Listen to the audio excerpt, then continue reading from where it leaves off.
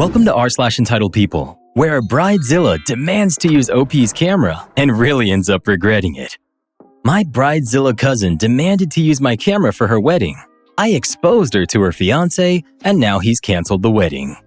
So my cousin Chloe is the kind of person who's had her entire wedding planned out for as long as I can remember. She's very particular. Everything has to be perfect, and she's got this specific way of looking at people like they're just background characters in her life story. Her fiancé, Mark, is the complete opposite. He's this incredibly laid-back, quiet guy who works in IT, and honestly, we all kind of wondered how they ended up together. They had been dating for 6 years, and for at least 4 of those years, Chloe had been dropping massive, not-so-subtle hints about wanting a ring. Mark always seemed to find a reason to wait. He'd say they needed to save more money first, or he wanted to focus on getting a house first, but those of us who knew Chloe knew the real reason. When Chloe gets upset, she completely transforms into a different person. She yells, she throws tantrums, and she acts incredibly entitled until she gets exactly what she wants. Mark had seen flashes of that over the years, and it clearly made him hesitant to take the plunge. Well, about 8 months ago, Mark finally proposed. Chloe went into absolute overdrive. She started planning a massive wedding that was way outside of their actual budget, and that's where I unfortunately got dragged into this equation. Aside from my regular day job, I do a lot of high-end hobby photography. I've spent thousands of dollars over the last few years building up a really professional gear kit, including 2 top-tier camera bodies, a bunch of expensive prime lenses, high-quality lighting equipment, and professional-grade memory cards. I sometimes do portraits for friends, but I don't do weddings because they're an absolute nightmare and way too much stress. A few weeks after they got engaged, Chloe called me up out of the blue. She didn't even ask how I was doing. She just jumped right into telling me that she was saving money on her wedding budget by having me do the photography for free as my wedding gift to them. I was completely caught off guard.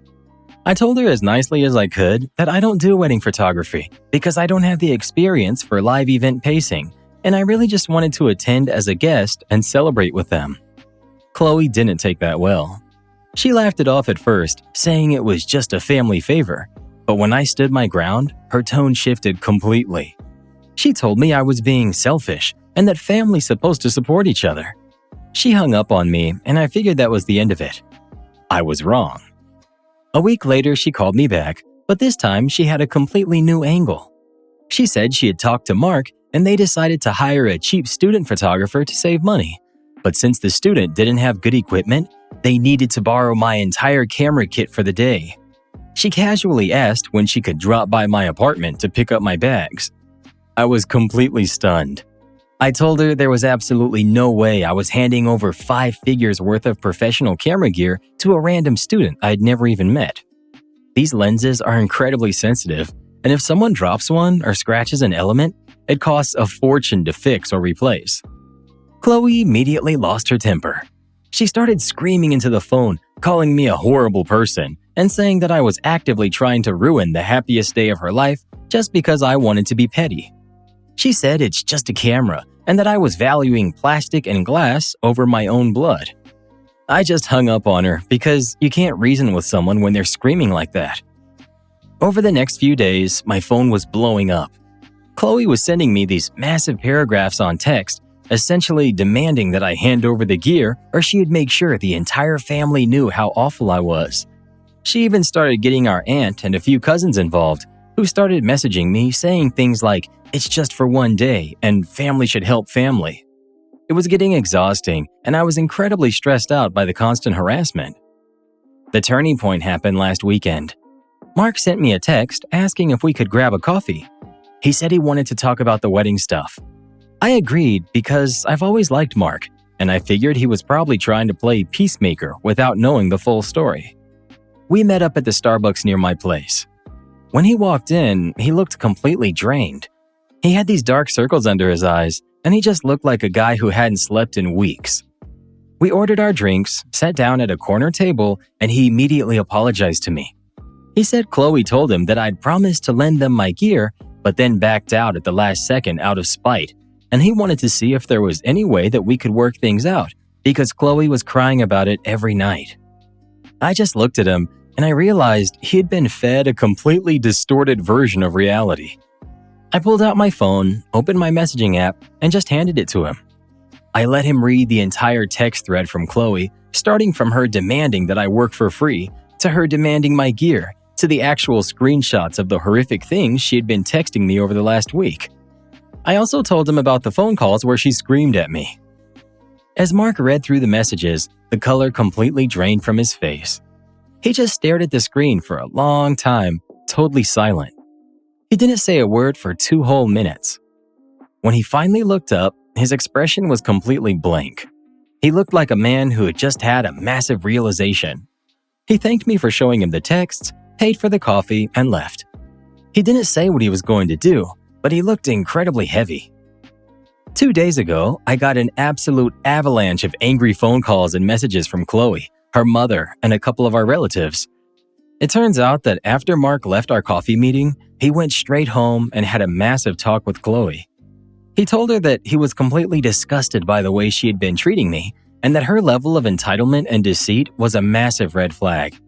He told her that he had been putting off the marriage for years precisely because he was terrified of this exact side of her personality, and seeing how she treated her own family over a piece of equipment proved to him that she hadn't changed at all. He told her the wedding was officially off, and he packed up his things and went to stay with his brother. Now, my extended family is in absolute chaos. Chloe's entirely beside herself, crying nonstop, and blaming me for completely destroying her relationship. My aunt called me screaming, saying I had no right to interfere in their relationship, and that I should have just given her the camera to keep the peace. Some of my cousins are taking my side, saying Chloe brought this on herself by being a bridezilla, but a good portion of the older family members are treating me like I'm some kind of malicious saboteur who ruined a 6-year relationship over a camera. I do feel bad that Mark's hurting, but honestly, I don't regret showing him those texts. He deserved to know exactly who he was marrying before he signed a legal contract. Chloe made her own bed by acting like a monster, and she just can't handle the fact that her actions finally had real consequences. Update. It's been a few days since my last post, and things have somehow managed to get even more chaotic around here. The fallout from the canceled wedding has completely split our family down the middle, and my phone hasn't stopped buzzing with notifications. Chloe's gone on a full smear campaign against me on Facebook. She didn't post the actual details about the camera, of course. Instead, she wrote this incredibly dramatic, vague post about how some people in your own family can't bear to see you happy and will actively work behind your back to poison the mind of the person you love. She framed herself as the completely innocent victim who had her heart broken right before her big day. A bunch of her friends who don't know the real story were leaving comments calling me a snake and saying karma would get me. It was honestly pretty wild to read, considering she was the one who caused the whole thing. My aunt, Chloe's mom, actually showed up at my apartment building 2 days ago. She didn't make it past the lobby because the security guard called up to my unit first, and I told them I wasn't accepting visitors. I could hear her yelling in the background over the intercom, demanding that I come down and face her. She was shouting that I owed Chloe a massive apology and that I needed to call Mark and tell him that I lied about everything to fix their relationship. I told the guard to please ask her to leave or call the police if she refused. She eventually left, but she sent me a text right after saying I'm dead to that side of the family. The only piece of actual good news is that Mark reached out to me again yesterday. He sent me a short text thanking me for being honest with him. He told me that he had officially been staying at his brother's apartment for the foreseeable future and has already started the process of getting their deposit back from the venue and the caterer, or at least whatever amount he can recover. He said that looking back, he realized he had been making excuses for her behavior for way too long, and our situation was just the breaking point that forced him to open his eyes. He sounded really sad, but completely resolved. A few of my cousins who actually have a brain have been checking in on me and telling me to just lay low. They told me that Chloe's currently trying to organize a family intervention type meeting where everyone can sit down and force me to account for what I did. But I've already told everyone that I'm absolutely not attending any family functions anytime soon. I'm changing my privacy settings on social media and just trying to focus on my actual work. Update 2. This will probably be my final update on the whole situation because things have finally started to settle into a permanent reality, even if that reality's pretty fractured. Mark officially broke off the engagement for good. There's no taking it back or pausing the relationship anymore. From what I've heard through the family grapevine, he went back to their shared apartment with his brother and a few friends while Chloe was out with her mom, and he moved all of his furniture and personal belongings out into a moving truck. He left his engagement ring on the kitchen counter with a note saying he wished her the best, but they were completely done.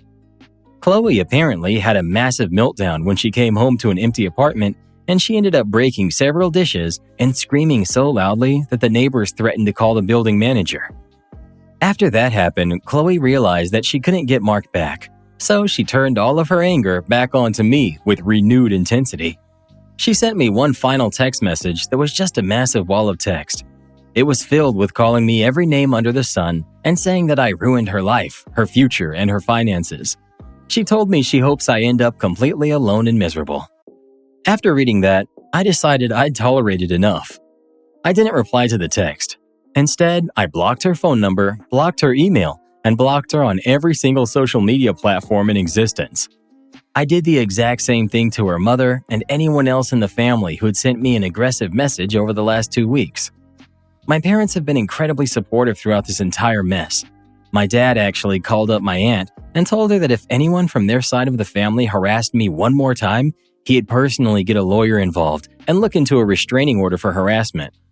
That seemed to finally scare them off because the random messages from distant relatives completely stopped after that. Some people in the family are still acting like I'm the villain, but I really don't care anymore. The cousins who actually matter have told me that Mark's doing much better. He's obviously sad about the end of a long relationship, but his friends say that he looks like a massive weight has been lifted off his shoulders. He's back to working out, hanging out with his buddies, and not walking on eggshells every single day of his life. As for me, I'm just glad this whole ordeal is over.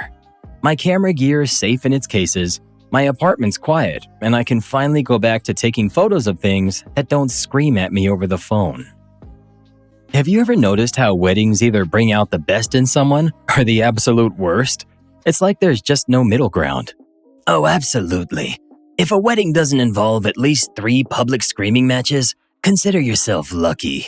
And if you're willing to rage out on your cousin for not doing free wedding photography, you're probably not ready to be getting married anyway. So for every thumbs up this video gets, one entitled Bridezilla gets her wedding canceled. Come on, guys, let's set a new record on this one. Retired cop tries to steal my daughter's first birthday pavilion by moving the reservation sign. The parks department in my town allows people to rent pavilions for parties and events for a fee.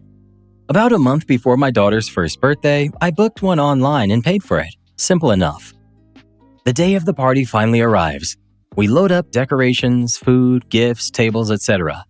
We pull into the park, and wouldn't you know it, there's already entitled jerk sitting in our pavilion with a cooler, chairs, and everything else set up. To make things even more confusing, some of my own family members that got there first had started setting up at the wrong pavilion. They came over and told me they had already spoken with a nice gentleman who informed them that he had actually reserved the pavilion he was sitting in. Yeah, no, I had receipts. I parked the car and walked over to talk to him. I was perfectly cordial at first. Hey, so we have this pavilion reserved. I paid for it about a month ago. We're gonna go ahead and start setting up here. We've got around 20 people coming, so if you could use the other pavilion if it isn't reserved, this should be pretty easy to sort out. He immediately explained that I was incorrect and that he had already reserved it. He then added that his wife's cousin's aunt, or whoever the heck it was, worked for the parks department and that he wasn't leaving. Apparently, it was his son's graduation celebration, and his ex-wife would be arriving soon to explain everything. Okay, great. Then you should probably call them and get this sorted out. In the meantime, we've got to keep setting up. I can't sit around waiting for someone to figure something out when I already paid to reserve this spot. One detail worth mentioning is that each pavilion has a reservation placard attached to it showing the name and date of the reservation. The strange thing was that ours wasn't there. The placard attached to the pavilion showed the previous day's date and someone else's name entirely. At that point, the guy started getting huffy, and I kept waiting for him to call one of these mysterious people who were supposedly going to explain why I was wrong. That never happened. Instead, he started threatening me and saying all kinds of ridiculous things. Apparently, we were trying to kick him out of the park. Apparently, his son was going to have words with me. We were the problem, etc. Eventually, I lost my patience. I started raising my voice and telling him that he needed to leave the pavilion. We had paid to be there, and he was wasting everyone's time while somehow acting like the victim. He got even more upset after being called out, and I swear, he actually pulled the, "You don't know who I am." My response was less than diplomatic. I told him I didn't care who he was, and I didn't care about his son's graduation either. My wife joined in at that point and told him that he could still leave like a gentleman since he clearly knew he was in the wrong. Meanwhile, my family was trying to calm everyone down and encourage us to work things out peacefully. The thing is, this guy knew exactly what he was doing. I don't know how to describe people who act this way. It's a weird combination of playing confused, acting innocent, and somehow making themselves the victim despite causing the entire problem. One minute they're acting like they have no idea why you're upset, and the next they're acting personally offended that you won't simply let them get away with whatever they're doing. He wasn't confused, he wasn't mistaken. He was testing whether we had backed down and let them keep the pavilion. Eventually, the police showed up. At first, they seemed ready to side with him. Then I learned why. The guy was a retired police officer. I pulled out my phone and showed them the reservation confirmation email. The mood changed pretty quickly after that. Suddenly, his story started shifting. Now he was claiming that I had threatened him. Now he was saying I should be the one getting in trouble. The problem for him was that multiple people had witnessed the entire thing unfold from the beginning. Several family members had seen him refuse to leave, watched him argue, and heard the various stories he was telling. The officers eventually told him he needed to leave the pavilion. That didn't stop him from arguing. He kept insisting that I should somehow get in trouble over the words I'd used during the argument. By that point, I was completely fed up and basically told him to get over it. He had spent the entire morning creating a problem, then wanted sympathy once everyone got upset about it. Eventually, he packed up and moved to the pavilion he could have used from the very beginning. The police came back afterward and tried to smooth things over with the whole, "It was probably just a misunderstanding" routine. Sure. But then we learned that the guy had never actually reserved a pavilion at all. Not only had he lied about having a reservation, he had also taken our reservation placard and moved it to a different pavilion, despite the placards clearly being labeled with pavilion numbers. So this wasn't confusion at all. There was no misunderstanding whatsoever. This guy had literally moved the sign and tried to claim our reservation as his own. He lied to the officers, lied about having a reservation, moved the placard, and still somehow managed to act like the victim through the entire ordeal. Even after being told to leave, he kept glaring at us from across the park. The tough guy act lasted right up until the moment he was forced to walk away with his tail between his legs. Once he finally left, everything got infinitely better. We decorated the pavilion, set out the food, fired up the grill, and welcomed all our guests as they arrived. Family members who had missed the drama started showing up. The kids ran around enjoying themselves, and the entire mood of the day changed. We had burgers, snacks, drinks, and even a steak for the birthday girl. She got her smash cake, plenty of photos, lots of presents, and all the attention a one-year-old could possibly want. The rest of the day was fantastic. Later on, I apologized to everyone for getting heated. Most of them brushed it off and basically said the same thing. Yeah, he was wrong. I was also kinda wrong. Fair enough. I can admit when I lose my temper. But also, that guy can kick rocks. I love how this guy went through every stage of the entitled person playbook. First, he claims he reserved it. Then he claims he had connections. Then he acts confused. Then he plays the victim. Then he complains about your language after the police tell him to leave. That's an impressive amount of effort when he could have just gone to the empty pavilion from the start and enjoyed the day. Happy birthday to your daughter. I'm probably in the minority here, but I don't think you owe anyone an apology for losing your temper. Should everyone stay calm and polite? Sure, in a perfect world. In the real world, somebody hijacked your daughter's first birthday venue, lied repeatedly, wasted everyone's time, and tried to bully you into giving up something you paid for. The fact that you got frustrated seems like the most normal part of this entire story. Oh, give him a break. The retired cop reserved that pavilion. His cousin's aunt's neighbor's goldfish works for the parks department. Impressive. Maybe that goldfish can double-check his reservation next time. Insane Karen tried to bully me into breaking store policy. About 8 years ago, I was working at Lowe's in the flooring department. I had been honorably discharged from the Army about 6 months before getting the job. This will be relevant a little later. I hadn't worked at the store for very long, so I definitely wasn't an expert on everything there was to know about flooring. There were plenty of things I was still learning. One thing I knew for absolute certain, however, was that customers weren't allowed to take home the folders containing flooring details, measurements done by our contractors for flooring to be installed. This had been stressed repeatedly during training by both the training modules and my department manager. The reason was pretty simple. Lowe's often offered free flooring measurements and estimates.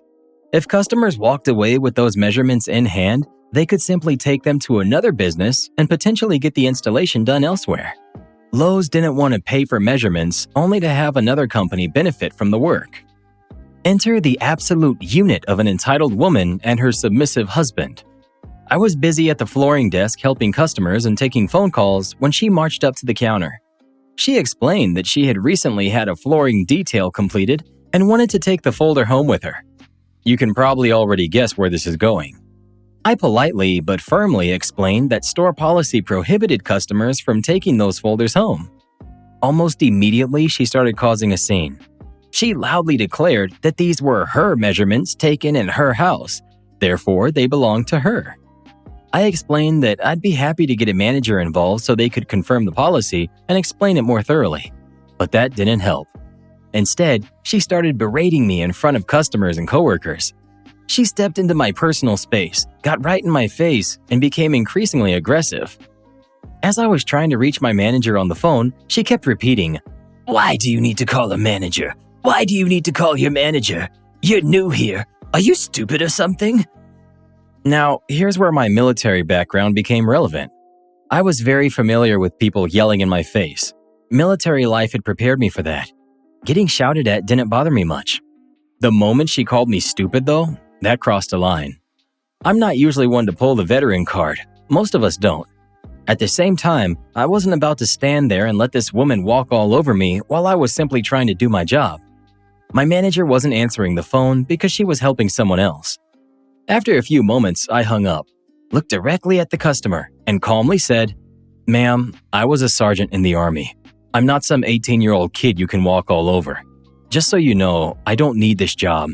I definitely don't need someone standing here screaming in my face and calling me stupid. I'm happy to walk up to the front of the store with you so we can speak to a manager and get this resolved. I'm here to help you. So, how can I help you?" That somehow made her even angrier. She huffed, puffed, started cussing, and gathered up her purse, mentioned for her husband to follow her, and stormed toward customer service while continuing to complain the entire way. I picked up the folder and prepared to follow. The customers who had been standing nearby waiting their turn started apologizing to me. Others thanked me for remaining calm. I just shrugged, thanked them for their patience, and told them I'd be right back. Then I took my sweet time walking up to the front. By the time I reached customer service, the woman was already in the middle of a dramatic explanation of how terribly she had been treated. I quickly spotted my manager nearby. Now she was a very tall, very muscular woman who was known for not tolerating nonsense. She looked at me and asked what was going on. Folder in hand, I simply replied, "She's trying to take the folder." My manager immediately responded with, "Who?" I pointed toward the woman.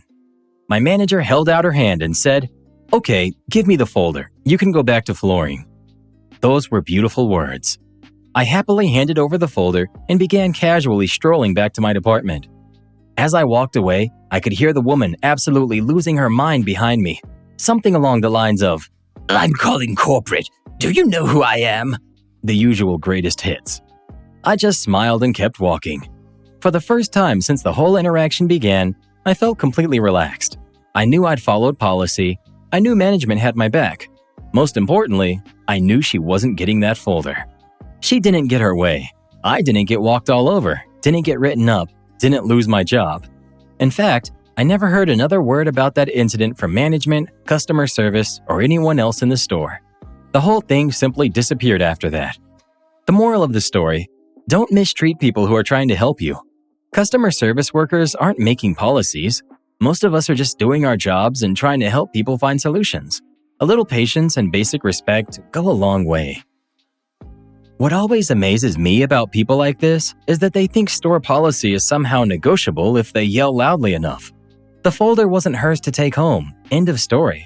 The fact that she immediately jumped from asking to screaming tells me that this tactic has probably worked for her before. Good on the manager for shutting it down instead of rewarding the behavior. I've worked retail, and one thing I've learned is that some customers treat employees like NPCs in a video game. They assume if they complain enough, threaten corporate enough, or demand a manager enough times, the rules will magically change. Then they completely short-circuit when they meet an employee who stays calm and simply repeats the policy. That's exactly what happened here. My favorite part is the manager taking one look at the situation and immediately understanding what was happening. That's the kind of management support that retail workers dream about. Do you know who I am? Yeah, a blanking blank hole. Judging by the last 10 minutes, you're someone who's about to lose an argument with a folder. Shout out to humble people. They're always such a breath of fresh air to deal with. And shout out to the people with the biggest egos. They end up alone and miserable and wondering why their family members want no contact with them. Am I the jerk for kicking out my pregnant daughter to live with her boyfriend? I'm 35 and the mother of a 19-year-old girl. I had my daughter very young and I don't regret it, but I would never encourage it due to how hard it was. I had little to no support, and I would never wish the pain I went through on anyone. My daughter's father passed when I was pregnant and she has no stepfather. It has always just been the two of us. I was kicked out of my home the second my family found out that I was pregnant. No questions were asked, and we haven't been in contact since. I've since moved halfway across the country and I will never be reconciling. My daughter has been dating her boyfriend for roughly 4 years now. Her boyfriend is the same age as her and not a bad kid, but he's still a kid in my eyes. They both are. Her boyfriend still lives with his parents and refuses to go to college. My daughter wanted to be a nurse, but is now deciding that she won't pursue a career because she wants to be a stay-at-home mom forever. She would have been going to school this fall, but decided to unenroll before it began. When my daughter came to me 2 weeks ago telling me that she's 2 months pregnant, I sat her down. I did not want her to go through the same things that I went through. I asked her how this happened, and she said that it was planned. She and her boyfriend mutually decided that they wanted to be parents, and this horrified me because she knows all about the struggle that we went through together and that I went through it alone. I regretfully called her stupid, but I was upset. But then I told her that we can work through this together. Since she decided that she was keeping the baby, I gave her strict rules, told her how it works, told her what's going to change, and that she will be getting an education under my roof. These terms are non-negotiable. My daughter did not like these terms. She fully expected me to allow her boyfriend to move in, who's unemployed by the way, give her college fund as money to spend on the baby, the two of them as a couple, and whatever else she wants, not pursue an education and still go out whenever she wants to. I told her that I will watch the baby when she's at school and for a few hours a day when she does homework. I also said that I will watch her baby on Saturdays and Sundays alone so that she can still go out and have fun and be somewhat of a teenager. I wish that I was given 1 day out of the week to recharge, take a break from my being a mom, and enjoy my childhood. I know that this is very lenient, but I love my daughter. We ended up arguing almost every day since, and my daughter's demands have gotten out of hand. She claims I'm being very unfair, and I told her to look up what teen pregnancy is like and what motherhood is all about, because the conditions and rules that I gave her are very, very relaxed. I told her that if she will not abide by these rules, then she'll have to live with her boyfriend's family. She cried and yelled at me, but I put my foot down. She ended up moving out 3 days ago. We've never had a fight like this before. We've argued about petty things such as sleepovers and parties, but it was always resolved within a few hours and was never serious like this. I've texted her multiple times that if she changes her mind on the pregnancy or on the rules, then she's more than welcome to come back home and that I will always love her no matter what she chooses. I also told her that she'll always be my daughter and that I don't want her to go, but we have no space for a full family and being a mother means that your entire life will change. My heart aches.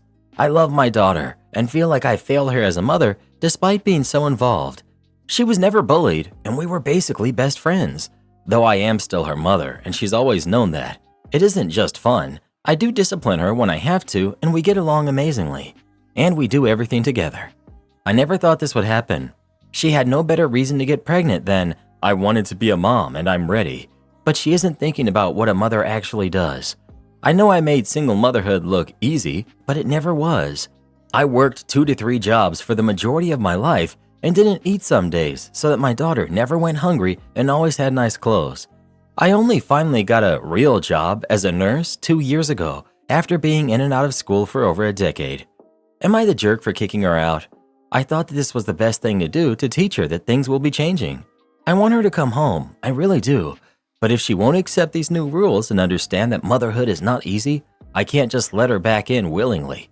I feel like a jerk. Not the jerk. You didn't kick her out. She chose not to take you up on a generous offer. Wait until she finds out how much childcare, diapers, and formula are.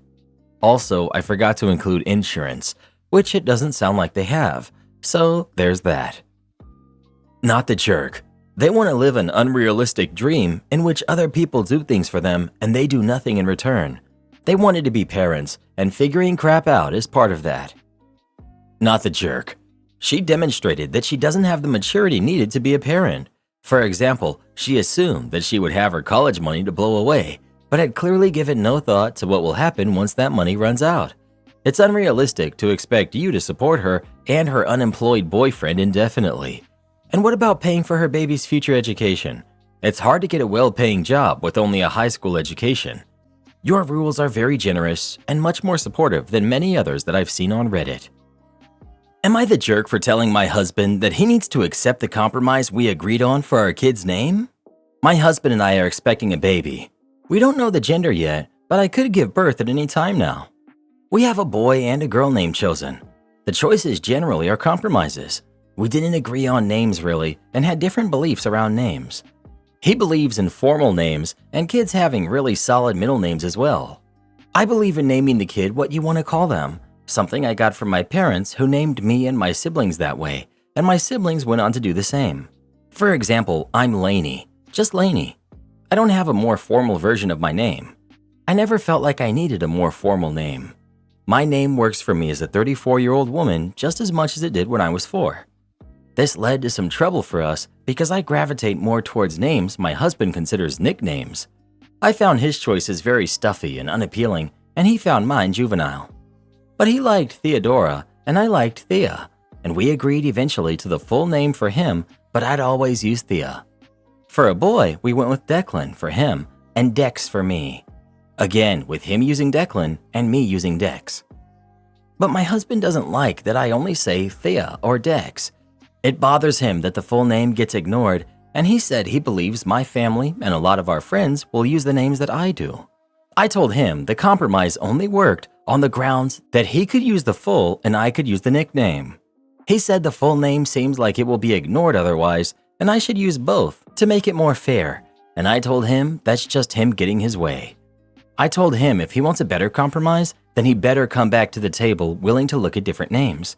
Before names like Bryn, Lyra, Piper, and Freya were ruled out by him for not meeting his standard of formal because they're shorter names. He said they were nicknames, but shorter, more formal names feels like the only other possible compromise for us, and he doesn't agree. So I told him he needs to accept what we already compromised on, or we find a better compromise, which doesn't mean him getting his way. He told me I'm very dismissive of his concerns, and I told him I was already going with a legal name I didn't care for under our compromise, so he should be more willing to work with me if he wants to change the names. Am I the jerk? Not the jerk.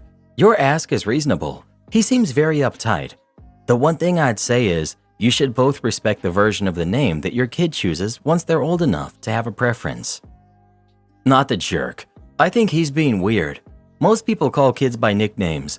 Like, I'm also a fan of the formal name option, but I also like having nicknames. Even if you guys picked shorter names that don't have nickname options, people might end up calling them Peanut, Little Man, Ladybug, I don't know, some other nickname because it's a way to show affection. I would suggest he pick formal names that have nicknames he likes, all of because your kid will likely decide for themselves at some point what they want to go by, and it might not be the first one you chose. Not the jerk. In my opinion, your original compromise was already him getting his way and you giving in completely. He was getting the legal names he wanted. Regardless of what compromise you reach, He doesn't get to dictate what name you use for your kid or what name your kid chooses to have people call them when they're old enough to communicate a preference. Am I the jerk for telling my sister-in-law she could have gotten her own apartment? So 2 years ago, my husband, Sam, 34 male, and I, 35 female, lived with my parents for a year while looking for a house. Meanwhile, Sam's sister, Lucy, who's 47, moved to our country for a job. The plan was for her husband, Tom, who's 51, and son to stay in their home country until Lucy found a house. Lucy, Sam, and I hung out a lot. Every time we'd ask, "Hey, how's the house hunting?" And Lucy would say, "I'm working 12 hours a day. I don't have time to look. I'm still living in Airbnbs." "Do you need help?" "Oh no, I'm fine. Really, I'm fine." Over the next few weeks, we helped Lucy download house hunting apps and took her to open houses, but she made 0 offers. By then, I suspected Lucy was hoping we had offered to let her stay with us until she found a house. But it wasn't my house, and my parents weren't offering. 3 months passed, and Lucy started saying, "I have to make sure I keep booking this Airbnb on time, or I'll end up sleeping in my car." It was winter, so I said, "This isn't our house, so I can't let you live here. But if it comes to you staying in your car, I bet we can figure something out for a night." "Oh no, I'm fine, I'm fine." A couple of weeks later, Lucy called Sam to say that she was staying in a hotel. "Much better than living in my car. Did I mention I've been living in my car?" No. At this point, Lucy was laughing about the whole thing, so Sam laughed too and shrugged the whole thing off. Then, 2 more weeks later, Sam got a text from Tom. "I can't believe you're making your sister live in her car. In January. You are a piece of human filth." Turns out, Lucy had gone back to sleeping in her car, and she had told Tom that we had refused to let her stay with us, in a house that isn't even ours, forcing her to live in her car. I was livid. Never once had she told us that she was going to be homeless. Never once had she actually asked for help. And now she was bad-mouthing us to Tom, who was bad-mouthing us to the rest of the family. Everything blew up. This is a tight-knit family, so around 10 people got involved. Lots of accusations, yelling, and harsh texts. I stayed out of it because it's Sam's family, not mine. I was too furious to be reasonable. Eventually, Sam and Lucy talked it out, and we re-entered a state of peace. This was 2 years ago, and no one's mentioned it since. But here's where I might be the jerk. A week ago, Lucy, Sam, and I were laughing about something dumb that I said to a friend. I was like, "It's a miracle he and I are still friends." And Lucy said, "At least you didn't make him live in his car. That would really end things." She laughed. I think to try and break the ice on that memory. But in 2 years, she and Tom never apologized for lying about us and calling Sam names. So I just said, "You were in your 40s, Lucy. You could have gotten a dang apartment." Now we live in awkward land again. Am I the jerk? Not the jerk. She chose to live in her car. You and your husband tried to help her house hunt, and she made no move. You said you couldn't offer her permanent housing because it wasn't your home to offer residence, but would try to help her as you could if it really came down to it. Not the jerk. Her lack of effort to find her own accommodation as a grown adult is a her problem, not a you problem. She made herself homeless instead of taking help that was given or offered to help her find accommodations. Am I the jerk for running away in the middle of a date with my girlfriend to help my mother? So I, 22 male, have been dating my girlfriend Susan, who's 21, for a year now. Things have been great between us, and we keep good communication. I'm posting this 2 days after her birthday, which is also the same time where the incident happened. I'd like to say that I'm very romantic, and my girlfriend can vouch that for me.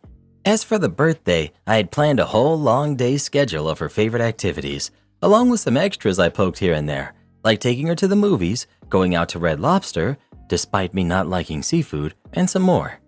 This is the part where my mother, Claudia, who's 42, comes into play. Due to medical issues, she's prone to having sudden epileptic attacks with no prior warning. So me and my stepdad, Robert, who's 52, have always been on the lookout and wary of this. Hence, we are in contact at least once a day. Now, my girlfriend is very well aware of this, and I've warned her since day one. This never bothered her, and she's always been supportive of me and my father. I've grown close to him, and I call him Dad sometimes. Although my mom's attacks have only gotten in the way of our hangouts once or twice before. We were out at Red Lobster, and we were midway through our meal when I got the call.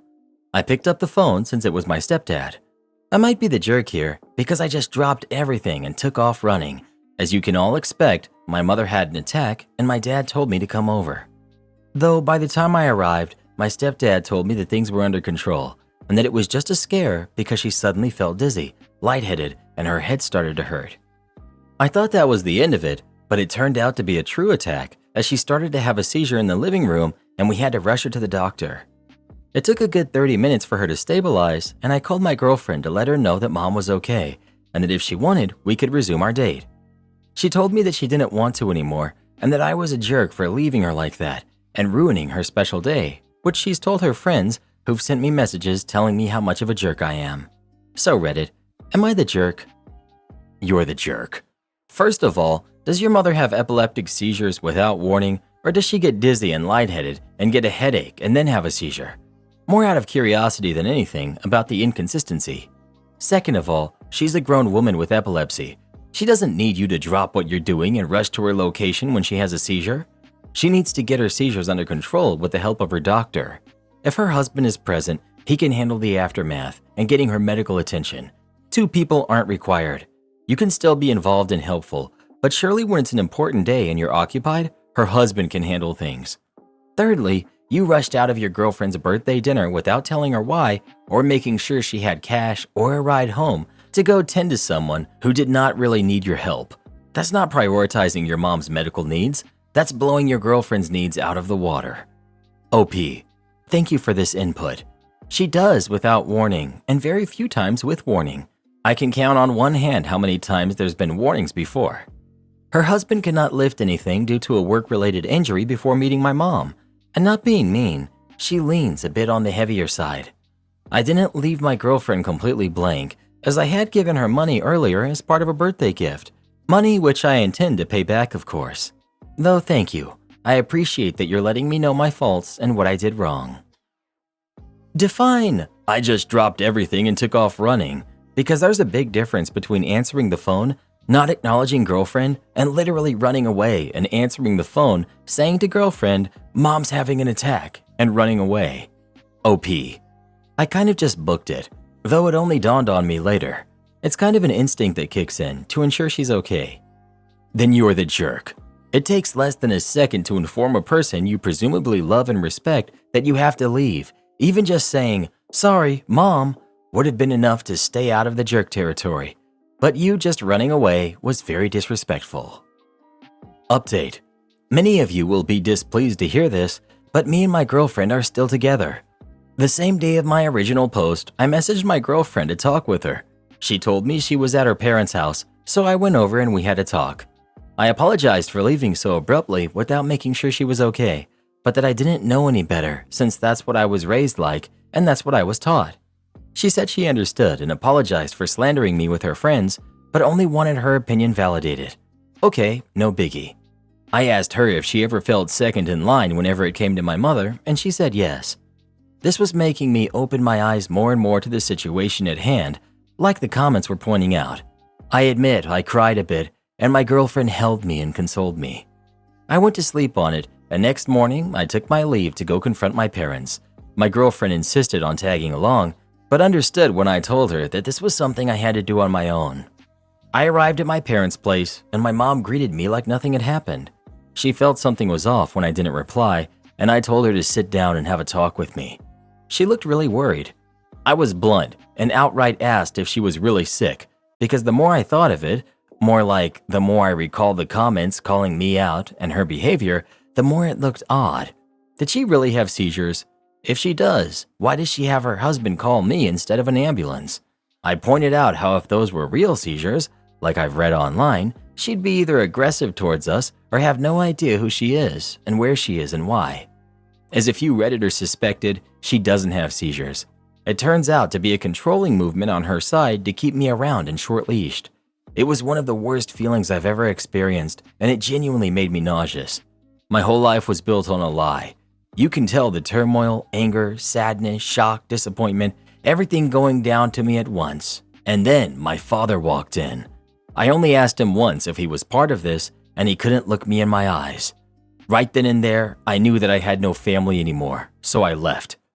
On my way to work, I started getting bombarded with calls and texts from her, but I simply blocked her and ignored her. So that's where I'm sitting right now.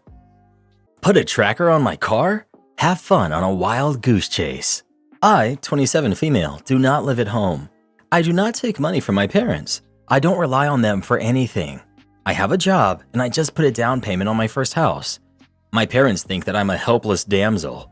I had to get the locks changed on my apartment because they had an emergency key that they used randomly.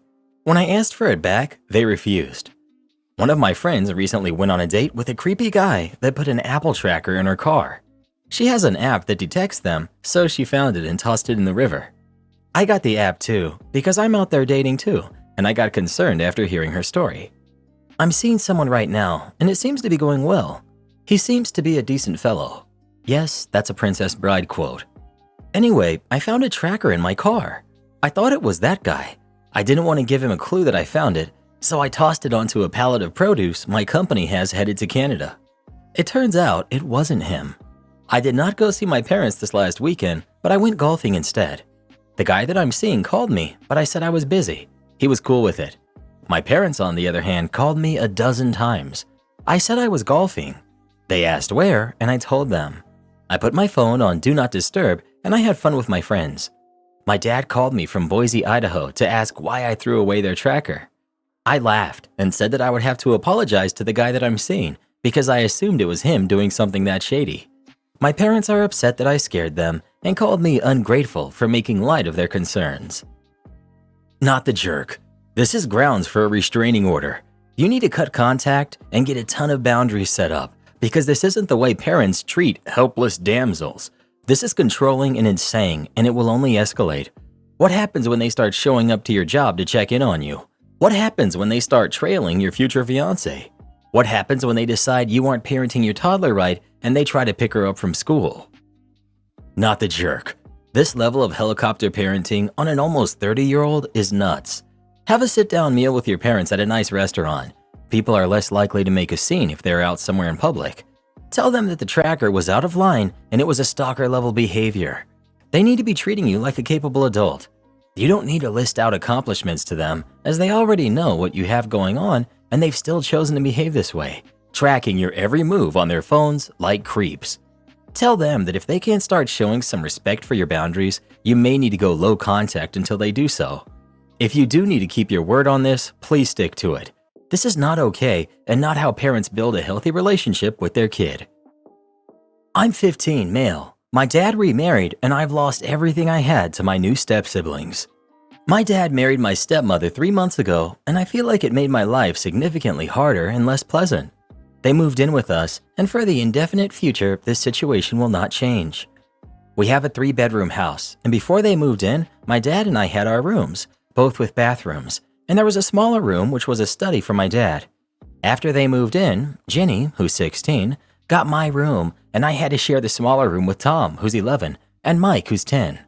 All my books, my telescope, and the rest of my stuff, they're packed and in the basement now since there's no space anymore. This made me very angry, but my dad told me that I have to be a team player and this is what him and his wife agreed on. Jenny treats me like crap. She sometimes acts as if I'm not there at all and sometimes is super aggressive and hostile towards me. The other day I asked Tom to stop going through my stuff and she became angry and said, "You have no right to order my brother around." She told me to get it through my thick skull that I'm not their big brother and I can't tell them what to do, even though all I asked was for them to stop going through my stuff. She said it's best if I don't talk to them at all, since that way they will get less influence from a weirdo like me. What I don't get is that if she's so concerned that I might leave a bad influence on Tom and Mike, why doesn't she take them into her room? Tom and Mike don't respect any boundaries. They're always going through my stuff.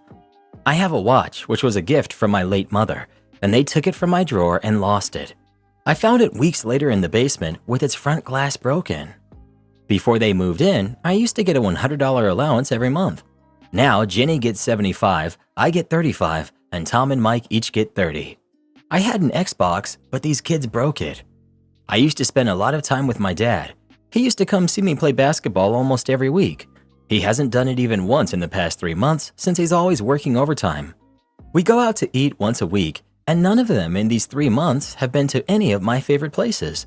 but Jenny, Tom, and Mike have each chosen their favorites more than once.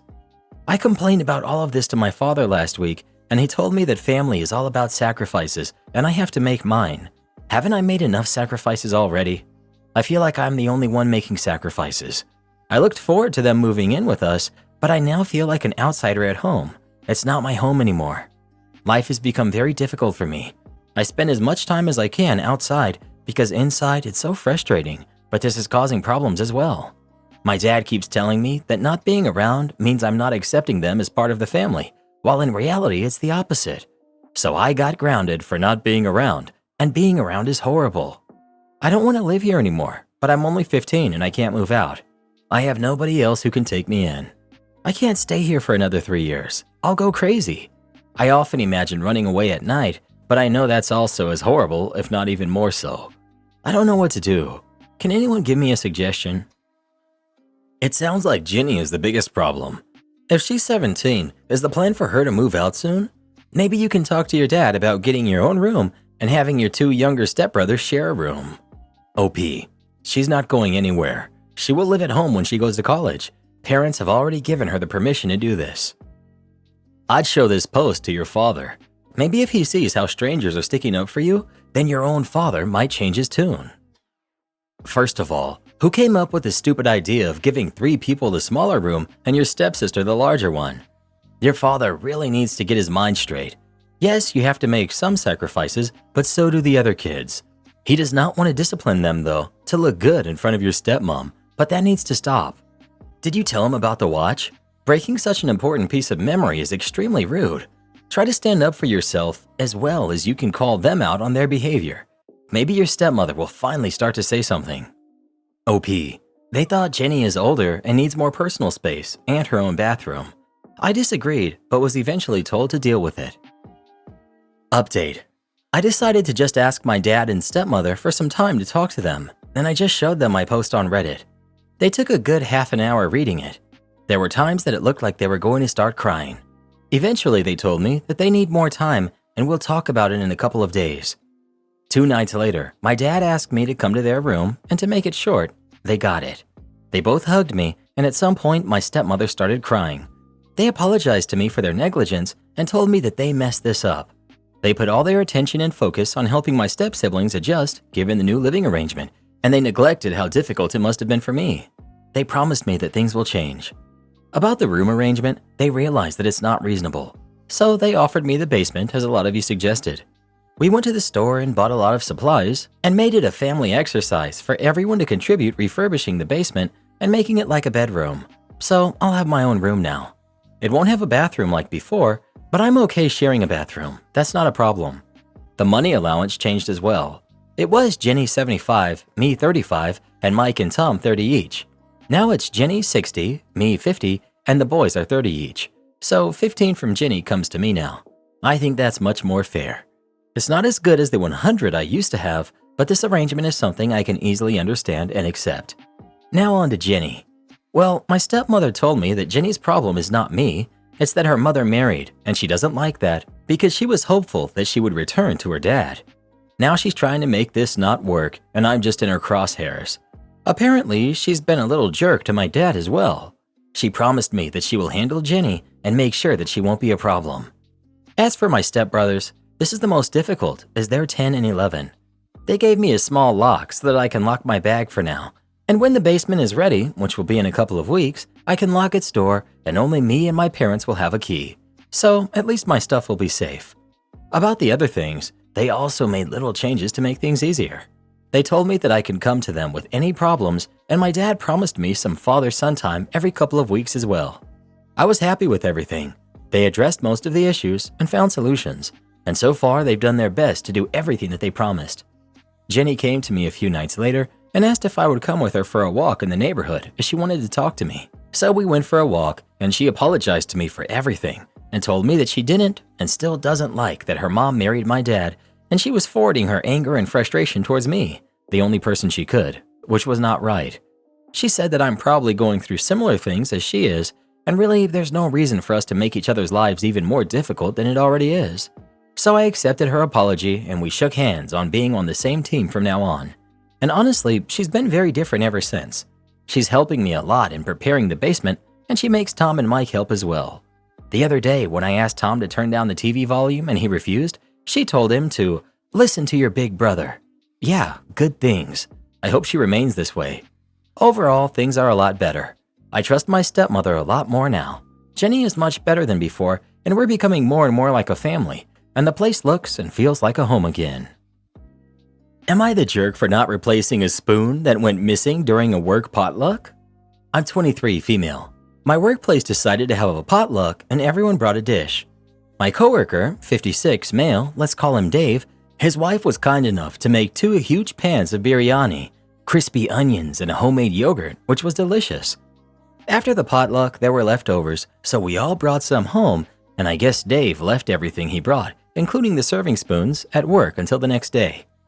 After everyone took their leftovers, there was about 2 servings left in one tin, so I asked if I could just take the whole tin home.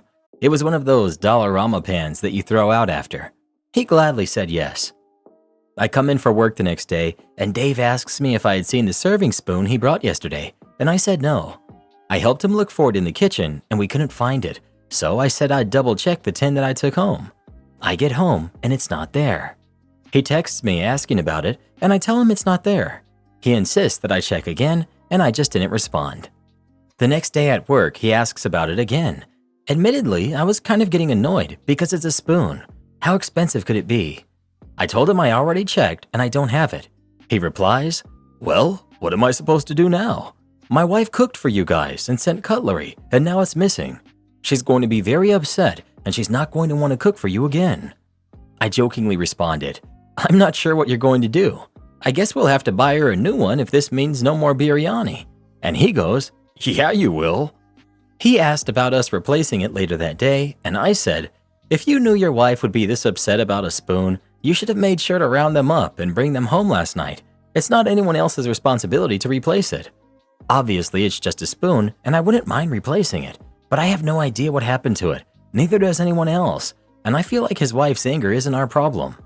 I do feel kind of bad because she was nice enough to make lots of food for us, but I don't see how him leaving the spoons at work and one of them going missing means that we should replace it. Am I the jerk?" Not the jerk, but ask him to get you a receipt for the spoon so you can divvy up the cost.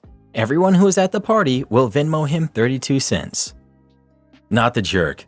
He should know better than to bring his platinum spoons to work. Things always go missing in group situations like that. He should leave his wife's family heirlooms at home. Not the jerk. If you lost the spoon or Bob lost the spoon, then I fully understand you or Bob replacing the spoon on your own dime, but no one knows what happened. This falls on Dave. If the utensils were that important, he should have paid better attention, or he should have just not brought the good utensils to a potluck event. Everyone sucks here, honestly. I've been in Dave's shoes before. I baked something for my team when the group needed a pick-me-up. I put it out and someone walked off with the dish. No one confessed to stealing the dish or throwing it away. Instead, I was blamed for bringing in a dish and not keeping an eye on it. I was by far the youngest and worst paid. That taught me to not bake for the team ever again.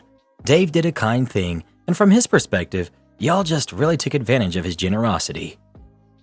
Well, who do you think is the jerk? OP or Bob? Please let us know. I've got a solution. Go to Dollar Tree and get him a spoon. They're like $1. Also, disposable serving utensils exist for a reason, Bob. Jerk refuses to move his motorcycle, so I kicked him out of the hotel. Like many hotels, at the front of our building, we have sort of a covered arch in front of our main entrance. The area where people park temporarily while they check in and unload their luggage before moving it to the actual parking space. That thing, whatever it's called. Earlier in the afternoon, a man came inside to check in. He was very nice and respectful. He asked if it would be okay for him to park his motorcycle outside under the arch for the night as long as he keeps it out of the way. I glanced outside to see where it was. It was just a small motorcycle, and he had it parked flush against the edge of this area. So I said that was fine as long as it stayed there and it wasn't obstructing traffic in any way. Great, end of story, right? Wrong. A few hours later, David checks in with his girlfriend. They have 2 wide motorcycles, and each one has a big trailer attached to the back of it.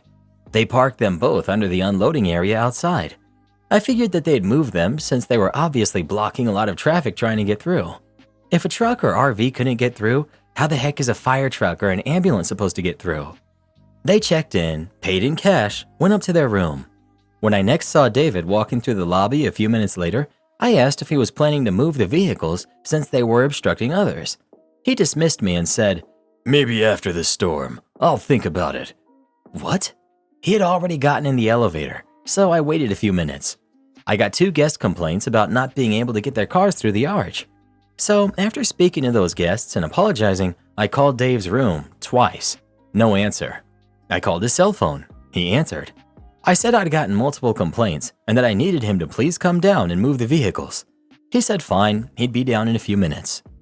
He did come down after a few minutes. He did go outside, but I don't know what he did out there because he most certainly did not move the vehicles. 10 minutes later, I see him walk through the lobby, but a guest was coming in at that time, so I couldn't catch him. The guest complained about the 2 large bikes outside. David walked through the lobby again a couple of minutes later to go back outside. After another 5 minutes, he came back in, and I caught him before he got in the elevator. I asked him to move the bikes as soon as possible.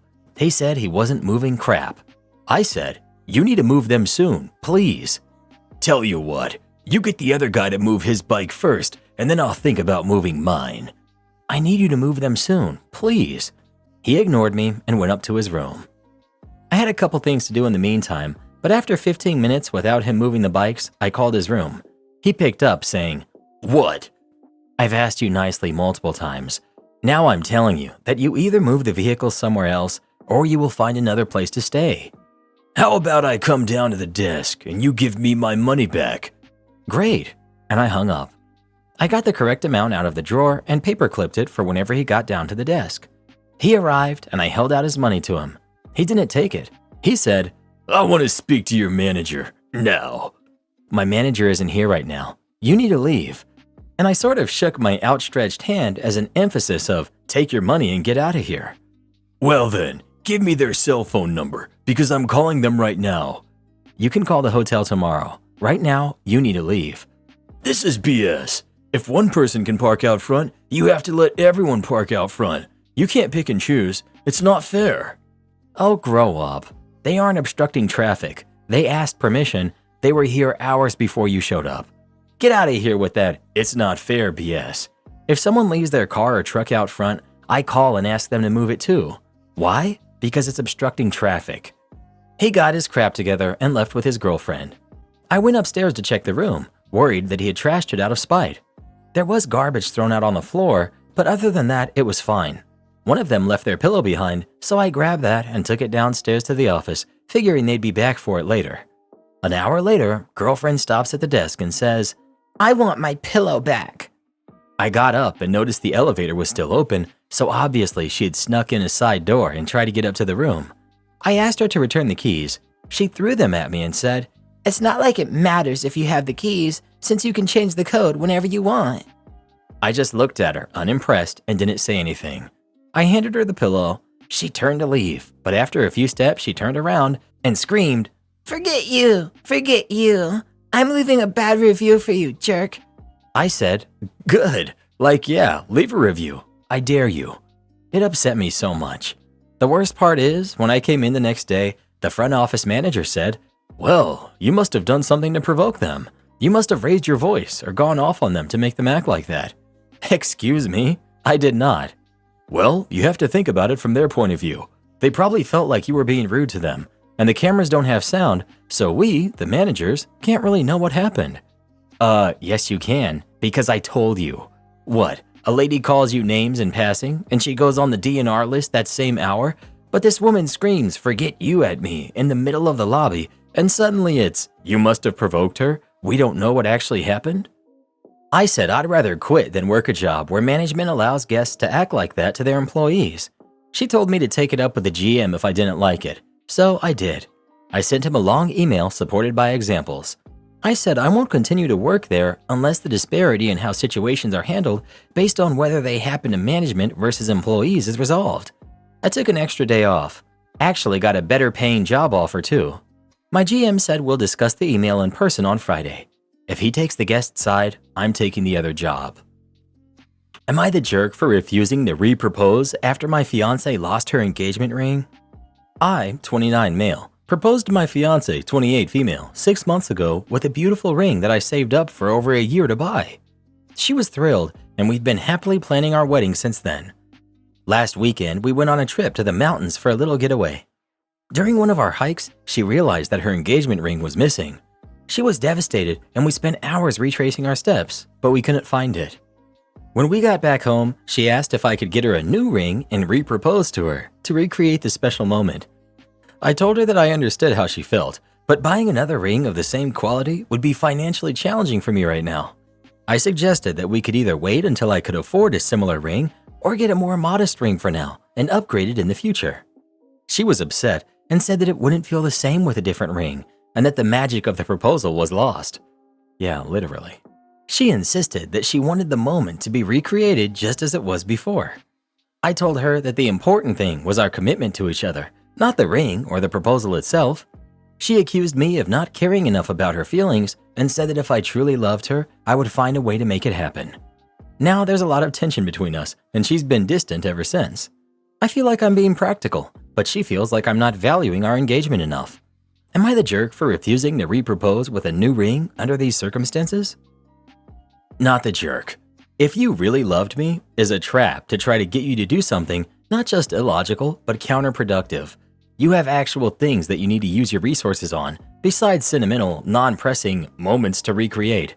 This actually sounds like some sort of a test to see how far she can push you. Tread carefully. Not the jerk. I would be horrified if I lost the ring my fiancé got me. No way would I expect him to replace it with conditions. Would really consider who you're asking to marry you and where their priorities lay.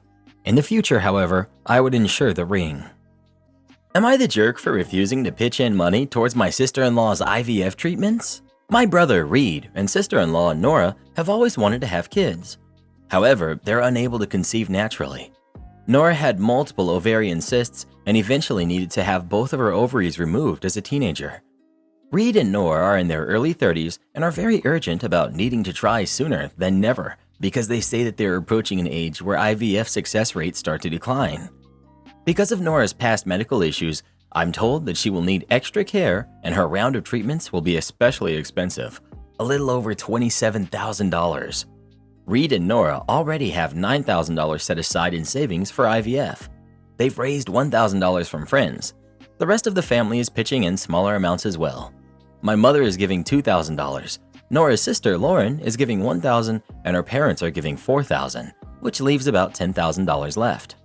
Their insurance will not help to cover it because they don't consider it a medically necessary procedure. Reed and Nora also have had difficulty qualifying for an IVF loan as they have some poor credit. Reed and Nora are asking me to help because, according to the loan advisor, I'm allowed to take out the loan on Reed and Nora's behalf. $10,000 is a huge ask for me, and the fact that Reed and Nora have poor credit shows they already don't have a good track record of paying back loans. When I questioned why they didn't ask Lauren, they claimed they couldn't because she isn't single and childless like I am. They see it as me not having any dependents. My mother and parents-in-law don't have a lot of savings, and their earlier mentioned donations were already a huge gift for them. It takes a long time to correct a bad credit score, and it makes things much more difficult. And harsh as it is to say, I don't want to take out thousands of dollars in a loan for a procedure that has a good chance of not even working. So I told Reed and Nora no, and that their future kids are not my responsibility. I also wanted to put my foot down now, because next it's going to be private school tuition or a college fund, and that shouldn't be my responsibility just because I'm currently single and childless. Nora was obviously disappointed, but told me she respected my choice. Reed was angry. He told me that he would remember this for when I'm ever in a time of need, so that I will know how it feels to have family turn their back on me. The rest of the family members have essentially told me, "We're not mad at you, just disappointed." Because Nora worried for years that she would never be able to have kids or be a mother.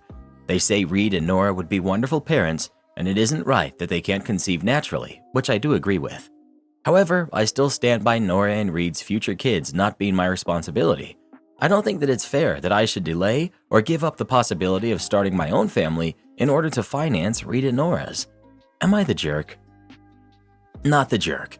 And as a mom, I wonder if they can afford having a kid if they can't even take a $10,000 loan. Oh no, not the jerk. That is not your responsibility. I'm sorry that they're struggling, but common sense would beg the question, if they can't afford IVF, how could they afford the kid? The treatment may not even be successful. In addition, being single and childless and child-free doesn't mean you don't have your own obligations and causes to which you'd want your money to go. Best of luck to you. Not the jerk. Never loan money or co-sign a note for people who can't get a loan on their own. There's a reason banks reject them. It's astounding to me that people are so brazen. You should put your financial stability at risk just because they'd want you to? That's nuts. Finally, maybe Reed and Nora should wrap their heads together around the idea that they cannot afford IVF and should consider something radical, like adoption.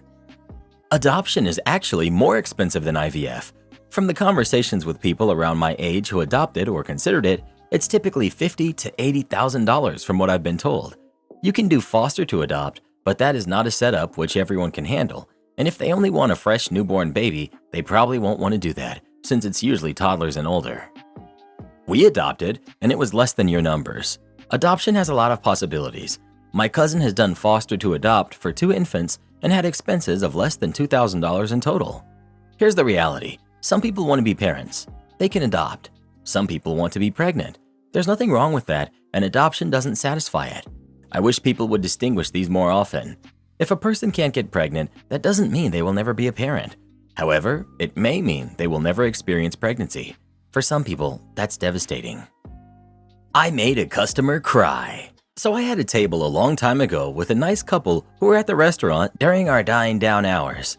Everything was pretty quiet at this point. We were close to closing, and I was bartending, so I had started my cleaning duties for that. Well, this couple had been extremely pleasant. I offered different items to upsell the check, and they were happy I was giving suggestions.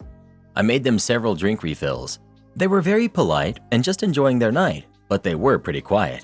I didn't mind though. I was busy cleaning up and closing down the bar. After I give them their meals, I say, "All right, you guys, if everything looks okay, I'll leave you to it. If you need anything, I'll just be cleaning behind the bar here, so you can wave at me or call me over if you need something.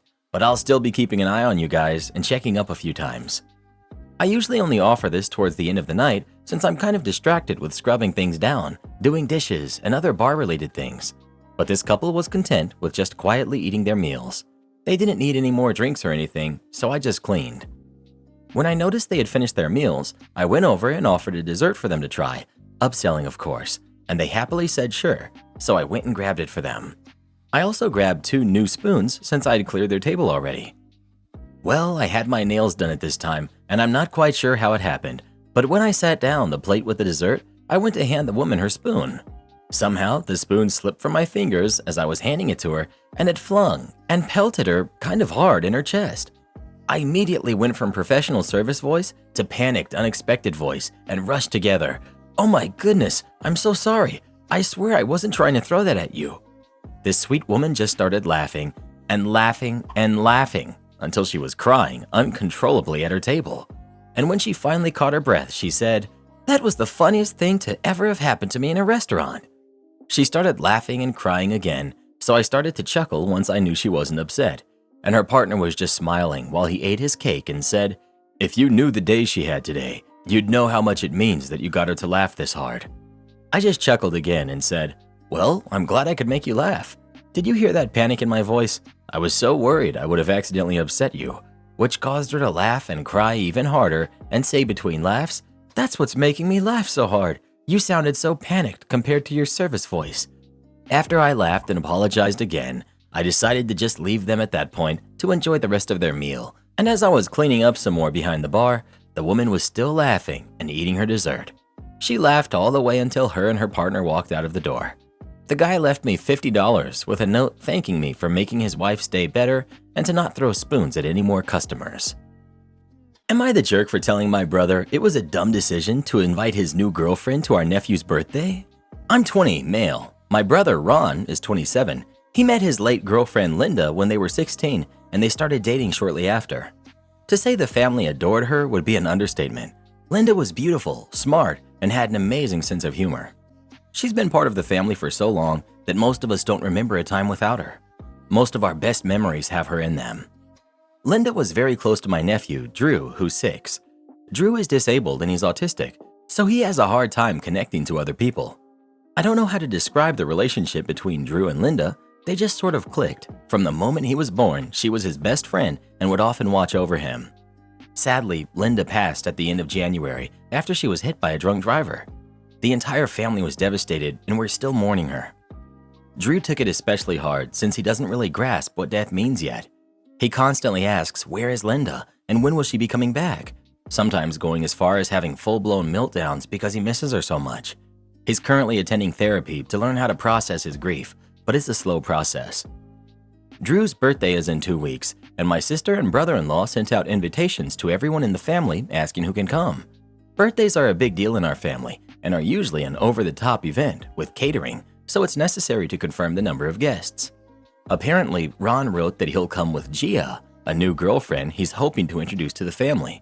Most of the family's upset at him for moving on so quickly. I personally think it's none of my business, and I'm not going to tell him what to do or how to live his life.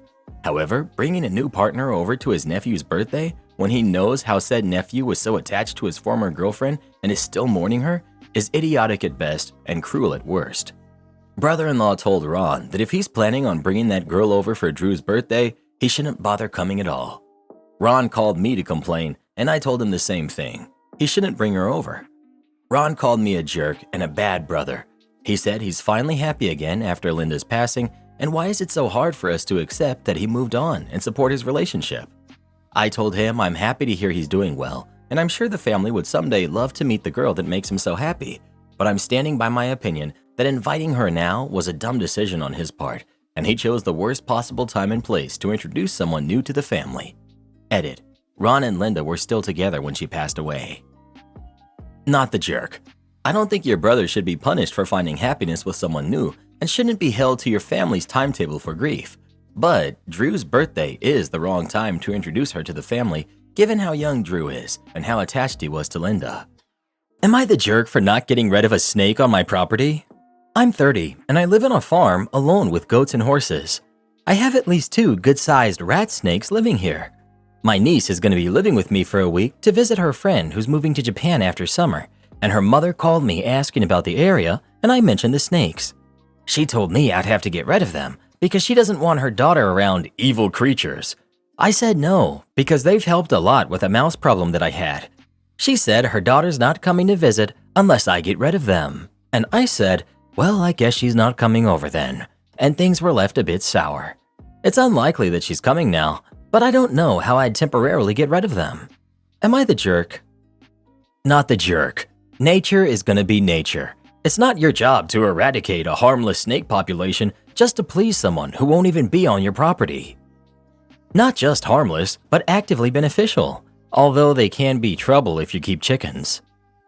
Not the jerk. Mother is not only being unreasonable, but clearly she's quite dumb. Evil creatures? Not the jerk. Snakes are solitary animals that don't like drama. They're just animals living their life. I never understood the evil thing. I lived among rattlesnakes and never once did one try to attack me. Am I the jerk for punishing my family by no longer doing birthdays, holidays, or vacations? When my wife and I were talking about getting married, my dad said that he would give us a down payment for a home. We were thrilled and we kept that in mind. We would be able to afford a good starter home with his help, and we scrimped and saved to add to it. Except apparently he meant a sum of money good for a down payment for a house near us, where the cost of living is low. He did not ever mean a down payment for a home in Colorado, where my wife and I have lived since we were in college. He said he thought I would be smart enough to realize that we'd need to move somewhere with a lower cost of living than Colorado. He keeps saying, move to a cheaper city. But our lives are here, our friends, our jobs, our hobbies. You can't exactly leave your house and be up on top of a 14,000-foot peak in 6 hours where your family is. I told him that we had never talked about moving back there and we never would, that we would rather be stuck renting for a while longer than be stuck somewhere we didn't want to be, and the move to a cheaper city wouldn't work for us. He said, so be it, and gave us the amount, and that was that. I expressed gratitude and thanked him for the money.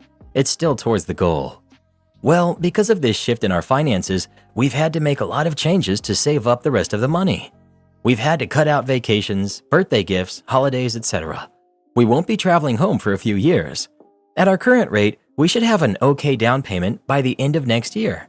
My dad confronted us about this because we won't come visit for summer break and told me that I was being a selfish, entitled brat because I hadn't gotten my way, that I was essentially punishing the rest of the family because we assumed what his gift would be.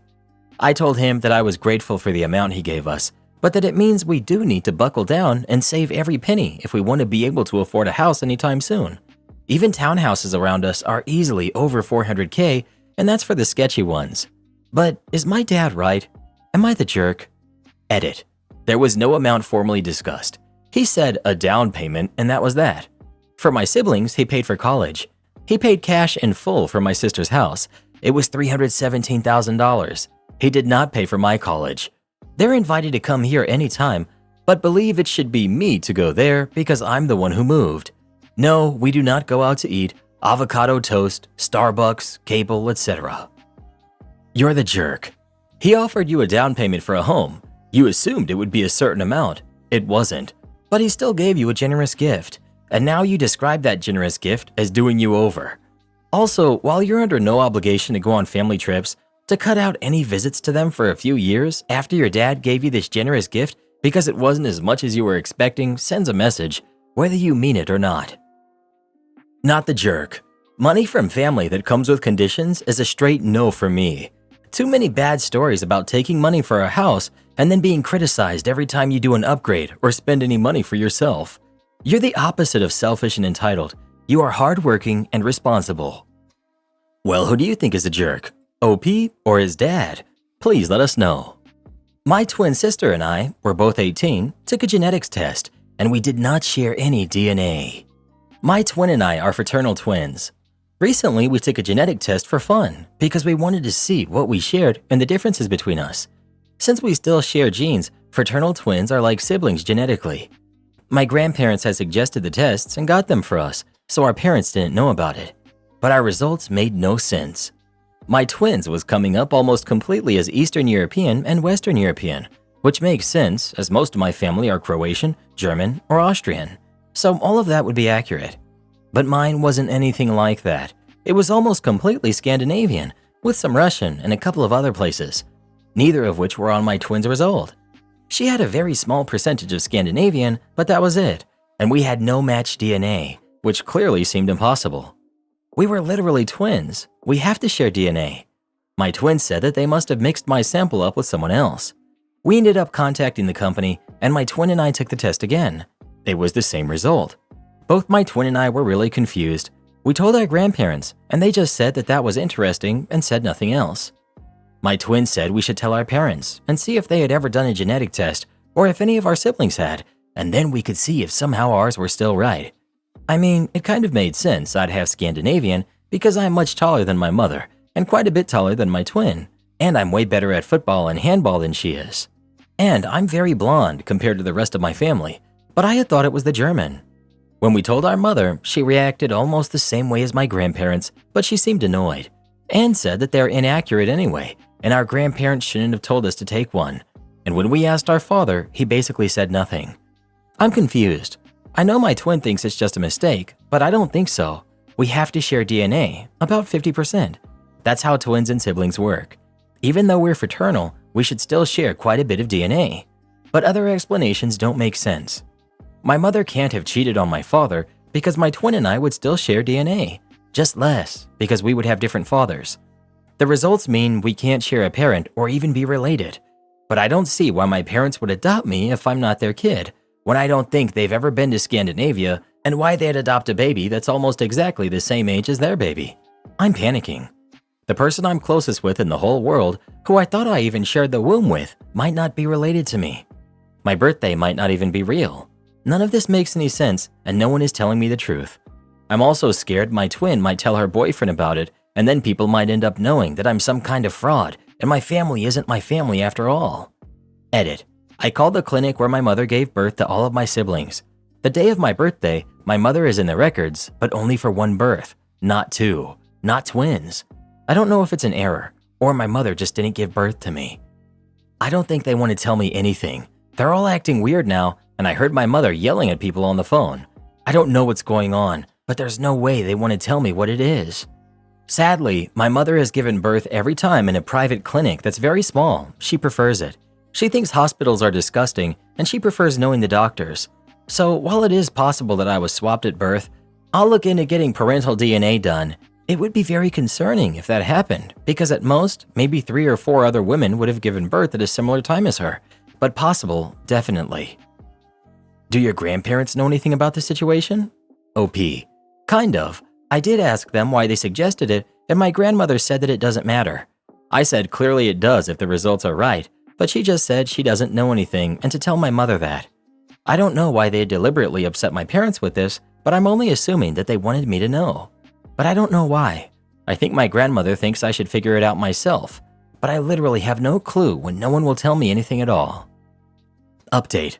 So, I'm adopted, which was probably quite obvious as soon as I got the results, but I guess I was in denial. My parents told me a couple of days ago. I know now that my mother was Danish and my father's old girlfriend from when he was really young, which is seriously weird. I asked them a lot of questions, but I didn't get answers to all of them. I don't know who my father is, how my parents were able to adopt me, and why. If she's even alive, nothing. But thankfully, I am actually legally adopted by them, which is a relief since I was worried I might not be. And my birthday is actually my birthday, so they haven't been committing any weird fraud. It's very weird. My sister has been acting weirdly, and my family as well. But in some ways, it's a relief. My parents still feel like my parents, and my siblings like my siblings. I know that technically they're not, but I don't feel too upset about it. I'm just upset they lied, and also won't tell me everything. I don't know if they genuinely don't know or don't want to talk about it, but at least I have an idea about everything now. I'm still not quite sure how I feel about it, but I'm glad I know about things now. Plus, now I have a country that's actually good at football to support, which is nice. Maybe someday I'll find out everything, maybe not. I could probably look her up and find her if I wanted to, but I'm not sure if I want to. Although everything is different, it doesn't feel so bad, but it does at the same time. It's just weird. But I have a family that loves me, so it could be much worse. I feel sad about my twin since we're not actually related, which feels really different, and she's acting different as well. But I still love her a lot, and my parents as well. I think it will take some time to know how I really feel. In some ways, I want to be mad at everyone and do stupid things, but that's only sometimes. And overall, I feel okay, so that's good. And eventually, I think I'll be content with how everything is. The grandparents knew what they were doing. I bet they had been nagging the parents to tell the truth to OP for years. I, 25 female, was left millions of dollars by someone I used to casually date. So I'm still in shock writing this post, and I haven't told anyone yet, not even my husband. I think the first thing I need to do is speak with my husband and then decide what we want to do. I'm not sure how he will feel about this. I'm going to go on a whole ride here because this is still so unbelievable. I, 25 female, was left millions of dollars by an older guy I used to date. Back in 2017, when I was in college, I went to Florida to spend the summer with my uncle. I used to frequent the Los Olas area, and one evening I was out with some friends who lived in Florida. I met an older gentleman. I was 20 at the time, not a lot of experience with men or anything really. This guy was in his early 60s, but definitely looked 45 max. We started dating, and mostly I would just attend these high-end events with him, like galas or yacht parties, and travel around the States a lot. At this time, his wife had just passed a year ago, and during the summer I met his son casually at a dinner party at his place. I would run into his son whenever I was at his place, and we had a good relationship. Dating this guy was super refreshing, like a finer kind of life I was never really used to. It was just a fun time, and all throughout this story, we never hooked up even once. We would kiss and cuddle, but we never hooked up. It was just great conversation. He told me about all of his life experiences and how he made his money. He was into real estate, investing, and the hotel industry. He gave me a lot of advice about money, etc. In the back of my mind, I knew he had money, of course, but I didn't realize he had this much. Anyway, I was in college for nursing, and at the end of the summer, I had to go back to the north for school. A few days before I left, he actually sat me down and asked me if I really wanted to finish school. He basically was asking me to quit school and move to Florida with him and just kind of be his trophy girl, which honestly is what I was during the summer. I thought about it, and even though it seemed easy, I honestly didn't know a whole lot about this man, and I never saw myself as that person. I wanted the career and the degree and to make my own money. I never ever asked him for money or for anything at all. I just genuinely enjoyed his company. I wanted to continue to date him, however, but he said he couldn't do the long distance, and if we were going to date, he would want me to live with him. For me, it was just all too soon, and the huge age gap, I wasn't sure this was something I wanted long term. We ended up going our separate ways, but we still kept in touch. Checked in on each other every couple of months, just hi and bye. I eventually got married. I of course told my husband about that relationship because it did mean a lot to me and I did care about him. The last time I spoke to him was about 3 months ago. Well, the executor of his estate contacted me a few days ago. A few hours later, his son also called me and we talked for a long time about him and how he passed. Honestly, at first I didn't believe that it was real, but after talking with his son, wow. His son told me this guy talked about me so much and that he told him I pulled him out of a depression and sadness after his mom passed. His son told me I meant a lot to him because the time I came into his life was a really rough time and I made it better. I feel so many emotions because I never knew our relationship meant so much to him. I am very grateful he thought of me and I'm still not sure if I should accept the money. I'm a nurse, and while nurses don't make millions, I make good money to live a comfortable life. My husband also has a great job as well. I will be talking with my husband about it soon. I don't really know a lot about money, but yeah, I'm still in shock.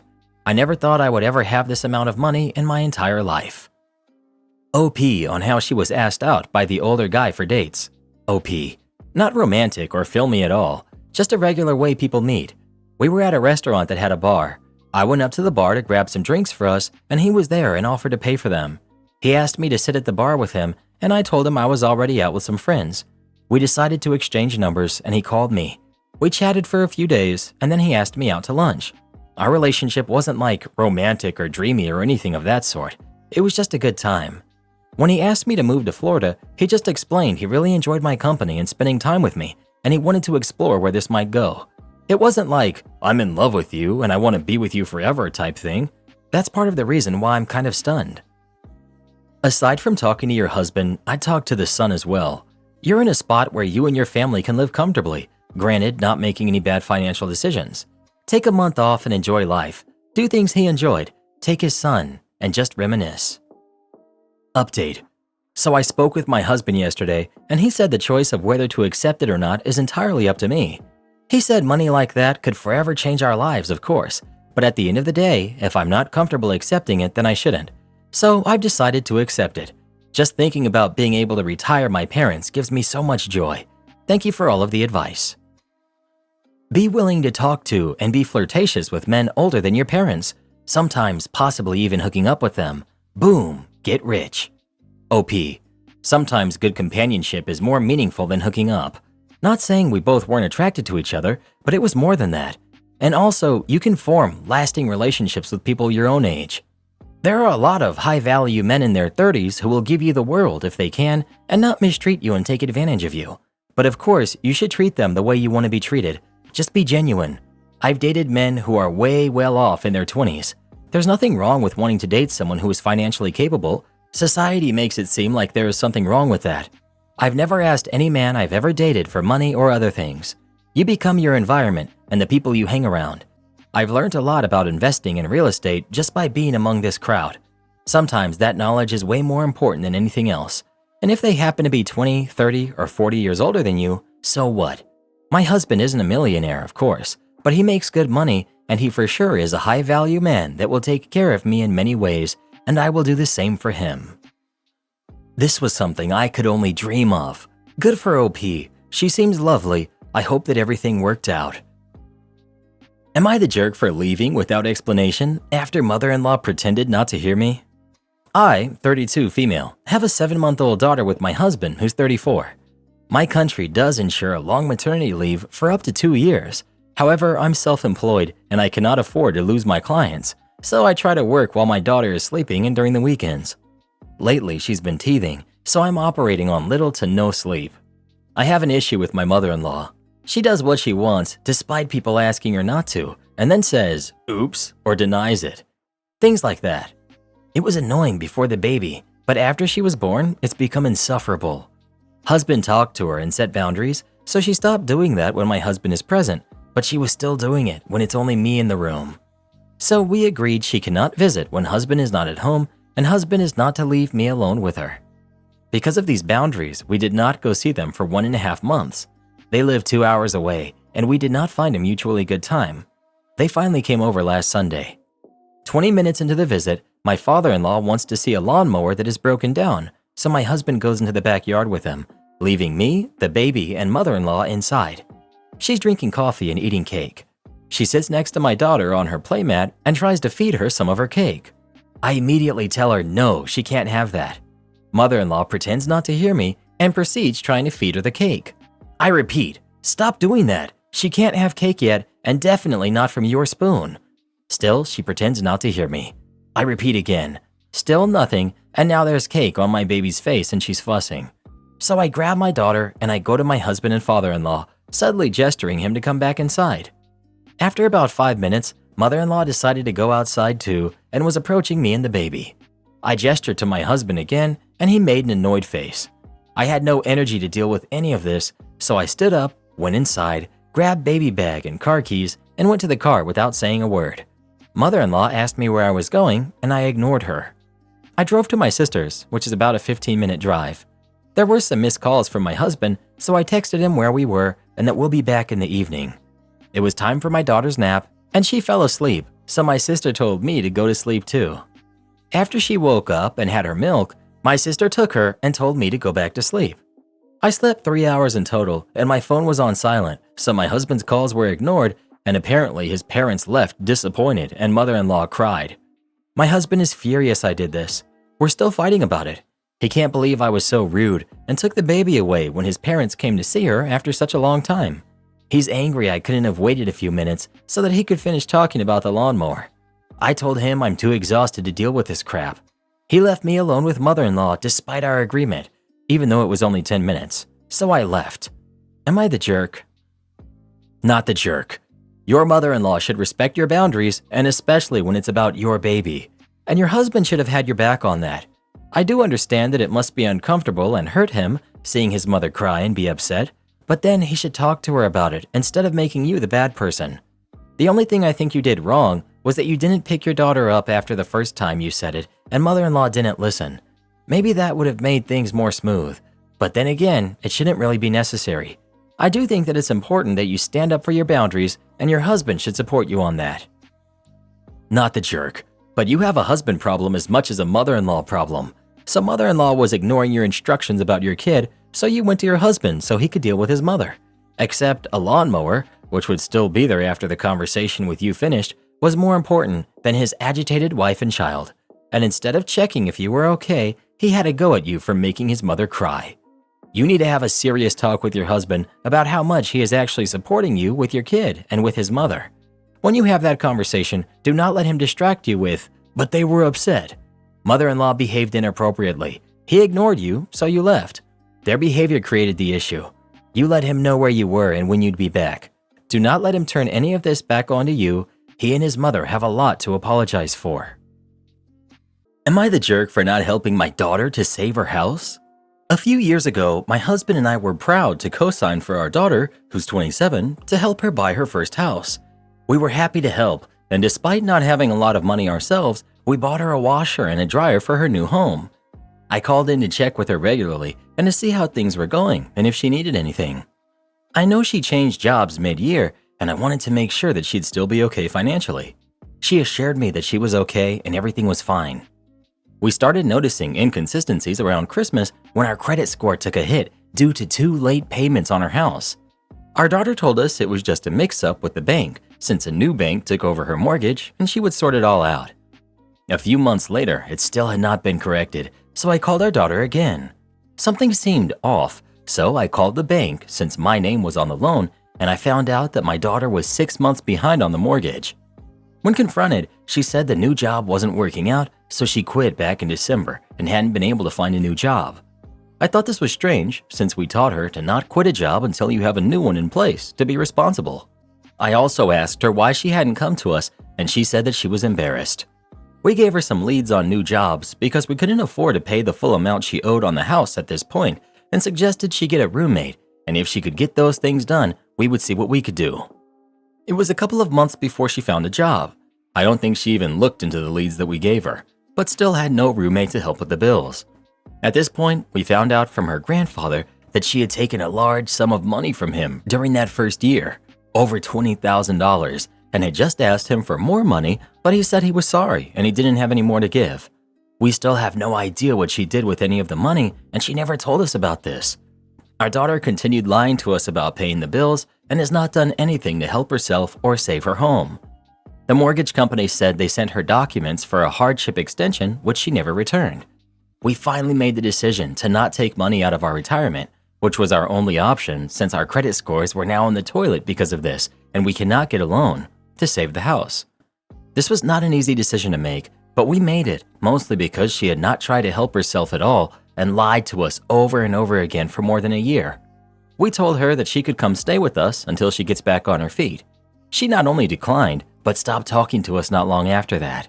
This was not an easy decision, but if we had saved her house, we likely would have lost our own. Are we the jerks? Not the jerk. Save your own credit. Your daughter is being dodgy. Where did the $20,000 from her grandfather go? She should be returning that instead of asking for more. She's ruining your credit and dragging you down with her through her irresponsible actions. You need to find out what she's been up to that's dragging the whole family down and put a stop to it. My wife stopped wearing her wedding ring multiple days in a row. For context, I, 33 male, have been married to my wife, who's 32, for a little less than a year. However, we have been in a stable, exclusive relationship for 10 years and we've been living together for 8. She is the love of my life. She proposed to me about 6 years ago. I said yes, but we ended up having to postpone our wedding several times due to our school schedules, venue cancellations, etc. We've been wearing wedding bands ever since the proposal. 2 days ago, she came home from shopping and said that the cashier was hitting on her and possibly asked her out. I'm not threatened by other men hitting on her since our relationship has a very strong foundation and we usually find it comical. However, she mentioned that she did forget to wear her wedding ring band, and that's possibly why the cashier was flirtatious with her. Yesterday, we were planning on going to see a movie. As we were walking out the door, I noticed that she was not wearing her ring again. I asked, in an admittedly not pleasant tone, "So, do you not wear your wedding ring in public anymore?" She was kind of taken aback and said no, she just forgot to put it on, and went and put it on before we left.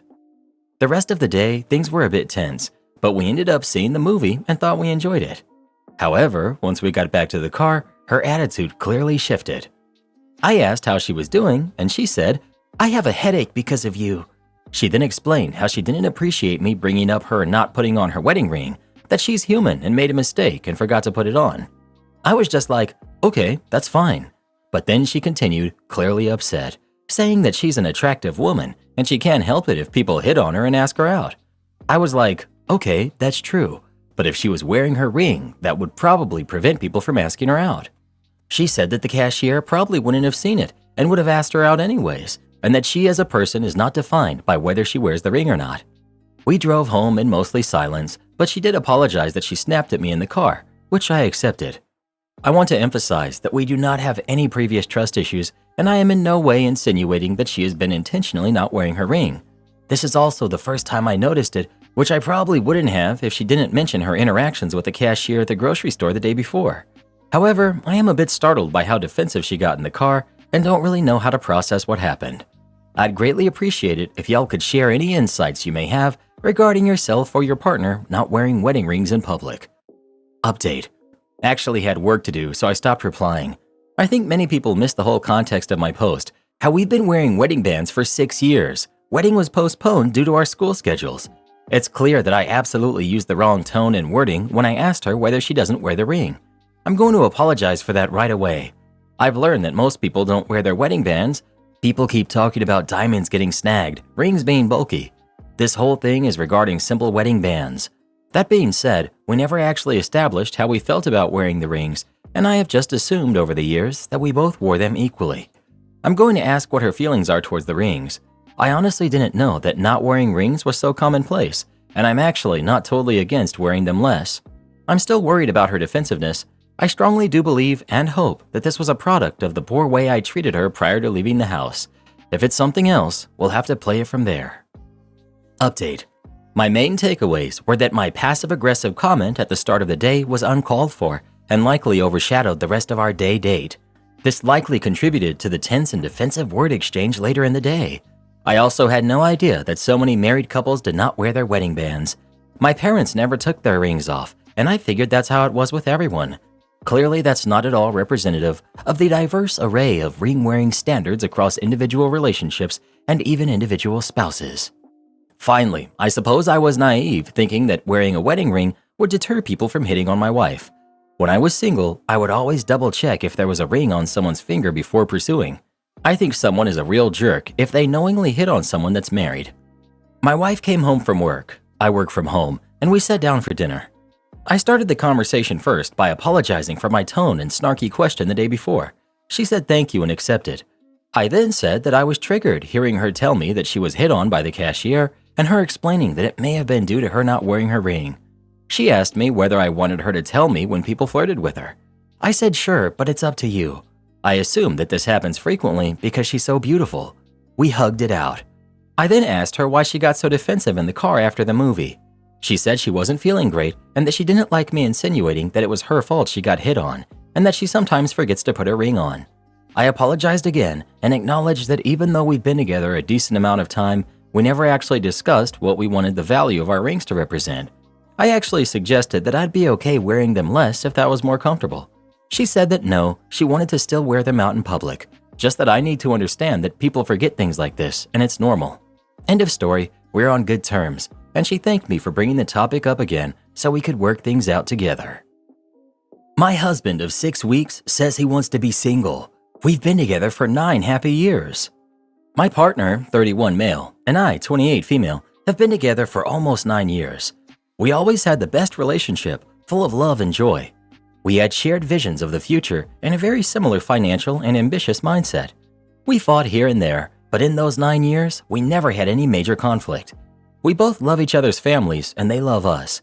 Everyone always said they were jealous of our relationship because it seemed so effortless, and it was. We got married about 6 weeks ago, and everything leading up to that point seemed fine. We had a wonderful wedding day and both read heartfelt vows and cried during the ceremony. I had no reason to believe anything was wrong. About 2 weeks after the wedding, we started talking more about the honeymoon, which we planned to take later in the year, and other plans, and he seemed very uneasy with making future plans, started saying that we shouldn't rush and that we just got married and to take it easy. I didn't understand why, as I wasn't rushing anything, and this was the plan we had both agreed to earlier, to have the honeymoon about 7 months after the wedding. Eventually, he told me that the whole marriage thing is freaking him out, and he's realizing that maybe it's not something he really wanted for himself, that he's feeling weird that we've been together all throughout our 20s and that I'm the only relationship he has ever had, and he never had enough time to be single. He says he maybe proposed out of societal pressures and because he felt that that's just what you're supposed to do. He says I'm perfect and he loves me, but just wishes that we had met 5 years later so he would have had that time to be on his own. I said those are all valid feelings, but what are the options here? It's okay to mourn the past, but we're already married. He said he had some doubts before the wedding, but felt it was already too late as so many people had money in it and I was so excited about it, and he didn't want to crush my dreams. In hindsight, we both agreed it would have been better had he mentioned it then. We've now been discussing this for a month. No fights, we just both end up getting very emotional. Have tried individual and couples therapy, and I left the house for a couple of weeks just to give us both some mental space. We agreed we were still together during that time frame though. When I came back, he ended up asking for a break where we were both single for a few months, then reconvene at an agreed upon date and see where we are. I was completely shocked by this and told him that I don't believe in that. We either figure it out together or we break up for good. I asked if there's anything else we can do within the relationship to try and get him to a better mental state, and he said he didn't think so. He really feels the only option for us is to not be together right now. I'm completely devastated and blindsided by this.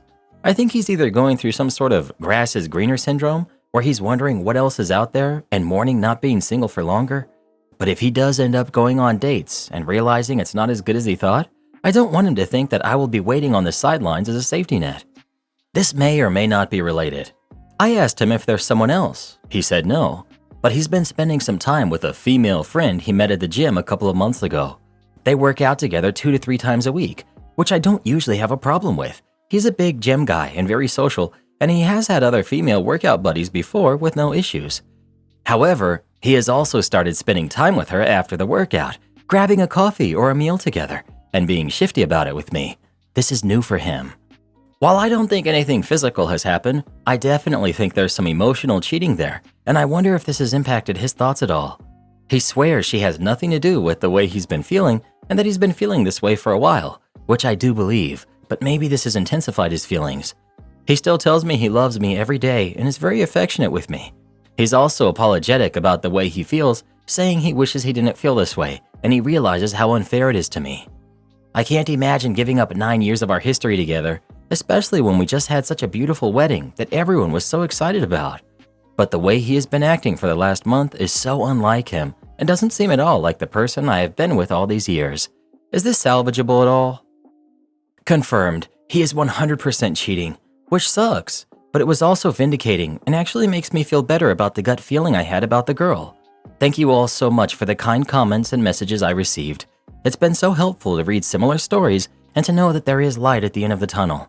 The next few months will be rough, but I have hope that I will come out better on the other side. My BFF had the same thing happen to her about 2 weeks after they bought a house. He was fine after the wedding, but home ownership made him realize his youth was over. He met a woman at work and suddenly wanted to take a break, but he wanted to keep her on the sideline so he could come back to someone who loved him when the other woman didn't think he was so great. I'll tell you what I told her. You deserve more than being a backup plan. Extricate yourself from this relationship now. The past 9 years don't matter. What matters is how he's treating you now. You deserve to be someone's first choice. Everyone does. Let him go and move on so you can find someone who values what they have when they have it. By the way, my BFF left that husband and found the love of her life, a man who really loved her so much more than her ex ever did. As for the ex, he did hook up with the coworker who dumped him 4 months later. He then went on to have a couple more ex-wives. Mom splits work with the nanny to save a few dollars and ends up back paying hundreds. Karen and Ken are wealthy and extremely stingy. Their kid is Bob.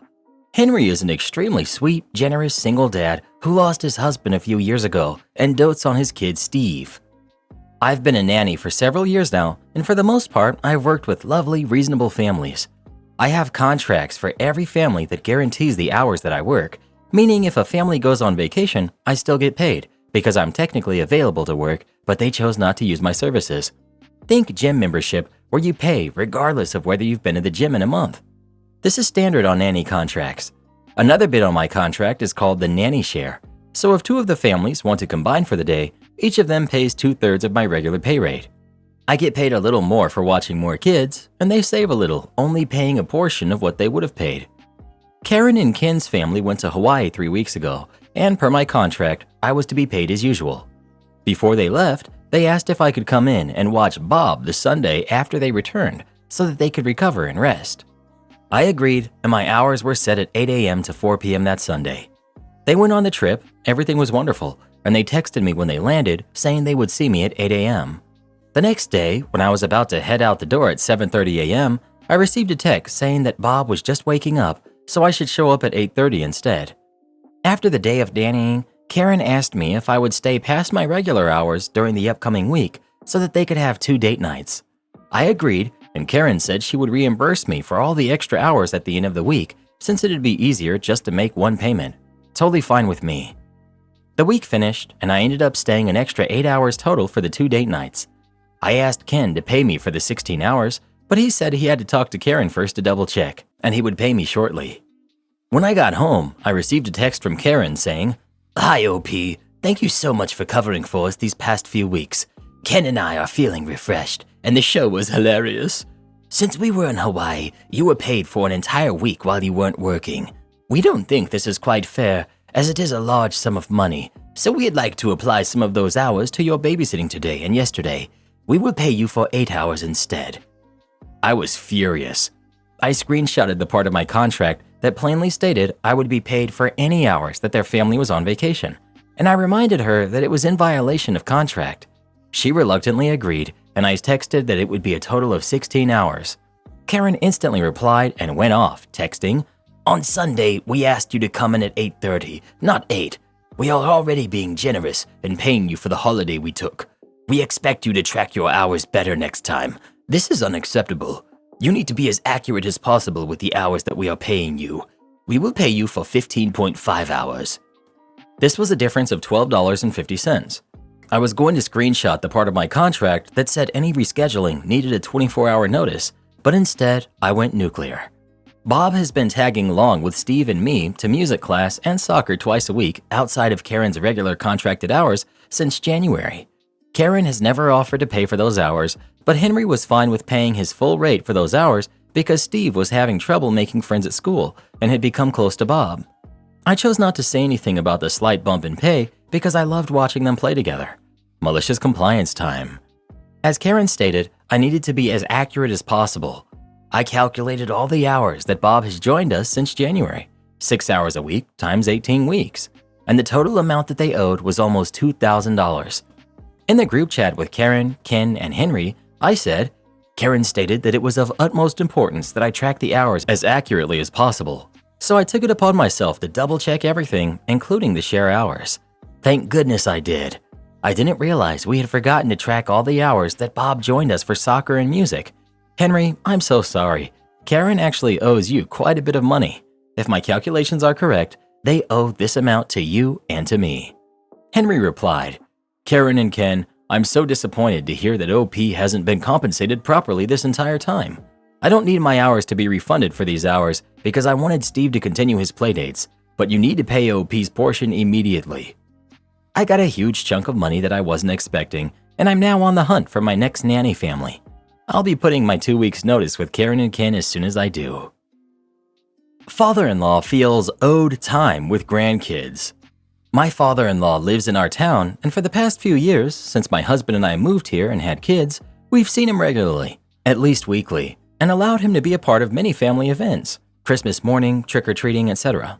The problem is, I can't stand him, and I think recently the fact that he's a perpetual part of my life is getting to me. My husband and I talk about this at length and really don't know how to handle it, as he is constantly applying pressure to see us, and when he doesn't hear from us, even for a few days, he makes a stink. I'd love to know what those who have local grandparents have in terms of expectations for time spent. Now for details. Off the bat, it's important to share that undoubtedly, my 34 female father-in-law, who's 78, is a textbook narcissist. He was a terrible husband and father. He turned my brother-in-law, who's 44, into a huge narcissist with depression and other mental health challenges, and he cheated on my mother-in-law. Because they divorced after that, my husband miraculously ended up really unscathed and had a great childhood and fine relationship with his dad, likely due to his mother shielding him and playing the role of primary caregiver. In fact, father-in-law somehow managed to remain a part of everyone's lives, having some custody of my husband. Brother-in-law was an adult by the time of the split, combining holidays with my mother-in-law and her new husband, and just generally being around. When I first met my husband, father-in-law was in a new relationship with a woman who was wonderful. This was after 3 failed marriages, my mother-in-law being his third, and a long-term partnership of 18 years. When you first meet him, he seems like a character more than anything. Very grandiose, clearly thinks he's charming and full of anecdotes. Anyone who gets to know him, however, finds that the anecdotes are all the same and tired, and he can actually be quite rude, domineering of conversations, selfish and stingy. His girlfriend broke up with him after 8 years, which at first seemed like a shock to us, but quickly was not at all that surprising, given how much better she was than him. She explained the breakup to him well, that for all his good qualities, she simply can't handle his bad ones anymore, in particular how he acts in public, being rude, stingy, and extra pompous. The breakup devastated him, and while he initially seemed to reflect on the feedback she gave, it quickly became her fault for the split, and he, being entirely alone in his life, became increasingly needy and more present in our lives than I had ever known him to be. We had just had our first, and at the time, we weren't able to offer him as much company as my brother-in-law was able to. He became increasingly codependent with my brother-in-law, spending many evenings at his house late into the night, attending parties my brother-in-law hosted, and even vacationing with brother-in-law and his family. Now, brother-in-law can also get irritated at his dad, and their relationship is on a constant roller coaster of fighting and being attached at the hip.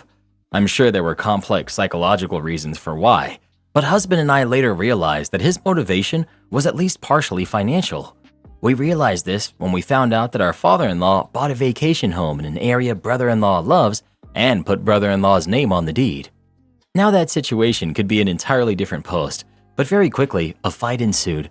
Brother-in-law cut off all contact with father-in-law, they sold the house, and 2 years later still have not spoken. This left father-in-law with no one except for us.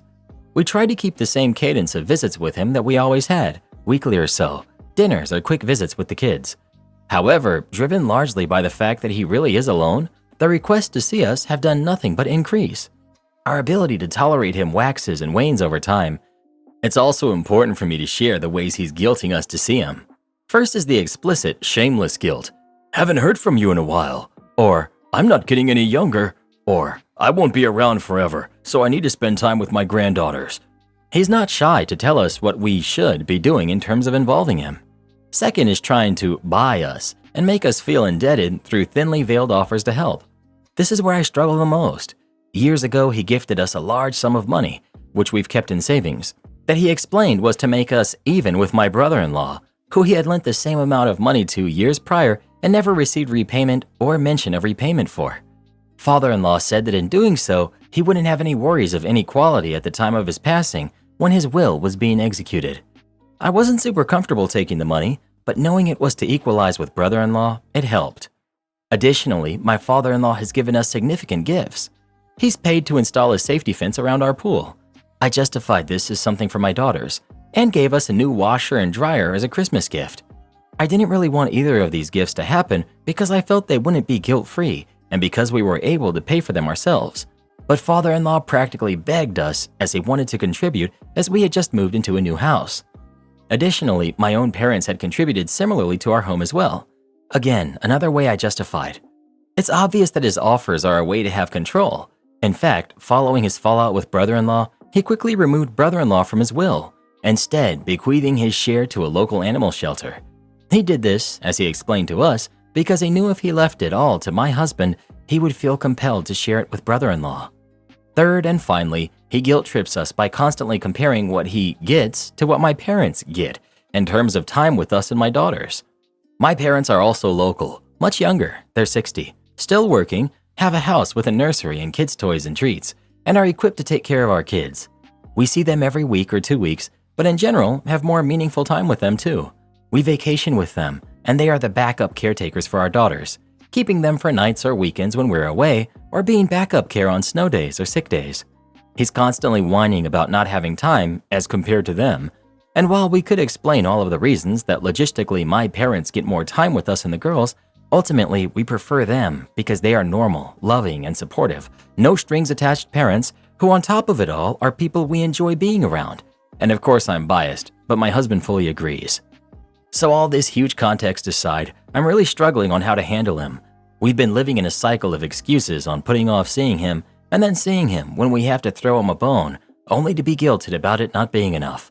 Despite his terrible past, he's never explicitly done anything wrong to us, nor is there any tangible evidence I can point to explaining why I don't want him around. He obviously doesn't take feedback either, so a rational discussion about his behavior is off the table, and he is not a normal person who reads the room, so won't get a clue and back off. I'm just wondering, how much is he owed to see us, given all of this? He is a grandfather after all, and my daughters do have fun with him, but they have fun with everyone. And if the answer is nothing or not much, how do we manage making that happen? Gifts don't mean you have to do what someone says. It's okay to say that you're busy. You are busy. Give the whining the importance it deserves, which is not very much. If you want to be proactive about it, your husband can explain that the more he pushes and guilts, the less he will see you. If you honestly think you can train him into better behavior, that is. If nothing you do is ever going to be enough for him, why bother in the first place? Save your energy. Karen, my wife, gets busted stealing from my parents' house. Huge mistake. Background. My wife, who's 28, and I, 30 male, as well as my brother and his wife, went to visit our parents as we hadn't seen them in a while. My parents, who are 57, had a box of $300 ginseng in the fridge to be given as a gift for their close friend's wedding anniversary tomorrow. We know this because it came up in conversation during lunch. They also told us to help ourselves to anything in the fridge, but to not touch the ginseng for obvious reasons. The problem came when a few hours later, my parents called us in a panic, saying that they couldn't find the ginseng and asking if anyone had seen it. I didn't take it, and at first I thought they just misplaced it somewhere. However, they insisted that they both agreed on not moving it out of the fridge drawer for that exact reason. All of us denied taking it, and the conversation got more heated when my father started yelling that someone must have taken it since it only went missing when we came to visit. All of us continued to deny taking it, with my wife being really quiet, and my father said that if it doesn't turn up, he'd have to have everyone's belongings checked. That was when my wife admitted that she took it. Apparently, it was some popular brand that my in-laws mentioned, and she wanted to give it to them, and she thought that no one would notice since it was an inconspicuous place in the fridge. My mother-in-law later called and said that my parents overreacted over such an inconsequential thing and screamed at me that I was a jerk for not defending my wife. The thing is, in my opinion, it wasn't a small thing. My wife literally stole hundreds of dollars from my parents and tried to lie her way out of it. While I agree that my parents shouldn't have started yelling and accusing us, I feel like my wife was in the wrong for taking the ginseng in the first place. This situation has caused a lot of friction, and we haven't been speaking since coming home. Am I the jerk? Update. After making the post, I thought a lot more about the situation. I realized after reading the comments that this indeed wasn't a one-time situation. Things in our house like face creams, kitchen utensils, and even household tools would go missing, and I would just believe my wife's excuses. I feel like such an idiot for not realizing it sooner, and honestly, I can't believe she took advantage of my trust like that. I guess a part of me refused to believe the truth, which was how she thought she could get away with it this time. When I brought up divorce, she immediately threatened to call the police to arrest me for being violent, when I had never done anything like that, so that I could never find a job again. So needless to say, my lawyer is being called, and this marriage will be over very soon. I've also apologized to my parents for all this awful behavior, and they've accepted. To be honest, this is probably the best ending, and I'm kind of glad this situation happened before it went on any longer. I'm incredibly done with my hopefully soon ex-wife and her side of the family, whose mother called me again yesterday entirely remorseless and called me a childless mama's boy. Thank you everyone for all the help and comments. And to clarify a few things, from what I'm aware, mother-in-law was aware of my wife's actions, especially since she had done this sort of thing before, taking things from our house to give to them, and didn't see anything wrong with it since neither of them liked my parents. And since it was going to be a short visit, like 2 hours tops, she thought no one was going to notice the missing ginseng before we left. Not the jerk. Your wife literally stole a $300 item from your parents, and her and her mother-in-law are mad that she got caught. Honestly, if my husband did that, I'd be having a long think about continuing the marriage. Not the jerk 100%. Honestly, it would have me rethinking the marriage since she's revealed herself to be a liar and a thief, and I don't blame your parents for yelling. Well, what would you do in this situation? Would you divorce her or not? Please let us know. What is it with people threatening to tell lies about you when you break up with them? Like, do you really think that's gonna win my heart back? I'll meet the call count, but I won't make the calls count. I worked at a call center for a collection agency for nearly 5 years. Anybody that has worked in this type of environment knows that there are all sorts of targets that are expected to be met. The daily, the monthly, whatever. One of our targets was to make a certain number of calls per day. I believe it was 120 calls. Naturally though, the more contact you would make with debtors, the less time there was to make other calls. It's usually not an issue, but some days you might make significantly more contact than others, and sometimes your call count might be like 2/3 of what it should be. We would get regular updates on the call count, and our manager would let us know if we were on track, and at the end of the day, they would give you the final results. I found it very annoying when you would have a successful day collecting debts and generating revenue for the company, only to have a manager dwell on your call count. Any protest such as, yes, I didn't meet the call count requirement, but hey, look at the revenue I generated today. It doesn't matter, the target must be met. Even if it wasn't a successful day, but I knew I still ended up spending much time in contact with these debtors in an attempt to collect, I would ask managers to review my talk time to see that the efforts were being made to do what we're hired to do. It doesn't matter, the requirements must be met. Now, to be clear, a call only counted if someone picked up or the call went to a voicemail box that wasn't full. The system was unable to register events otherwise, meaning if you were to make hundreds of attempts in one day, only a fraction are registered. Everyone is aware of this, but it didn't matter to the company.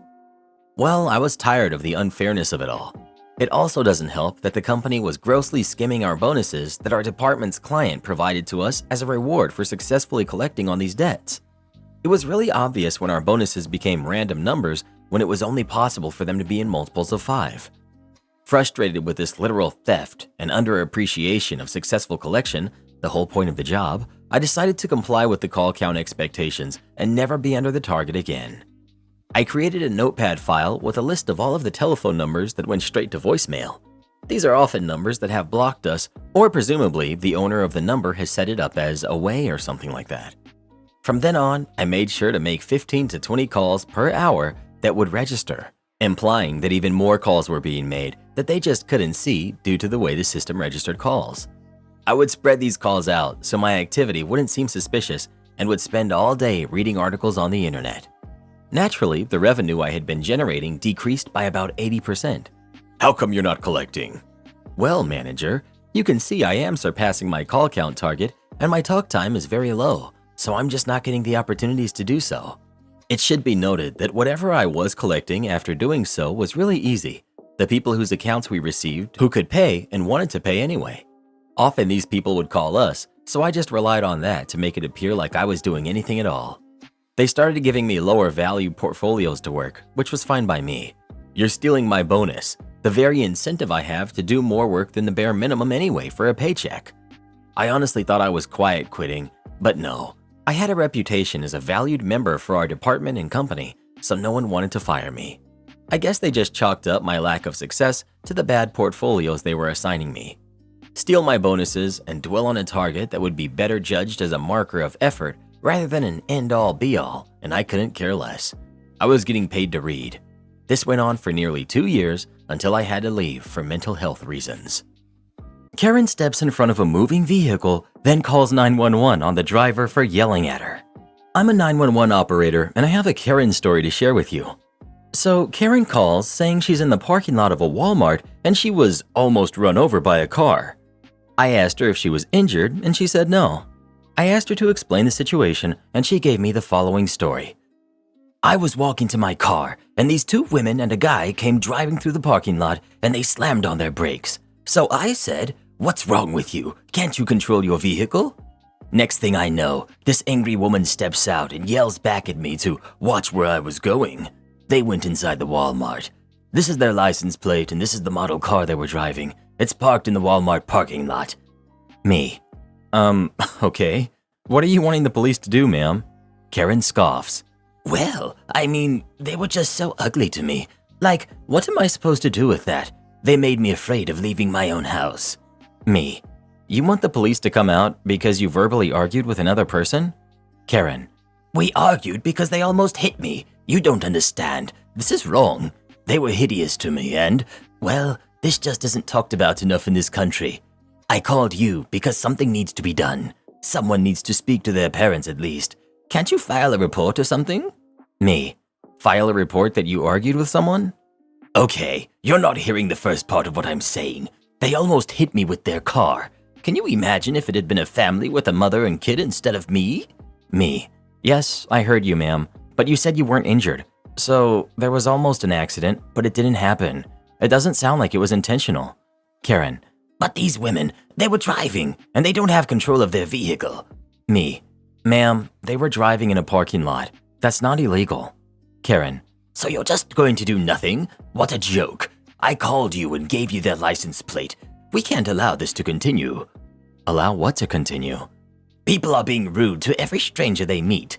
Me. It's not illegal to be rude, ma'am. Karen then started going on a tirade about how society was somehow crumbling due to fear and tyranny, and that I would be more willing to worry if I was the guy with the kid, or the mother with the other kid, presumably talking about the people standing nearby.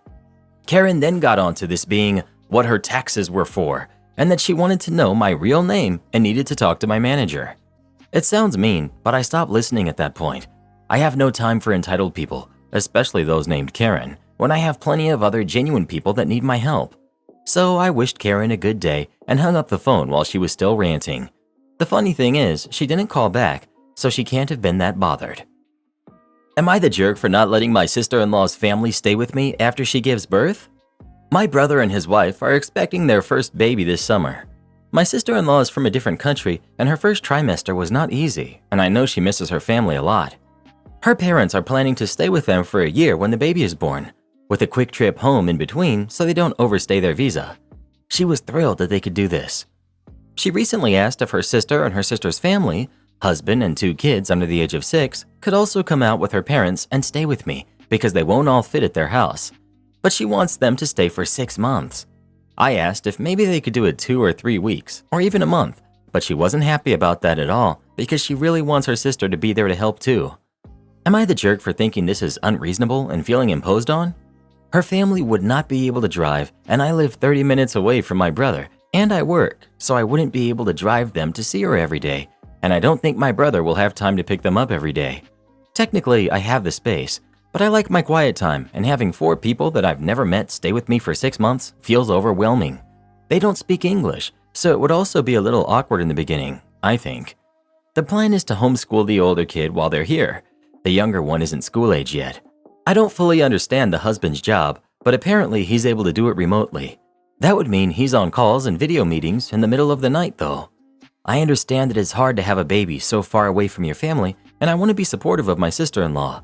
I've been firm in my stance that a 6-month visit is too long, but she's pretty upset with me, and her and my brother haven't been speaking to me for a couple of weeks now, so I'm wondering if I'm just being cruel or selfish here.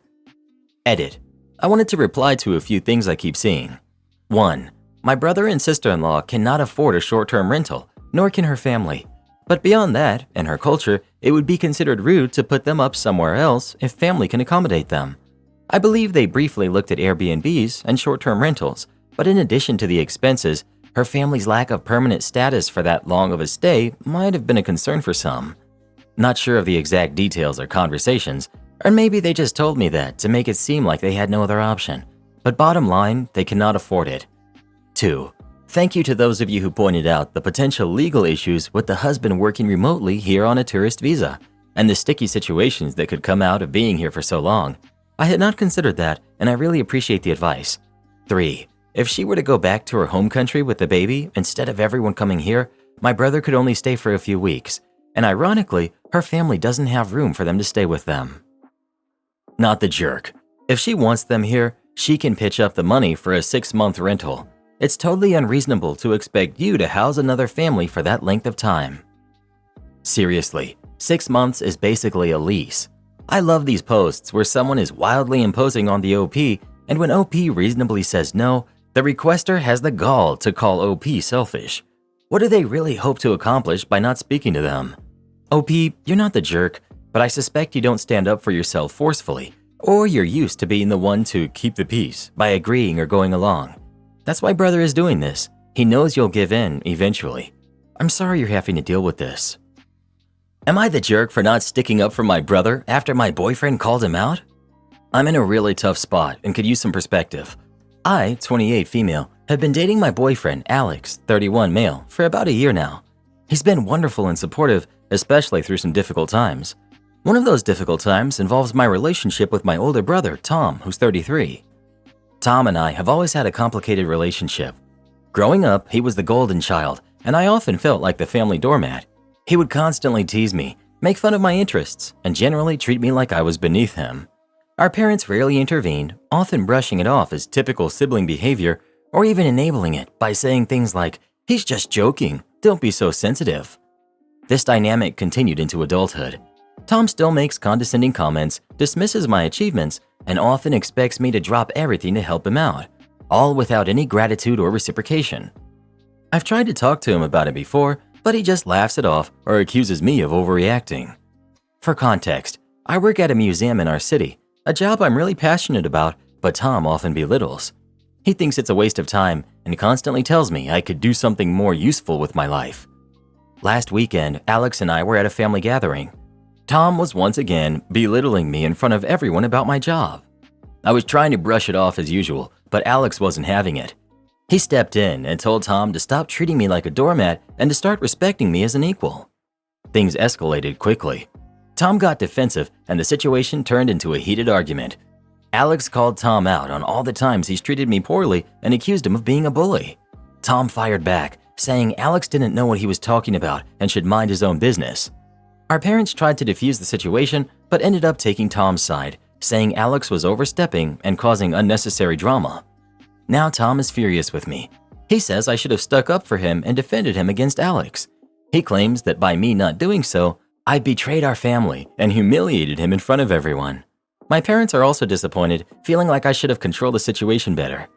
Alex feels bad that things got so heated, but stands by his actions, saying someone needed to finally call Tom out on his behavior. I'm torn.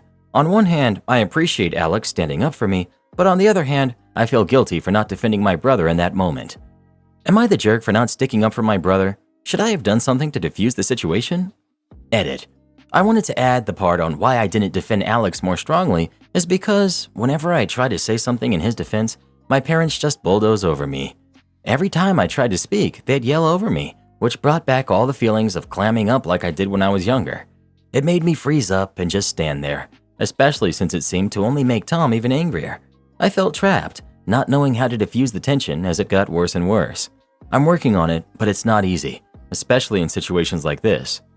By the end of the entire thing, I was just standing there crying, and Alex took me to our car to go home.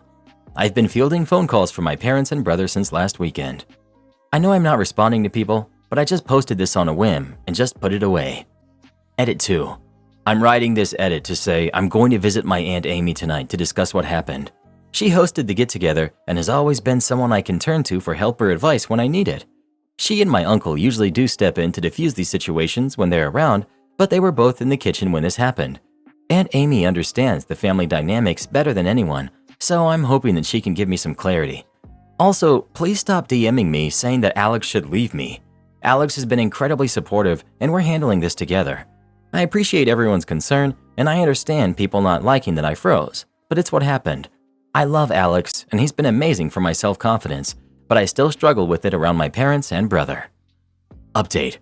I ended up talking to my Aunt Amy and Uncle Joe last night, and when I went over for dinner, as I had mentioned, they've always been a safe haven for me, and it was really comforting to hear their perspective. Amy and Joe told me that my parents have always been wrong in how they treated me and that they always let Tom belittle me, and that's not okay. They said that whenever they tried to stand up for me, my parents would not let them see me and Tom. One instance they brought up really hit home for me. I remember not getting to see Aunt Amy and Uncle Joe for a few months after my mom and Amy got into an argument. This happened after Tom ruined some of my favorite books and Aunt Amy tried to defend me. She told my mom that it wasn't fair for Tom to face no consequences and that I deserved better. My mom got so furious at Amy's interference that she decided to cut off contact for a while. I think I was 7. I didn't fully understand why I suddenly couldn't visit them anymore, but I remember being upset and even more isolated. Joe explained that this is why they always tried to take me out on outings whenever they could. It was their way of giving me a break from the environment at home. It really seemed to hit me when they were talking about it. They're the ones who took me to the zoo, a movie, or just a walk in the park. All my happy memories as a kid were never with my parents. Honestly, they're who I think of when I think of what a parent should be. After our talk, I decided to go no contact with my parents and Tom for the time being. I need to focus on what I want and what's good for me. My aunt and uncle also promised they'd run interference for me so I don't have to deal with them. Also, Alex proposed to me yesterday morning. I honestly didn't expect it, but I'm so happy. We're going to be visiting his family over the long weekend to celebrate, and my aunt and uncle are going to be with us. I don't know what's going to come of cutting my parents and brother out, but I'm glad I'm doing it. This will be the only update I give on this Reddit. Anything else will remain between myself and my family. Am I the jerk for not fighting for us to get our cat back? My wife and I rented one half a duplex for 4 years. In that time, we adopted our cat, Addie. A year and a half ago, there was a fire caused by someone on the other half of the duplex. The house was destroyed. We lost a lot, but luckily Addie was okay. We temporarily moved in with my brother's family. They were amazing to us. The kids loved Addie. It soon became clear that our landlord was going to have to tear down the duplex and rebuild as the damage was that bad. We needed to find a new place to live. After endless searching, we realized all the vacancies that we could afford in our area didn't allow cats. My brother and sister-in-law generously offered to keep Addie while we tried to get off the wait list at a pet-friendly apartment. In the past year and a half, we visited their home frequently and have gotten to see Addie often. To add, if it matters, my brother's family began financially taking care of her, including vet bills, food, etc. They refused to take our money. The more time that passed, I knew the odds of us being able to take Addie back were slim. My sister-in-law works from home, so Addie's gotten used to someone being around, whereas my wife and I work in offices in a different city. The kids were also growing more attached. I tried to have this conversation with my wife multiple times, but she was in denial. Last month, we finally got off the wait list for a better apartment that allows pets. My wife instantly called my brother to ask about Addie.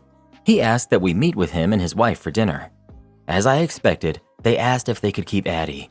They said that they had grown attached to her, that the kids would have a hard time, but they felt Addie would too, as she's gotten used to them and their lifestyle. I have to admit, Addie does seem happy there. My wife started to protest, but I said we'd think about it. At home, I told her this was for the best. She got upset and said she wants Addie back, that we had a deal. I said we need to think about what's best for Addie and also what's fair to everyone. Ultimately, she reluctantly agreed. We still see Addie, but my wife acts different when we are there.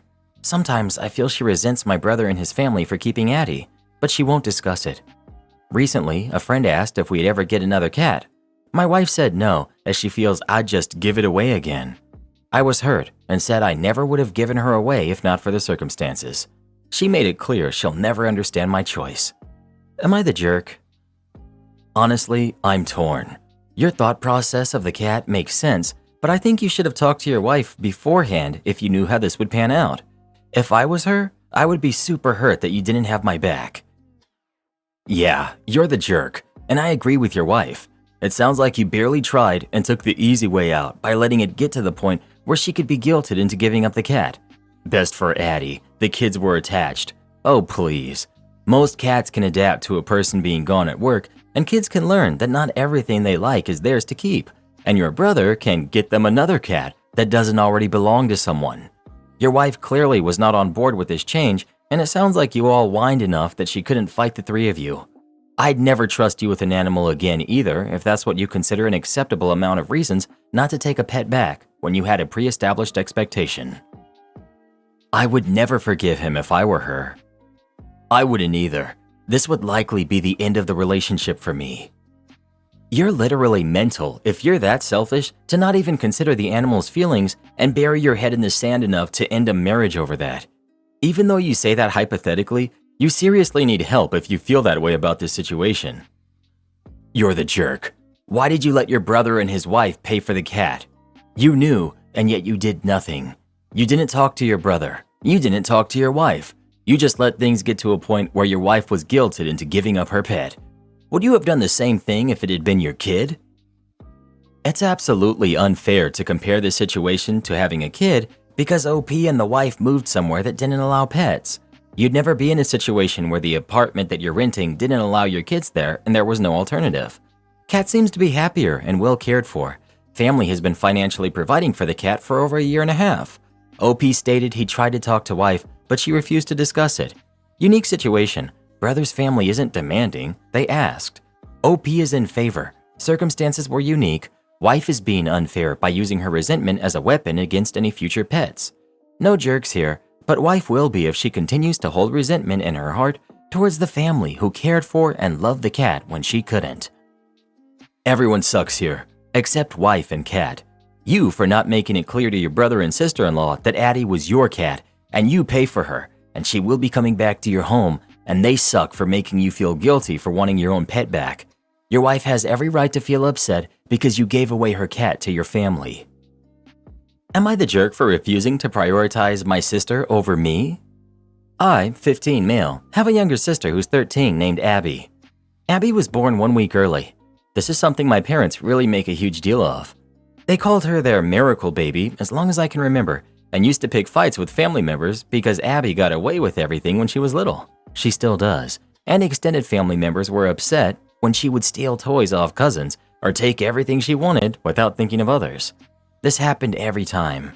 At grandparents' house, in public, at home, and our parents were furious when family members would step in to correct Abby. They'd also correct her for taking stuff from me, and my parents would always tell family I didn't care. Then when Abby was 5, she got really sick with the flu, which turned into pneumonia, and she was in the hospital for weeks. My parents were worse after that.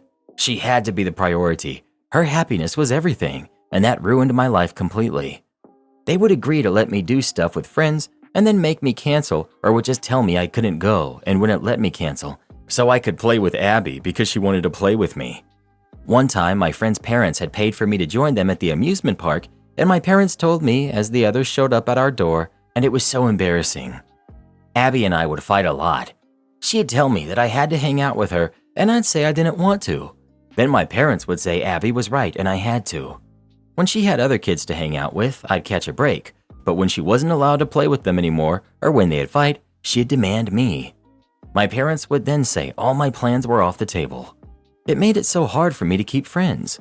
My parents were also those parents to send Abby with me to parties if she had no other plans, and when parents were like, no way in advance, my parents would only let me go if Abby had plans. 2 years ago, Abby stole from one of my friends while he was at our house. My parents defended her and refused to make her return it, so his parents stopped letting us be friends. Abby made fun of me for being upset, and I told her that I couldn't stand her and she ruined my life. I got grounded for it, but that's when I stopped caring at all about Abby and decided I don't care about being selfish, but I don't want to make her life happy. My parents made her impossible to be around, and I wish I never had to see her again. We can't even see extended family now because my parents upset them too much with Abby. My parents are now upset with me because the camp they're sending Abby and myself to this summer is separating us, and they wanted me to ask for them to keep us together. The camp ignored my parents, so they expected me to do it for them. But I refused, and they told me I should think of my sister and how lost she'll be, especially for her first year at this camp. I told them I don't care. They told me I should prioritize my sister over myself. I said no way, and they called me selfish. Am I the jerk? My Karen mother-in-law destroyed my backyard, gets taught a lesson. To provide some background, my mother-in-law lives in the basement suite of our house, and despite our language barrier, it hasn't caused any major issues. She takes care of our 4-year-old and 2-year-old while my wife and I are at work. One day, I noticed that my 4-year-old son was unable to drive his ride-on car onto the patio because there was a 2-inch gap between the patio and the yard. Instead of having him drive the car clockwise onto the yard, where he could easily reach the patio, my mother-in-law decided to pile up soil and gravel on the grass to create a ramp.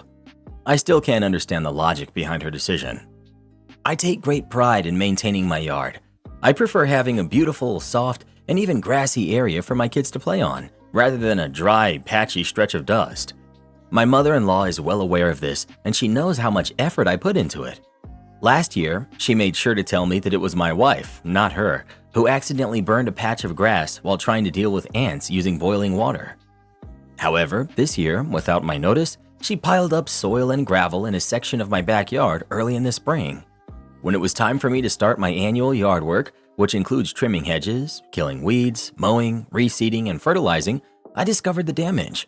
The grass was gone, the soil was tightly packed like concrete, and loose gravel was scattered all over the yard, posing a hazard for my mower, which now has a chewed-up blade. It took me the entire afternoon to dig out, loosen, and level the soil. I also had to collect all of the gravel and use an entire 5-kilogram, 11-pound bag of lawn patch for the repairs, mulch, seed, and fertilizer. It will be late into the summer before the yard begins to regain its lush appearance. Today, after a light rainfall overnight, I was checking if the yard needed watering when my mother-in-law stormed out, insisting that the pile of soil and gravel had to remain there for my son. I lost my temper and gestured angrily to show her that he could still drive his car by simply going clockwise around the yard and through the patio. She stormed back into the suite and later informed my wife that if I didn't like how she babysat the kids, I could take care of them myself, even though I already do, and she only helps when I'm working. I struggle to understand the logic here, since the issue wasn't about her ability to supervise the kids, but rather the destruction of my yard, just to avoid changing the direction of my son's car. Unfortunately, my wife has taken her mother's side and argues that she has the right to do whatever she wants with our property. Am I the jerk for repairing the damage my mother-in-law caused to my yard? Update. The character limit prevented me from explaining that this was not an isolated incident. My mother-in-law has caused permanent damage to the yard on multiple occasions without even mentioning it, including creating a hole in the line of cedars that surrounds the yard for privacy because she decided they should look like the neighbor's pine trees, not cedars. I caught her after she had already done one. Pruning a large spherical hedge into a mushroom shape so she wouldn't have to duck under the branches or walk around it. Ripping out decorative ivy from a large flower garden in the front yard to turn it into a vegetable garden, because apparently the 7x20 vegetable garden in the backyard wasn't enough. She repeatedly shows she doesn't care what we're doing with our yard. Additionally, I'm not mad about the extra work. I'm mad that she felt she was in a position to chew me out for undoing the work she did, undoing the work I did. Here's where I say that you don't have a mother-in-law problem, you have a wife problem. Your mother-in-law made changes, your wife was happy with them, and you changed it back. No communication. I'm going to say everyone sucks here. Just making changes without talking to someone is low-level, petty, passive-aggressive crap. Everyone sucks here. Firstly, you obviously don't spend that much time in the garden if you don't notice for weeks or months. Your mother-in-law should have absolutely asked before changing anything. Why didn't you make him a temporary wooden ramp? There's more than one way to fix a problem. You say you take pride in your yard, but then you say you didn't go out there until early spring. Pick a story and stick with it. You're the jerk. You didn't notice for months, and now it's a problem because the grass doesn't go right to the patio? Take advantage of the excuse to get rid of the rest of the crap and plant some real plants. At best, this is everyone sucks here, because she really could have asked. Am I the jerk for returning a birthday gift I got from my boyfriend after he insulted me about my colorful past? This happened last night, but my phone is still blowing up. I, female 26, dipped into my savings and got Mike, my boyfriend who's 27, a PS5 for his birthday yesterday. He knew he was getting the PS5 because he told me that the PS5 is the only thing he wants. We've been together for 4 years, so the cost didn't matter. That is until I found out what he thinks about me. Some background. When I was 18, I was involved with Jake, a guy who I met online. We ended things after 3 months, and I moved on shortly after with Adam, a guy from work. I found out a couple months later that Jake and Adam were actually really close friends, but I didn't know Jake long enough to meet his friend group, so I had no idea. After finding out, I took some time off dating, and 2 years later, I met my current boyfriend, Mike. I was upfront and honest with Mike about my past and the fact that I was unintentionally involved with friends. He said he understood and my past didn't bother him. Last night at his party, I showed up with the PS5 and him and his friends were screaming with joy. His best female friend, Jessica, laughed and said, "I wish I got around so I could afford a PS5 too." I looked at her with an "excuse me" look on my face and she just said, "Never mind," and walked away. I confronted my boyfriend about it and he said, and I quote, "She's just messing with you. You can't take a joke?" So I pushed further as to why this girl is even calling me names to begin with, and he said, "Well, everyone knows you got around before you met me." I asked him to explain how so, and he said, "You know, messing with best friends." He then pat me on the shoulder and said, "That's okay, because you're not the same person you were back then, and I can get over your colorful past and your mentalities. And if I can give you another chance, you can get over Jessica's comments." I didn't say anything. I just got up, took the PS5 from the gift table, and I left. He was ticked off. He literally called me 20 times, but I didn't care. I was so hurt that I took off the bow and I took it straight back to the store that I got it from. They happily refunded me. I thought that was done, but Mike and all of his friends, including Jessica, are going off on me for being petty, and they're all saying I brought this on myself by making poor choices. I responded to Mike and told him that he deserves better than me, so go find someone without a past like mine and get the PS5 from them because I returned it. He started screaming how I'm the biggest jerk for returning it and how I should be happy he ignored my colorful past. I'm thinking maybe I took it too far. Am I the jerk? I'm so confused, but maybe that's because I'm an old lady who got married around the time you were in kindergarten. A. If anyone was wrong in the Jake and Adam incident, it was Adam. You might have dated friends, but he dated his best friend's ex. That's on them to figure out, and Adam's mistake only. 2. Where I come from, dating 3 dudes in 7 years does not mean a colorful past. Not the jerk, and I hope you do something special for yourself with a little of that money you got back from returning that gift you got for your ex-boyfriend. Not the jerk. Nothing about your past is even colorful. OMG, you dated 2 guys that happen to be friends. Good heavens, where are my pearls? I must clutch them. Sounds like Jessica is either getting with this guy or she wants to. She can have him. Use the money to get yourself something nice. Your past isn't colorful. You haven't done anything wrong. There's no need for you to feel badly about who you dated, and frankly, it's no one else's business. The fact that your boyfriend not only judged you, but also shared his judgment with his friends is inexcusable. You don't do hurtful things like that to people you care about. He wanted you to feel less than. You did the right thing. Now you need to find someone who deserves an amazing person like you. Don't settle for anything else. Definitely not the jerk. Am I the jerk for banning my sister-in-law from my house over tomato sauce? I, 28 female, have an older brother who's 32 male. He's married to my sister-in-law who's 33. I get along with her well, except for this one point. If you don't keep an eye on her, she'll go into the kitchen and add seasonings to whatever is cooking. She thinks she's fixing stuff, but not all foods need turmeric in it. This Saturday, I received 40 pounds of tomatoes. It took me the whole weekend to turn it into a sauce that I was planning to can. I can it plain, then add whatever seasonings and herbs it needs, depending on the recipe. They came to take a bag of spare clothes for one of their kids, and in the 5 minutes it took me to get it, she managed to get into the kitchen, add salt, pepper, turmeric, olive oil, garlic powder, and Italian herbs to all 5 of the pots that were simmering on the stove. She shouldn't have done that, that's wrong. And when I asked her what she was doing, she had the audacity to say, "This sauce needed some taste. I added it for you." Like I've never told her to not touch what I was cooking before. I was so angry that I knew I couldn't be calm talking with her, so I simply walked to my brother, told him to take the clothes and his wife, and that she's no longer welcome in my house. She had followed me, was shocked, started apologizing, but I just ignored her. I added that he should come by tomorrow to take the sauce that his wife ruined, because otherwise it would be thrown away, and that I expected 40 pounds of replacement tomatoes. They left, he came back with the tomatoes, an apology letter from her, and an apology carrot cake, my favorite. But I told him that I stand by my decision. Now my parents got involved, since I'm the one that usually hosts, and since she's not allowed in my house, I told them to make alternate plans for Memorial Day. My husband says that I'm in the right, but my parents say that my reaction is way overblown. So, am I the jerk? Edit. Since there seems to be some confusion, I'm not planning to host for Memorial Day and not invite her. I said I'm not hosting. My parents or my brother should host, and I will attend as a guest. I might be angry, but I don't want her excluded. This is so boundary disrespecting, disrespectful, and insulting to what you're cooking. And it wasn't even for her. Not the jerk for being furious. I do think she's learned her lesson though. Karen niece doesn't appreciate my gift. I teach her a valuable lesson. For the past few years, every time I buy my niece anything, she complains about it. She has expensive taste, and while I'm not broke, I certainly do not have the money to buy what she asks for. I've told her this in the past, along with her mother.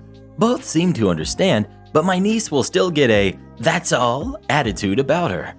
One year, I got her a gift card to her favorite clothing store. It wasn't enough to buy a full outfit from there, but it would get her a pair of jeans or a sweater or something. She said, "You expect me to be able to use this to buy something?" Another, I flat out gave her cash to put towards one of the items on our list, and I was told that it wasn't enough. So what was the point? She's 16 now. For her birthday in May, I sent her a gift card to a different store. When she called me to thank me, she said, "Thank you, even though this isn't enough to buy anything." I was pretty upset and told my sister I wasn't buying her daughter anything else. She said that wasn't fair because our brother's kids always get something to open on Christmas. Yeah, because his kids aren't ungrateful about the gifts. They understand I'm not the aunt that can spoil them, but they appreciate their small gifts. I still don't want to cause drama on Christmas. Every year, I always get a kid from one of those organizations to buy a gift for. This year, I selected 2, one of them wanting something within the budget I set for my nieces and nephews. I bought the present in my niece's name and made a nice handmade card detailing that a gift to a less fortunate kid had been made in her name. We couldn't be together this year for Christmas because of lockdown, but we did a Zoom celebration with everyone. My niece opened her gift and freaked out. She said it wasn't fair everyone else got a gift. I said, I figured this was something that was useful. She got even more upset, broke what my parents got her, and stormed out of the room. My family has called me a jerk for this. They said it would have been better to not get her anything at all. Am I a jerk? Well, what do you think? Is OP a jerk or is their niece? Please let us know. Maybe you can get her a lump of coal next year. If you don't like the job, you can just quit. Okay, a bit of context here. I'm originally from Syria, and I spent around 7 to 8 months in Sudan, Africa. And that country, being a third world country and super poor, didn't have any good jobs. But at the same time, prices were so cheap, you can live with only around $100 a month. Rent, bills, food, and water. But gasoline was expensive to the point you need around $50 to $100 just for commuting to work. So it comes to around $200 per month if you're going to work by any kind of transportation. As for jobs, the best you can do without prior experience is either work in a restaurant or a factory for at most $100, which meant you had to be close to the job or get them to cover transportation. So around 5 months ago, I got in contact with a restaurant owner and talked with him about a job offer I saw. The job we talked about was being a warehouse manager for the restaurant. My shift starts at 8 a.m. and ends at 6 p.m., 7 days a week with only 1 vacation day per month, and I get 1 sandwich per day as lunch and 1 meal per week to take home. I asked about the salary, and he said we will discuss it later. I asked how I will organize the warehouse, and he said he will provide me with a laptop to work on later. I agreed to work a trial period of a week, and then we will discuss the salary and see if it works out. First day on the job, he hands me the keys of the warehouse, and when I open it, I find a glorious mess. I asked my coworkers about it, and they said no one has ever worked as a warehouse manager for the past few months. I go in and start looking at what we have in the warehouse and taking notes. Then I started a new Google account on my phone and made a new Excel sheet on it and sorted everything there. By the end of day 1, I had went through most of the things in the warehouse, and I only have 2 words to describe what I saw there. Holy crap! It was such a huge mess, the workers didn't even know what they have in the warehouse, i.e. they need mustard, and they don't find it the moment they look up at the shelves. They buy a new box, and I can say for sure the warehouse was left like this for more than a year, because I found meat in the freezer that was expired since more than 2 years ago.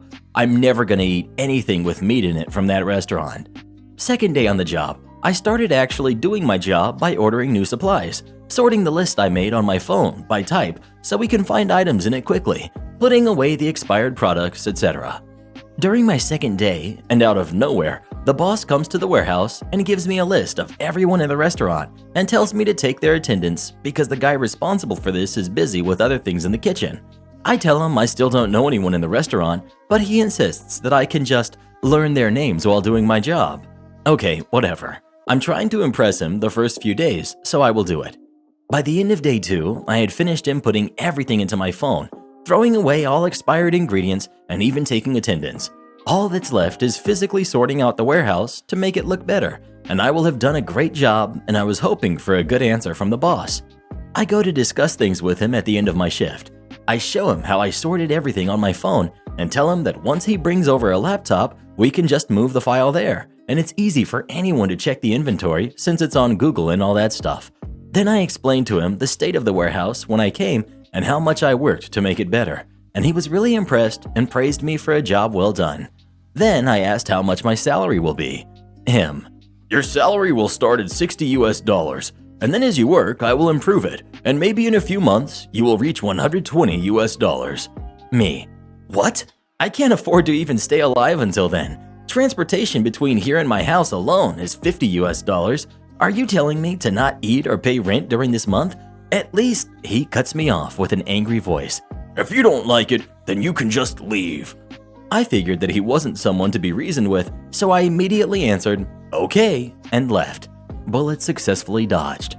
The next day, one of the coworkers there calls me, asking where I keep the list of their inventory because he didn't find it, and I answered that there is no list. He was surprised and asked about the list I showed the boss, and I said, oh, that. It was actually on my phone. And he asked me to send it to him, to which I reply with, I'm sorry, but since I quit, I just removed the file from my phone. Have fun sorting through that mess. And I hang up. It wasn't that big of a victory, but at least I didn't give them the results of my efforts for free. Because it happened like that, my 2 days of work there were unpaid. Edit. 1. Some people are showing concern for me in the comment section, and I'm very thankful to you guys. Don't worry though. About a month ago, I moved from Sudan to Iraq, and a week ago I found a good job, which gets me a good enough salary to cover my expenses here and have some money left. Momzilla breaks down because we won't break the law. Cast. We've got me, we've got Momzilla, we've got the nice bride, and my manager. Okay, so this happened when I was 18. I got a new job at a bridal shop. In this shop, you can wear shoes and buy off the rack or order. We do alterations and nothing we sell is over $1,800. Now we are appointment based, but we take walk-ins. Now we also sell bridesmaids, proms, quinceañera, and other fancy event dresses. This event. One day a girl walks in with 8 bridesmaids and her mother. I greeted them and asked if they had an appointment. Nice bride. No, do we need one? Me. We are appointment-based, but Momzilla. Now, listen here, you stupid jerk. This is baby's special day, and we will be trying on dresses. Me. I understand. We do take walk-ins, but we are appointment-based. Momzilla. Shut up and help us now. Nice bride. Mom, calm down. Can you pencil us in today? Me. Not a problem. We're pretty slow today, and I have an available stylist right now. Thank you so much. Momzilla just rolls her eyes and starts looking at dresses. I thought that was the end. I was very wrong. About 20 minutes later, Momzilla comes storming towards me. Me. Oh, hello, Momzilla. Can I help you? Yes, you can. Tell that jerk to bring it out now. Me, starting to lose my cool. I'm sorry, bring what out? The couches and champagne. I am not paying for this appointment without it. Me. Ma'am, you need to lower your voice. You do not have to pay because this is a free appointment. Also, we do not have couches, and you will have to sit in a chair instead. Lastly, we do not have or serve champagne. We would need a license and to have all employees be 21, so we cannot do that. Momzilla broke down in tears. This is where manager comes in. Manager, what's going on here? Momzilla. Your stupid employees won't give me champagne. Manager ended up kicking her out of the store. Nice bride finished her appointment and found the perfect dress. I never had to see Momzilla again. Am I the jerk for wanting to celebrate my achievements? So I, female 21, have an older brother, male 25. In some ways, I was always the gifted child, but that was mostly because I worked my butt off and my mother forced me into way more stuff. The reason I was good at sports and he wasn't was because my mom let him stay home and play Xbox or go out with friends while I spent every spare hour I had training. I'm talking 12 hours per week athletics, Sunday hockey, 8 hours hockey during the week, 6 hours volleyball, Saturday games, badminton, swimming, water sports in the summer. They even made me train with serious injuries to the point where my coach screamed at them for basically ruining me. So being the gifted kid was a curse in my mind. However, I understood when my brother would be celebrated for a C because that was a big deal to him. But even when I got 10 A's in my GCSEs, a big deal, and took 2 A levels early, we didn't celebrate. Eventually, he went to university and nearly failed out and moved home at 21. He decided to join the military. It was a long process of applying, and he used this as an excuse not to get a job or contribute. Eventually, he went to basic training and failed for poor organization. Forgetting stuff, talking back to officers, poor hygiene, laundry, just stupid stuff. At the same time, I graduated from university with a first-class degree.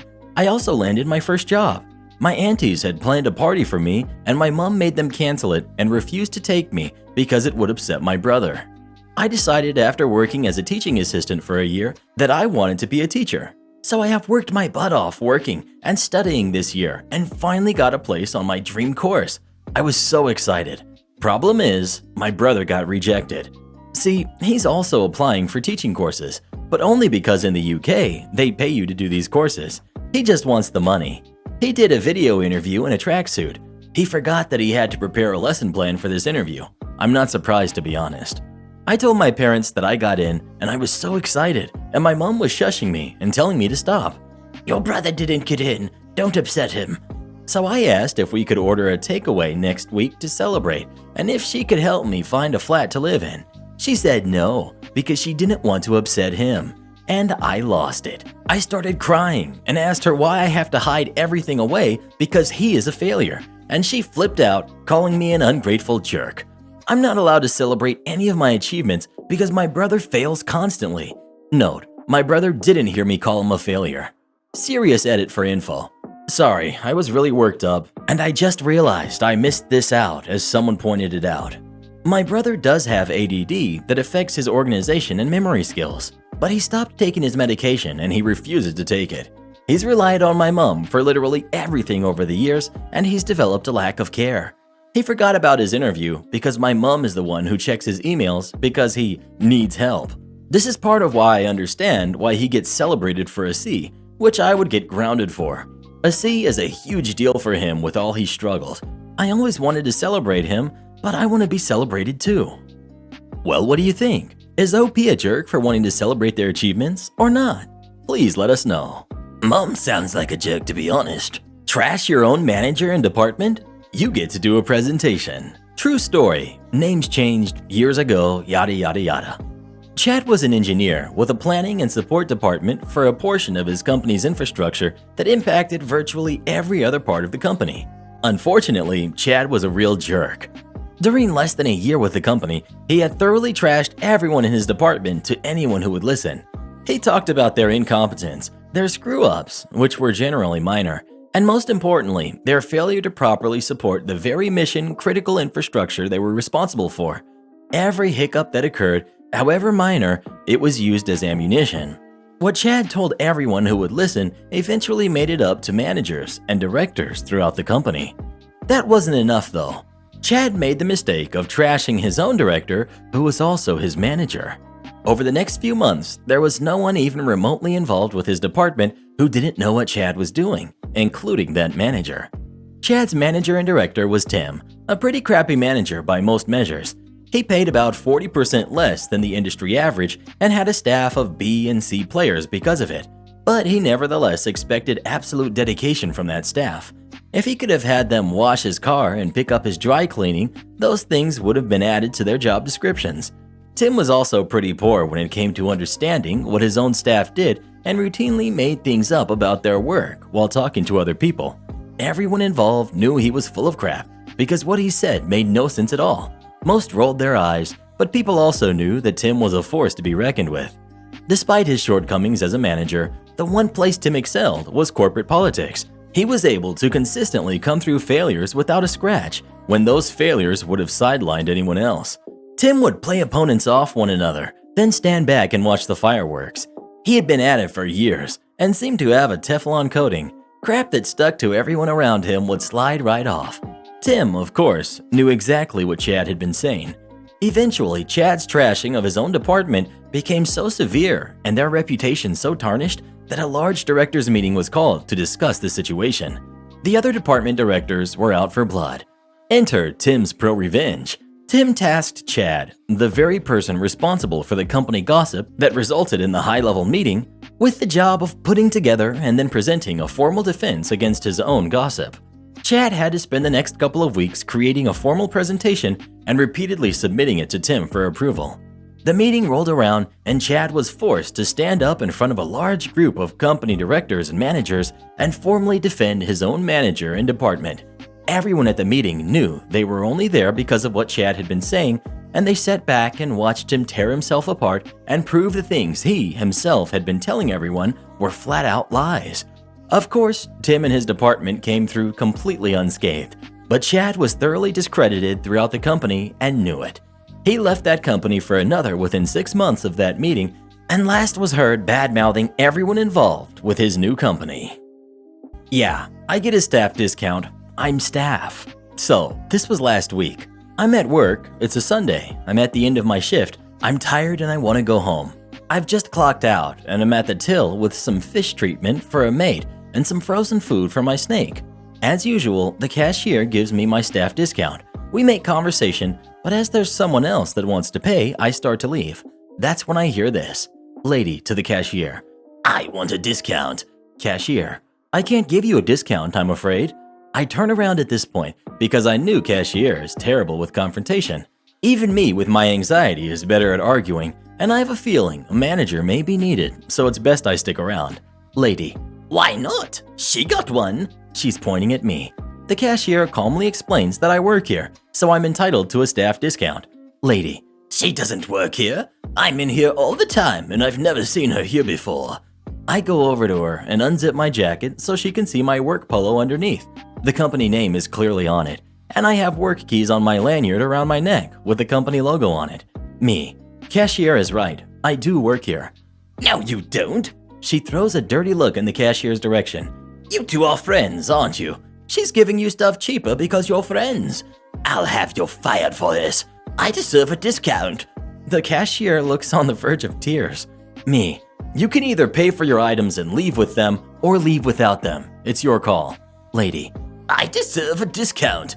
I end up going to get the manager from upstairs, and between us, the cashier, and 2 more staff members, we managed to get this woman to just pay for her stuff, full price, and go. I go home, get my rats in the freezer before they defrost, all is well. But that's not the end of it. The same lady came back in today while I was on tills. She comes straight up to my till with a bunch of items and declares she usually gets a discount. I recognize her, and I've seen this scam before, though never from someone as brazen as this. Me. Oh, really? I've never seen you in here before. The lady points to a colleague. This colleague happens to be one of the ones who witnessed the ordeal last week. Lady. Ask him. He knows who I am. Colleague. Oh yeah. She's the woman last week that demanded we give her a discount because she didn't believe that you worked here. The woman looks mad. If this were a cartoon, there'd be smoke coming out of her ears. Me. Oh, that'll be. The total, I don't remember. It was pretty decent though. I believe she was buying a tank and a setup, so well over 500 quid probably. Lady. And my discount? Me. I can't give you one, I'm afraid. You're new. I always get a discount. I've been here over 2 years actually. Well, I've never seen you before. Me. Really? Because that's what you said last week. That'll be this much.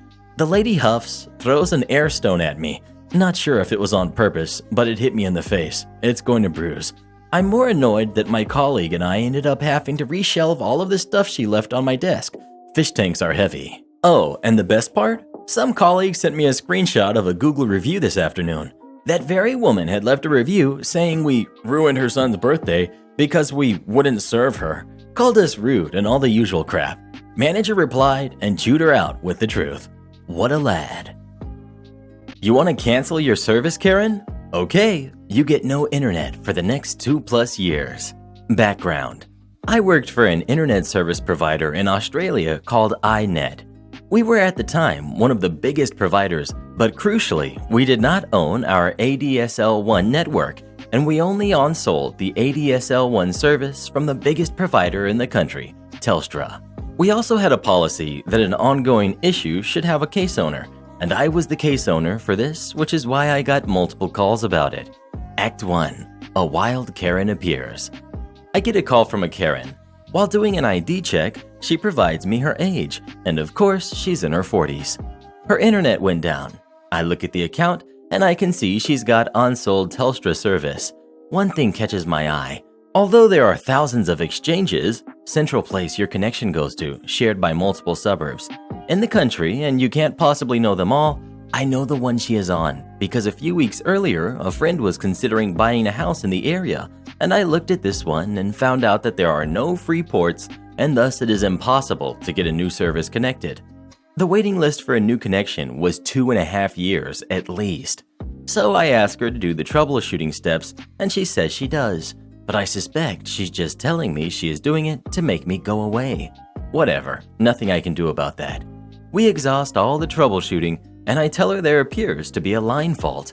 I can send out a technician, but it will take 3 to 5 working days, and if there is actually nothing wrong with the line, she will be charged $199 plus $40. Numbers might be wrong, it was a while back, but it was at least $200 for every 15 minutes of work to cover technician's time.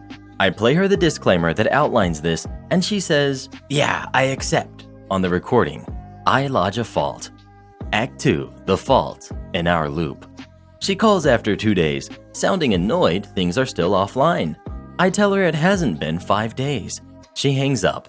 On the 5th day, I get a technician's report saying, no fault found. Next day she calls.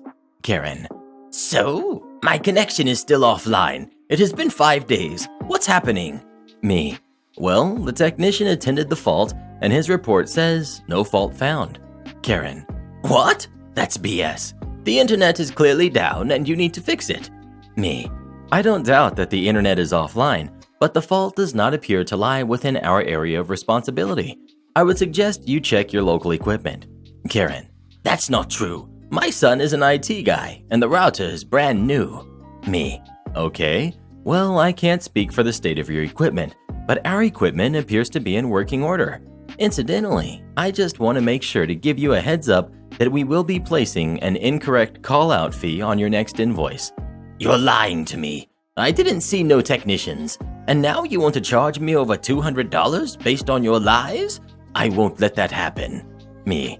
I assure you, the technician attended the reported fault. However, you did not see them because they probably only went to the exchange, which is approximately 4 kilometers away from you. Karen, you're lying to me. I am not paying the fee. What can I do now? Me, well, if you are that adamant that your equipment is not at fault, your only option is to file another fault and send the tech out again. It is fairly rare, but it is not impossible the technician was wrong. Karen, and then you'll pretend you send the tech and charge me another incorrect call-out fee. Me, we will most definitely send out another tech, but yes, it is very likely to come back as another NFF, and in that case, a further fee is likely.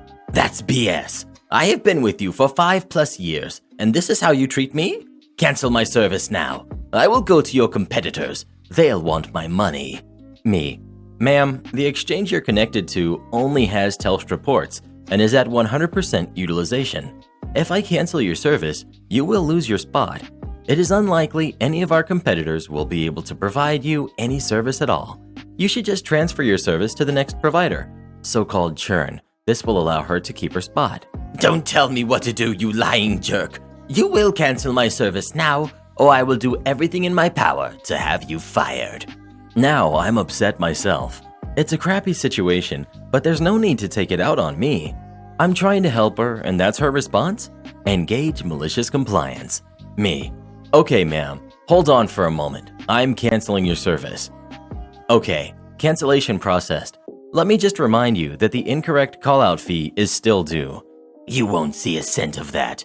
Me, noted. But the amount is over collections threshold, so we will send you to collections. Karen hangs up. Act 3. The joys of the waiting list. About a month later, I get a request to transfer to me. It's Karen. I take a moment to catch up on her file, and the service is canceled and fee invoiced. I run a quick service qualification on her line, and I can see that our service, so-called codes, have dropped off, and there are no other codes on her line. She did not manage to get connected with anyone. Karen, hello, I think I spoke to you last time. Yes, you did. My internet is still down, and you are still charging me for the fee. I need you to get rid of it. Me, I cannot do that. The charge is valid. Well, I can't pay it. You've ruined my business. I was operating an e-commerce business, and that won't be possible anytime soon. Running a business over residential connection is a breach of customer service agreement, but I let that slide.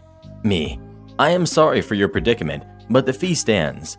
I'll do you a deal. If you reconnect my service, I will pay the fee. Me, I can probably sign you up again, even though you're behind on payment, but I was not lying to you when I told you that there are no ports on your exchange. It is very unlikely you would get a port. They're all in use. Did you try with our competitors as you said you would? I did. None of them would even try signing me up because they told me they couldn't provide service. Me, we are in the same situation. Why can't you just give me my old spot back? Me, because it was given to the first person on the waiting list. And how long does the waiting list take?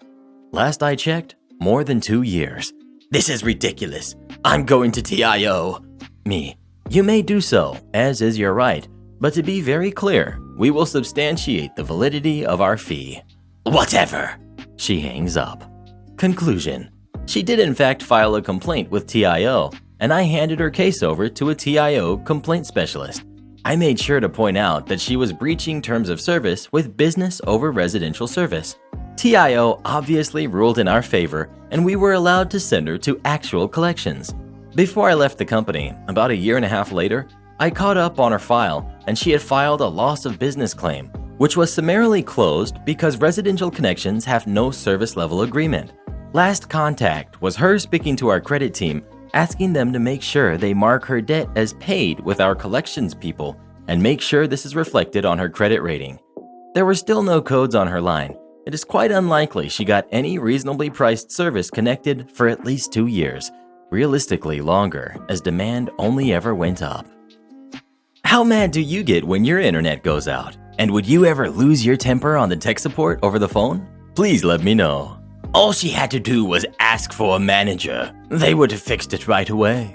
Snowmobile Karen gets humiliated by owner. So this happened about a week ago when I was asked to fill in for a friend at a ski center. Yes, ski centers are allowed to be open in my country due to it being outside. The layout of the area is somewhat important to the story, so allow me to give you a short tour. There are 5 ski lifts from left to right. Family lift, kiddie lift, which is just a rope that the kids hold on to and it takes them about 10 meters up. 2 anchor lifts beside each other, and the last one leads to the street, which is for rails and jumps. None of them are gondola lifts, as the center only requires anchor lift. I was working at the so-called family lift, which is meant for families with kids. This means that the slope is small compared to the rest, so that everyone in the family can ride together. Next to the lift I was working at is a sledding slope, which is for people who just want to come sledding, and this is free, meaning you don't need a ski pass to enter. Also, every lift has a snowmobile, and I had mine parked next to the lift so I could have somewhere to sit if I wanted to, and due to the cold, the suspension was somewhat frozen, which meant that when someone took a seat on the snowmobile, it made a sound. Now to the story. We have Entitled Snow Karen, Hex Spawn 1 and 2, and me.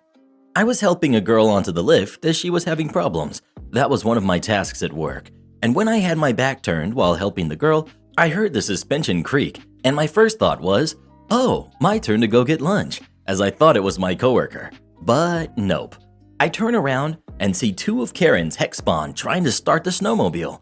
Me, hey, what on earth do you think you're doing? Hex Spawn 1, we want to drive the snowmobile. Spawn 2, yeah, we're going to drive it up the slope. Me, no, you can't do that. You're not old enough. You have to be at least 16 to drive one, and they were about 5 or 6, and you can't drive this unless you work here. Spawn 2, but Mom said we could. Me, I don't care what your mom says. You are not allowed on it. I need you to leave. And guess who cut me off? Karen, why are you talking to my babies? Me, ma'am, are they your Hex Spawn? Yes. Now tell me why you're talking to them. Me, they were on the snowmobile and trying to start it to take it for a joyride. So, I told them they could. Me, ma'am, they can't do that. They're not old enough. They don't work here, and they haven't been trained on how to operate it. Karen, oh, stop being so rude. Just teach them how to operate it now.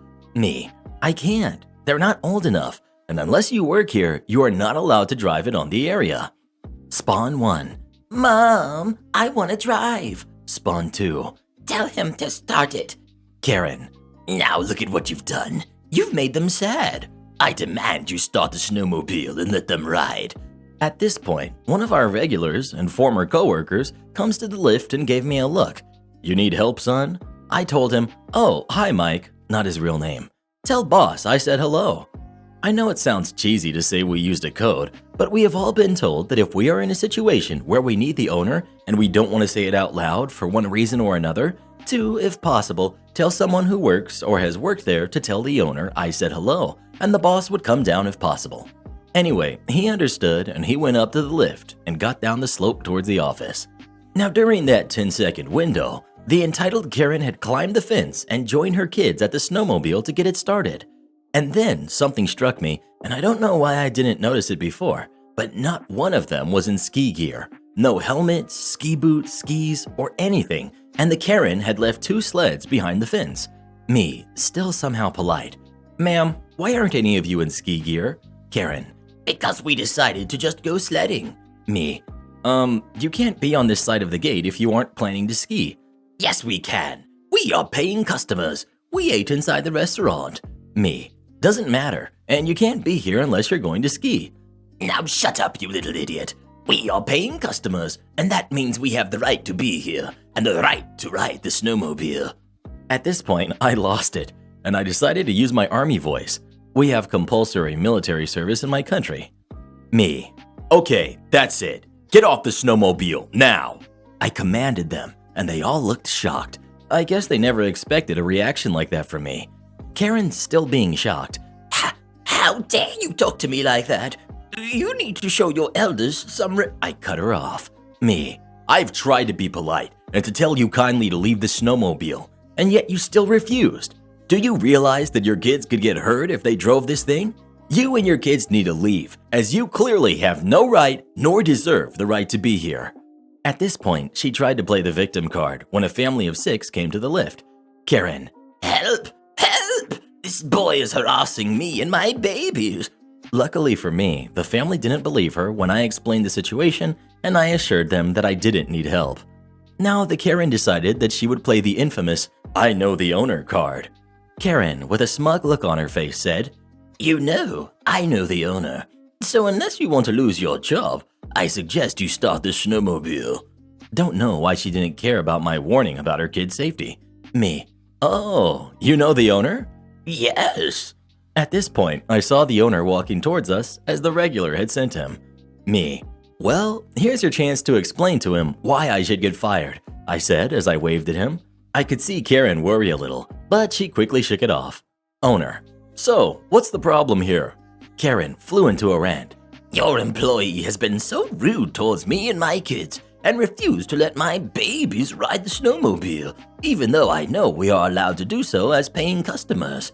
Owner, "No, you are not allowed to because it's dangerous and wasteful. Also, I can see that none of you are dressed to be on this side of the fence, and thus I can assume you have not paid to be here." Karen, "Well, what about him?" she said as she pointed at me. "He's not dressed for skiing either." Owner, "Well, that's because he works here and should not be dressed for skiing." Karen, slowly realizing she's fighting a losing battle, decided to go for the harassment claim. "Well, he harassed me and my babies, and I demand he is fired for his behavior." Now, the owner is a chill guy and has a great sense of humor and does not take BS from anyone, and he saw he had an amazing chance to strike down this Karen. Owner, "Well then, should we see what audio the cameras have recorded?" "No, that is not necessary, but I demand he be fired for his behavior." The owner cut her off. "And I guess I should also tell my daughter that her boyfriend is a horrible person for harassing a mother and her kids, right? Oh, how devastated she will be," he said sarcastically. You see, what Entitled Karen didn't know is that I've been dating the owner's daughter for 2 years, and when I have time, I spend the weekends at her family's house. Now the Karen realized that her battle was lost, and just on cue started shrieking about how she will leave a horrible Facebook review, how the police will hear about this, how she will never come back because we are so horrible to customers, yada yada yada. You guys know the drill. After she left, me and the owner started laughing, and he said he would save the security footage because he wanted to keep this as a Karen takedown trophy. Not long after, I got my lunch break, and I called my girlfriend to tell her about the encounter, and she started laughing as well. I do hope I get to see her again, so I can ask her if she would like to see the owner again. Thanks for reading. Hope you guys liked it. Karen demands to live with me. I put her in the attic. I own a bungalow in an area near the university my sister attends. She's having some housing issues. She's looking into her options, but everything has fallen through or comes with issues so far. She's asked me if she could stay with me until she graduates. She would be moving in June this year and moving out May of 2022. She has said she'll pay 50-50 for everything in this time if I agree. ETA, 50-50 in the case is £400 per month, which is meant to cover food and bills. I am paying the mortgage separately and out of my own money. I'm hesitant about this, as while we haven't shared a roof in a few years, when we did live together, we drove each other up the wall. My bungalow is 2 floors. There's the main floor, which has 2 bedrooms, a living room, a kitchen, and bathroom, and there's a staircase that leads to a converted attic, which has a bedroom, kitchenette, and ensuite. The key differences are that while the kitchen has all the normal kitchen things, oven, counters, dishwasher, the kitchenette is a table and a shelf with a microwave, kettle, small fridge, and some basic kitchen storage, and the bathroom has a bath/shower, while the ensuite has just a small shower, and in general, the attic is far smaller than the main floor. With sloped walls due to the roof shape, that means the area you can actually stand in works out to about half the space the main floor has. Also worth pointing out that the stairs to the attic are in the middle of the main floor, and it's an actual staircase that leads into the attic. There's no door. I told my sister that if we're doing this, she's taking the attic. I said that she can use the bathroom and kitchen because I do appreciate that the kitchenette and ensuite leave a lot to be desired. But I expect to get priority for the kitchen and bathroom because she'll have the kitchenette and ensuite entirely to herself. And other than that, the attic is her space. I said I couldn't offer her the second bedroom because I have an office in there and it would disrupt me to move it. She responded that I'm the worst, that the attic room sucks because it's tiny, that the ensuite and kitchenette are crap, and that her area wouldn't even have a door. She says that the attic isn't worth paying 50% of everything, that she should get the second bedroom and I could move my office up to the attic, or into my room, or into the living room, as my office is pretty much just a desk and chair, so it would take me 5 minutes to shift it completely and wouldn't take up much space. I said she's the one who wants to move into my place, and I want boundaries around this stuff, and confining her to the attic seems like the best way to do that. She called me a jerk and said if I don't want her to live with me, then I just had to say so. I said that's not what this is. I don't mind her living with me. I just want some boundaries, but she called me a jerk and is now ignoring my texts. Am I the jerk? Well, who do you agree with? OP or her sister? Please let us know. That attic sounds kind of nice, to be honest. Ours is much scarier. Am I the jerk for bringing my 8 kids to a park with all elderly people and disturbing the peace? So I, 37 female, and my husband, 36 male, have 8 kids, ages 3 to 13. All of them are adopted, which is kind of important later. We RV full-time in our travel trailer. So far, it's been amazing, and we've had so many amazing experiences. Also important to mention, my husband and oldest daughter are deaf. So are most of my kids, but it's not very important to this story. Anyways, a few days ago, we wanted to go to a town, but there was only really one thing we wanted to see, so we decided we would get to the RV park in the afternoon on Friday, and the kids would finish school, and we would spend the night there, and then on Saturday morning, we would pack up the RV, go to the thing we wanted to see, and then from there go to a different state where we are staying for a week. So when we arrived on Friday, we started getting the RV unpacked. There were little tables with picnic benches outside of each RV, and at the lot in front of us, there was an elderly man sitting at the picnic tables. My kids are very well behaved and know that they shouldn't be very loud, especially when we're in a park where the RVs are very close together. But the second we got out of the car, the old man was just staring at us. We get stares a lot, but it was more angry than confused. He said, "Hey lady, are those all yours?" to me. I just said yes.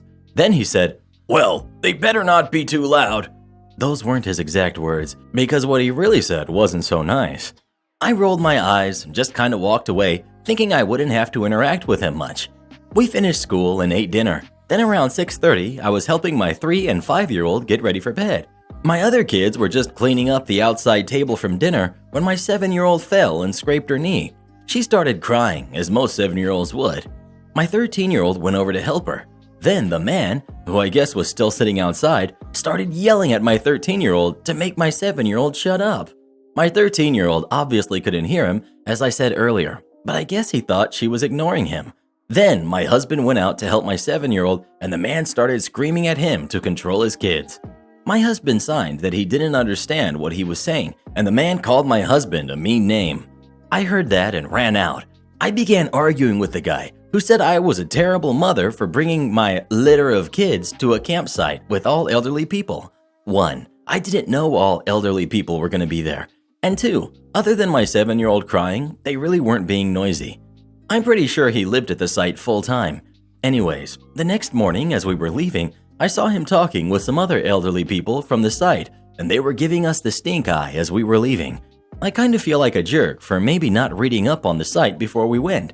We usually skim the website, but since we were only going for the night, it didn't feel necessary. Am I the jerk here?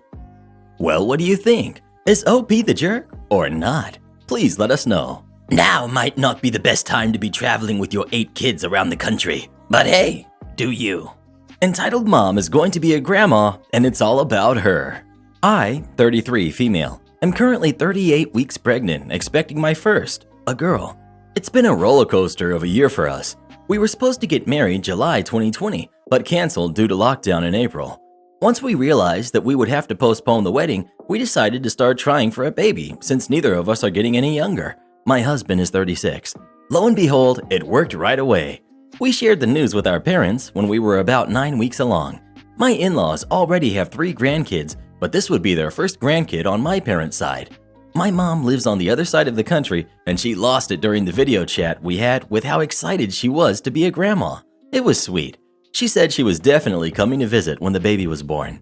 Since then, we actually did have a small backyard wedding, socially distanced. We bought our first house and moved, and are now waiting anxiously for the baby to arrive.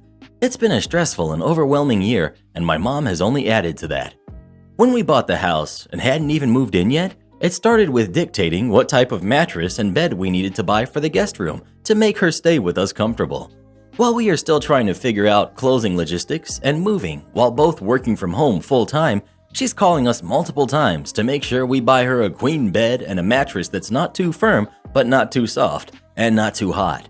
Her weekly calls would also involve her asking how much weight I've gained each week in my pregnancy and warning me each time that I should try not to gain too much because I would eventually have to lose it. As the baby's arrival draws closer, she is making me more and more anxious about her visit. She booked her flight for 2 days before my due date to stay for 3 weeks. She didn't ask which dates would be good for us before she booked it. I wanted to make sure she was planning to come and help us, not just be a house guest that would hog the baby cuddles.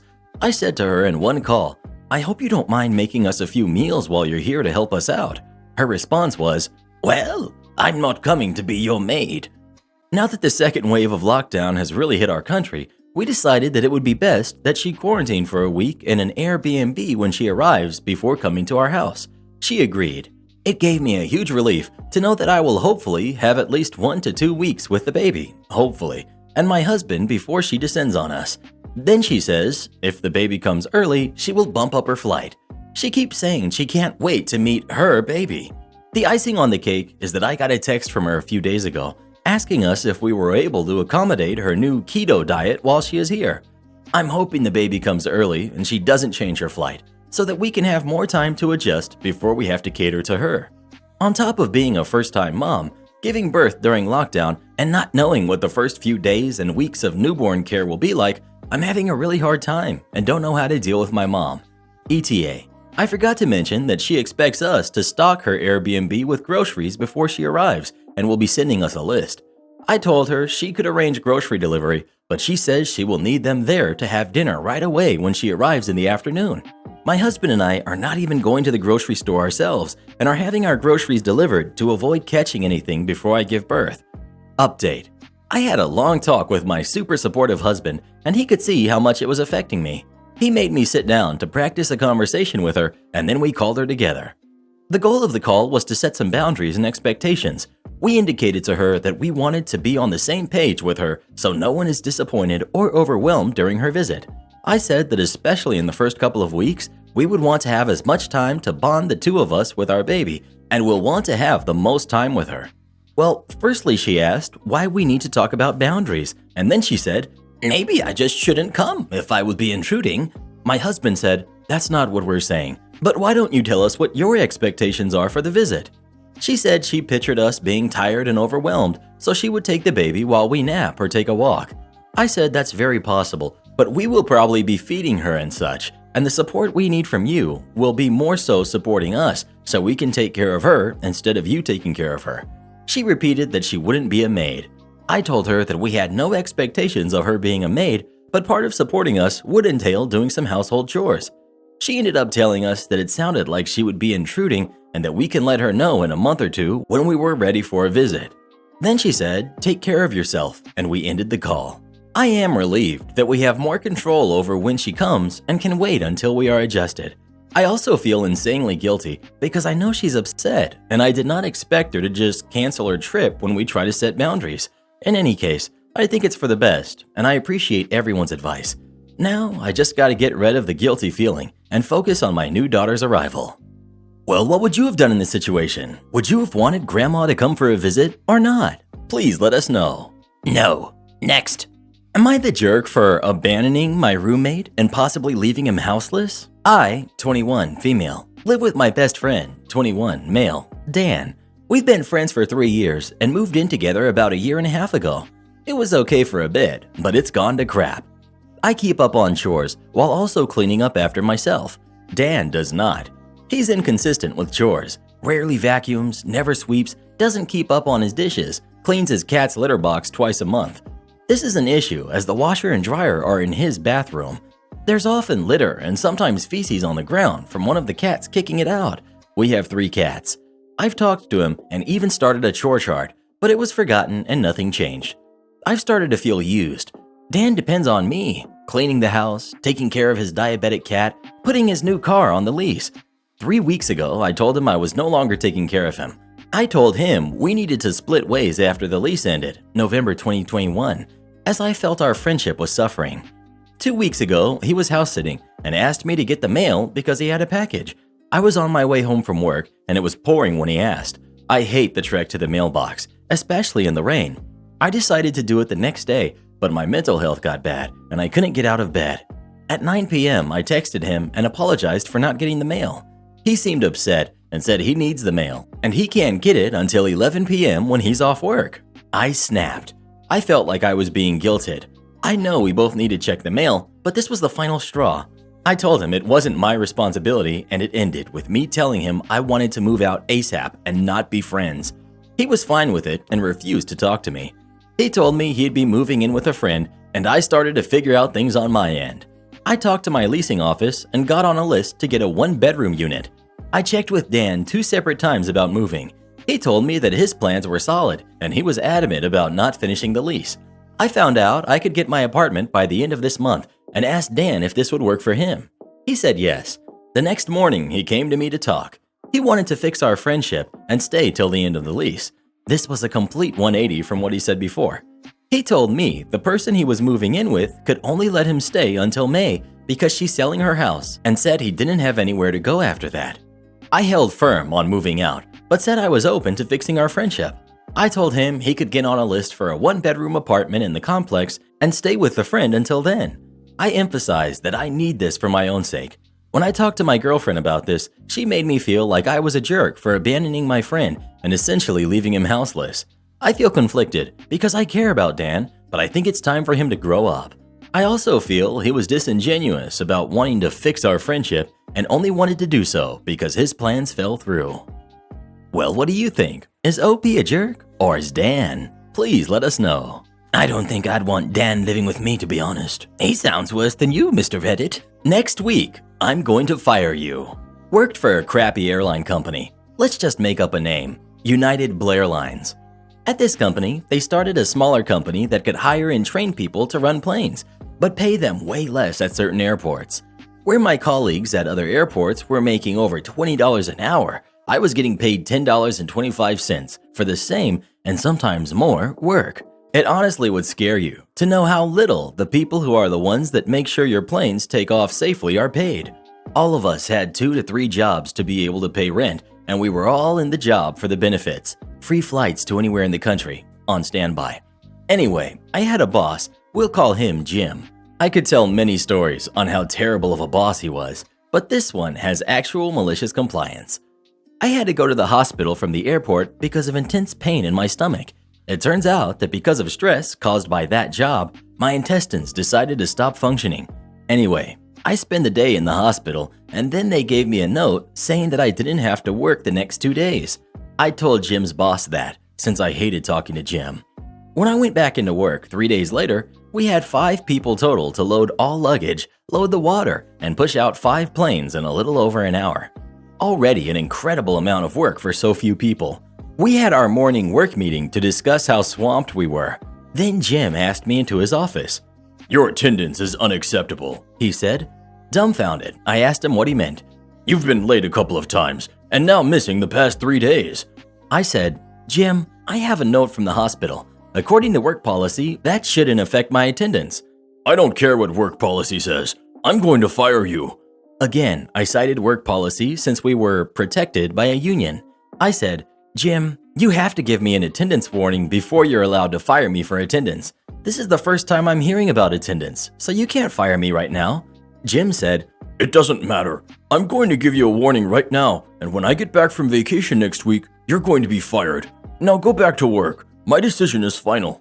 So I told my coworkers what happened. Then I decided, all right, well, if next week he's firing me, I'll just leave now. Even though their day was about to be swamped, since now 4 people were working 5 planes, they all said, "Forget this place, get out of here." So I left and went to get breakfast. This all happened at 4 a.m. As I'm enjoying my meal, Jim calls me. I happily ignore. He calls 3 more times and then texts me asking where I was at. I told him, "You fired me. Why would I keep working for you?" No response. I try to soak in the sight of Jim running between planes like a chicken. I don't imagine any plane took off on time that morning. I get a call from HR and the union rep and the general manager, who is Jim's boss. They all said Jim was wrong and asked me if I could come back to work it out. but quitting felt so good, and I felt such weight lifted off my shoulders thinking about not working there anymore. So I never went back. Some more info. Although this isn't so satisfying, it's more a testament of United Blair Line's complete lack of ethics. Jim got in really big trouble when he had a guy who had a shoulder injury and had a note and told Jim several times he couldn't do super heavy labor. Jim sent him to the bag room by himself anyway. Imagine having to lift 300 to 700, 50 to 70 pound bags over your head per hour, all while running between bag carts and the belt. Needless to say, the guy tore his shoulder and had to get surgery on it. They still didn't fire Jim. Instead, they promoted him to manage the workers who did ticketing and no manual labor. As far as I know, Jim still works for United. My coworker still cannot move the way he used to 2 years later. Karma will get you, Karen. There was a point in time, years ago, where I worked in a supermarket. I will not go into details about what it was like working for this particular supermarket, but when 3 separate staff members were under so much stress that, well, they thought of doing something not so nice, you can imagine how toxic it was. The fact that I managed to last 2.5 years was extraordinary. Anyway, I was pretty much the assistant store manager in everything but job title and pay rate. I had a store manager who was so lazy that I did most of his work for him. He also liked to clock out earlier than he should, just so he could beat the traffic to get home. Remember this fact for later. It was my day off, but I had to come in to do an emergency order. One of our freezer units had broken down, and I needed to reorder all the spoiled stock. I had done the order, and then decided to head up the road to a fast food establishment where the burgers are better. I was dressed in just a plain black polo shirt and black denim jeans, nothing special. The uniform for this fast food establishment was a red shirt and black pants. I had placed my order and sat down at a nearby table while I waited for them to prepare it. There were about 3 other people waiting for orders and about 3 people waiting in line to order. Then in walks Karen. She sees the line and waits very impatiently. After about a minute, she spies me and comes over to me. Karen, why are you not up there taking orders? Me, excuse me? Why are you not taking orders? You shouldn't be sitting around like this. Me, I don't work here. BS, I see you here all the time. Now get up there and take my order. Me, but like I said, I do not work here. You're just being lazy. You just don't want to work. Me, I don't want to work? Exactly. And with that attitude, you will never be any more than a fast food employee. Me, look, this is my day off. And like I said, I do not work here. At that moment, my order is ready. So I get up and grab my order. Karen follows right behind me. So now you're going to take even longer to take my order? This is ridiculous. Me, look, if you want to place an order, there is no line right now. I don't care if there is a line or not. I want you to do my order, or I will get you fired. Me, look, I told you I do not work here. I told you it's my day off. I told you there's no line. Now I'm leaving with my food to enjoy it somewhere away from a rude, obnoxious person like you. Karen, how dare you call me obnoxious? Karen proceeds to grab my drink and tip it over me and the floor. The manager comes out and asks what's happening. I tell him my side of the story. Karen tells him her side of the story. The manager replaces my drink, gives me a large fry for free, and allows me to leave while he talks to Karen. I decide to go back down to work and use the staff room to eat my lunch. While there, I get a phone call from the store manager. Manager, hey OP, are you still in the city? Me, yes, why? Well, I left early and I am nearly home now. I just remembered that I had a job interview lined up for this afternoon. Me, and? Well, you have experience with job interviews. Can you do it for me? Me, okay, when is the interview? She should be there in a couple of minutes. It's for a cashier role, so you know what to ask. Me, yep, okay. I go to the front counter and tell the girls to send the person for the interview down to the store manager's office when she gets here. I finish up my lunch and wait.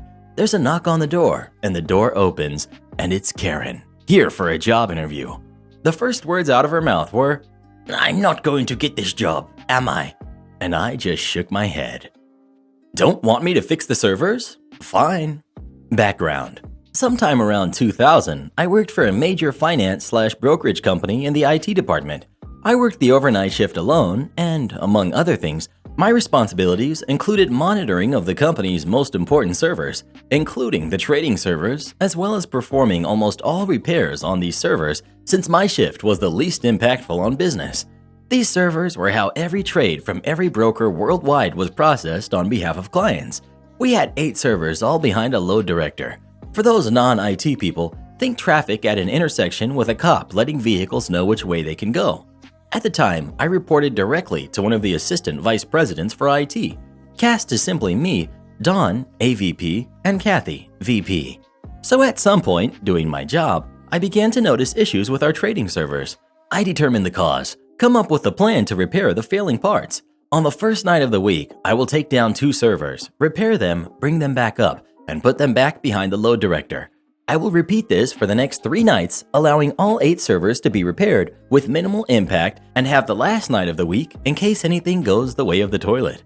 Understand that while I had authority to do this with just about any of the other 1,000 servers the company had, I could not touch these without the Don's approval.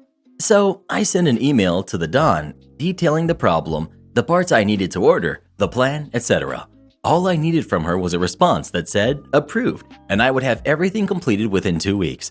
Also note that I had red receipts turned on for all my emails. As you can probably guess, I heard nothing back. 2 weeks later, I follow up with another email, reminding her of the issue and including all the documentation I had sent with the first one. Nothing. Another 2 weeks go by, and I send a second follow-up email, noting that this isn't a question of if these machines will fail, but only a matter of when. Crickets. Another 2 weeks go by. It's now about noon on Friday, and I'm home having just begun my weekend. I get a call that goes something like this. Me. Hello? Kathy. Is this Morpheus J? Me. Yes. This is Kathy. Who? When I'm off the clock, that part of my brain turns off. It's Kathy, your boss. Me. Oh, hey, Kathy. Oh, this cannot be good. I'm now realizing that my boss's boss is calling me at my house and that all the excrement must have followed an upward trajectory towards the device circulating air. Kathy. All the trading servers have crashed. We need everyone on hand. Me. I'll be there in 20 minutes. It was usually a 35-minute drive. Basically, one server crashed and the load from that server was transferred to the remaining 7, which caused number 2 to fail under the increased load. Rinse and repeat for all 8 servers. I arrived at work to find the entire team is there with 8 brand new servers ready to be built. We get everything built, locked down, restored from latest backups, and online again by 6 p.m. Then home for the weekend. I get to work Sunday night, my Monday, and the first thing I do is print out emails and those oh-so-precious red receipts. I place them in a nice folder on the corner of my desk. At 7 a.m. Monday morning, end of my shift, Kathy walks into my office and asks me to join her in her office. I say sure and grab the folder and follow her. When we get to her office, present are me, Kathy, Don, and a lady from HR. Kathy. So, Morpheus J, I understand from Don that it is your job to monitor the trading servers. Can you tell me what happened? Me. Sure. Opens folder. As you can see from this email, from this date, highlighted for your convenience, I notified Dawn of the problem and requested approval to go ahead with the fix. Here. Opens folder again. Is the red receipt showing she read it the following morning at this time. Again, highlighted for your convenience. Rinse and repeat for the other emails. Kathy. Okay, thank you, Morpheus J. Have a good night. We'll see you tomorrow morning. Fallout. The company lost a stupid amount of money making good on every single trade that didn't happen due to the crash. I come back to work that night to find out from the team that Dawn was gone. I never told them the details. I was assigned to the backup contingency planning team and later to the team that implemented the BCP so that nothing like this would ever happen again. We got a new AVP. Not allowed in the bakery I work in. I'm 18 and have worked in my hometown bakery/shop since I was 16. It's a cute little town where everyone practically knows everyone, and there are mostly sweet old men and ladies walking their dogs or kids running around to collect stickers from the local library. I've lived here my whole life, and though I'm looking at moving for university this year, it's still a wholesome little town. Anyway, this takes place during the lockdown, but shortly after the first initial lockdown in England. We are considered an essential business because we sell milk and bread, as well as flour at the time. We have to wear masks at our jobs and advise other customers to wear masks too, though we're not supposed to tell them specifically to wear one. I still wasn't back at college for the time, so was asked to help out a few hours here and there with my boss and coworker because one employee was still furloughed for the time being. I had to say yes and got a little extra money under my belt. However, because of our low stock at the big bakery, which supplied all of our food to cook and bread to sell, we didn't get a lot of sandwich fillings and often had to go to the local shop right next door in order to pick up extra butter, lettuce, etc. This one fateful day, we had run out of butter as we recently started remaking bacon baps in the morning and the builders were coming in herds. So my boss asked me to take a few pounds out of the till, go get some butter, then get the receipt, yada yada. I was used to doing this and didn't complain. I took my work apron off and threw my jacket on because man, it was freezing. Got the butter, moving on. As I go to walk back into the bakery, this woman sticks out her foot by the door and stops me. I'm silently praying it's not a Karen, and luckily it isn't, but she's not far off. Lady. Ahem. Me. Yes? Lady. It's 2 customers at a time, and I was here first. For work, we have to wear black trousers and a black button-up. Because we're on our feet all day, all of us wear leggings and trainers. Paired with my hoodie, I did not look like I worked there, so I understood the confusion. Me. I know it's 2 people at a time. I'm just trying to… I was here first. I try going around her again, and she moves closer to the door. I have really bad anxiety, and lockdown has made me really paranoid about people being near me I don't know. So to keep myself from panicking, and to keep her unmasked self away from me, I stepped back. My boss hadn't noticed us, as she didn't know I was back from the shops, and was busy serving this mom and her screaming kid, as well as a builder. I gave up by this point. As the second person left, I quickly darted in and sorted my apron out again, just in time to see the lady walk in, ready to throw hands. My boss had gone to doing paperwork, as there were only us 2, and there was a lot to do. I smirked under my mask. Me, rather sweetly. Hello, how can I help you today? The lady stands there for a moment, almost dumbfounded. And you guessed it, she wasn't wearing a mask. I knew she was about to throw a tantrum, so I made things even better. Me. Boss, did you want me to deliver customers' bread on the way home from work? My boss responds with a hearty, yes please, and I turn back to finish serving the lady, who leaves without so much as a word. Despite 9 out of 10 of our customers being jerks, that was a good day to work in retail. I told my boss the story, and we had a small laugh. She did wonder why I was standing outside with some butter. Karen keeps insisting that I'm hitting on her. She gets banned. I, 24 female, live with my good friend, 25 male. I own the apartment. I'm renting out the extra room to him. A little over a month ago, he met a girl online and they started dating. She's now at our place constantly. I'll be honest, I've never really liked her. She was incredibly standoffish and rude to me from the beginning. I eventually learned it was because she thought I had a thing for my roommate, even after he told her I wasn't straight.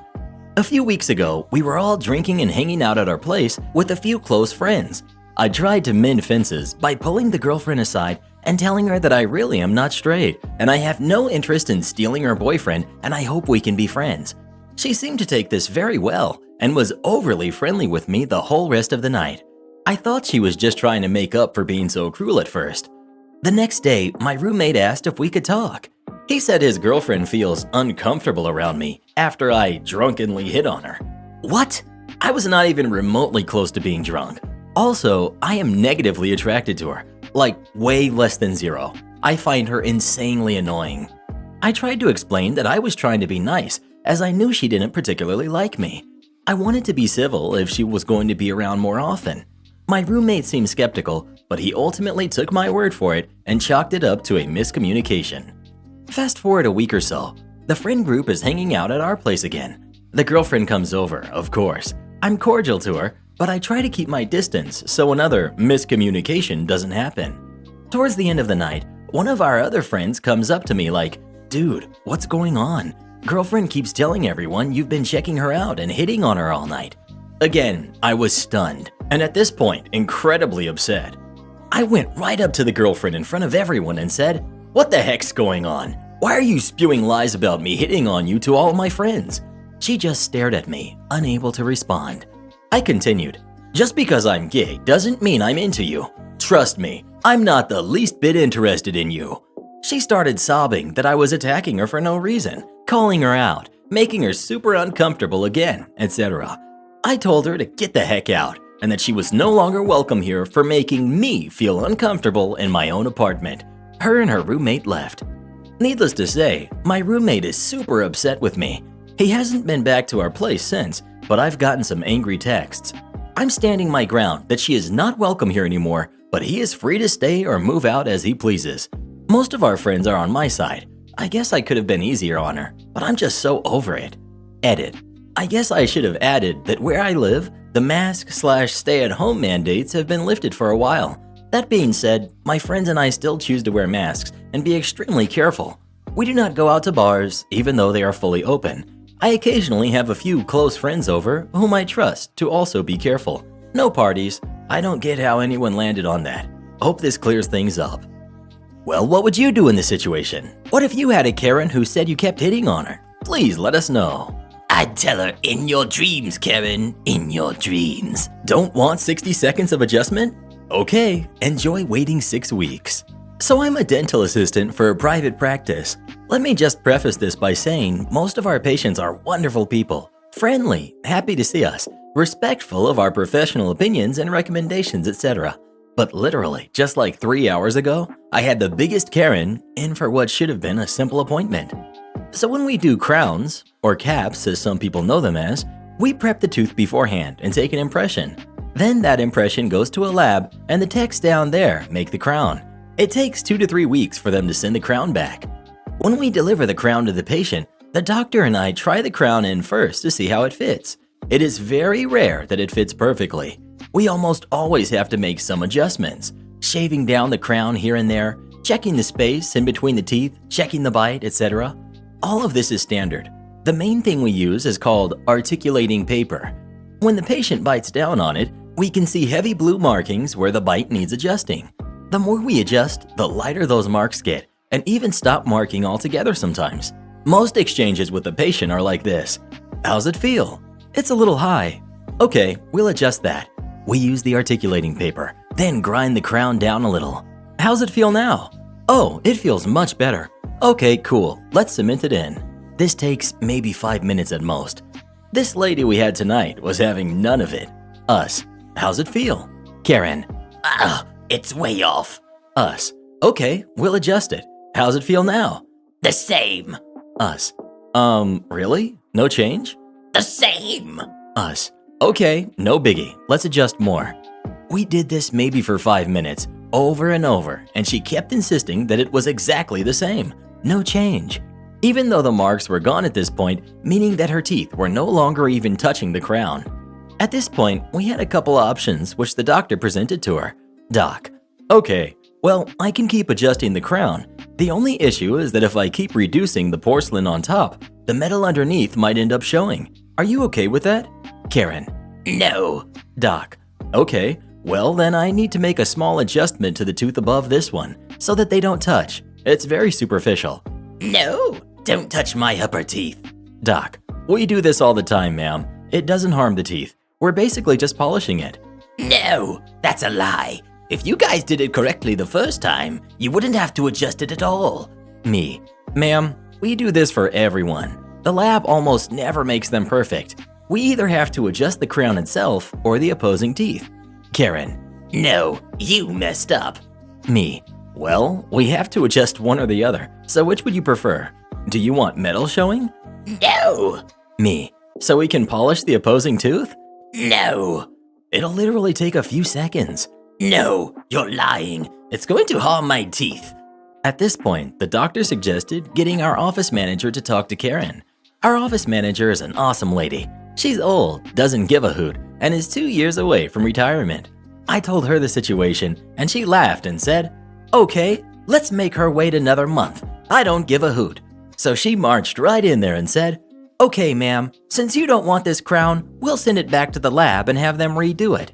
So instead of just waiting the 60 seconds for us to adjust, she now has to wait 3 weeks to come in again. And that's just to re-prep the tooth. Then she has to wait another 3 weeks for the crown to come back from the lab, again. Anyways, thanks for reading. I mostly just wanted to type this out to rant. I've been working as a dental assistant for almost a decade now, and I've never had an exchange like that. It was so bizarre. I straight up think she was either lying to our faces or just crazy. It made zero sense. Edit. To the people saying she has every right to request the crown to be redone, no duh. That's not my issue. My issue is that she accused us of lying, screamed at us, wouldn't tell us why it felt exactly the same, and didn't want any solutions we offered. I've had many patients request crowns to be redone. Not a problem. Sometimes the color is off. Sometimes the fit is really wrong. They just weren't total Karens about it. You can be polite and still get your way. Speaking of the dentist, when was the last time you went to the dentist and what did they do? Please let us know. Probably 2009-ish. I should really get a checkup or something. Am I the jerk for picking my dog over my pregnant sister? Last year, my female 32 sister, female 28, was kicked out of her boyfriend's house and I took her in. We don't have the best relationship, but she was jobless and I was the only relative still living in our country. Surprise, surprise, about 2 months later, she figured out she was pregnant. One day she started to complain about my dog, a beautiful 2.5-year-old husky, and how it would be bad for her baby and that she wouldn't raise her kid with a wild animal around. My dog is a total sweetheart. I told her it was my house and if she was not comfortable here, she could leave and my dog was staying no matter what. She kept complaining, but I wouldn't change my mind. About 2 weeks ago, I had to travel for work to a remote location for a few days. When I came back, my dog was not home and my sister claimed she had no idea where it was. We got into a fight because I didn't believe her.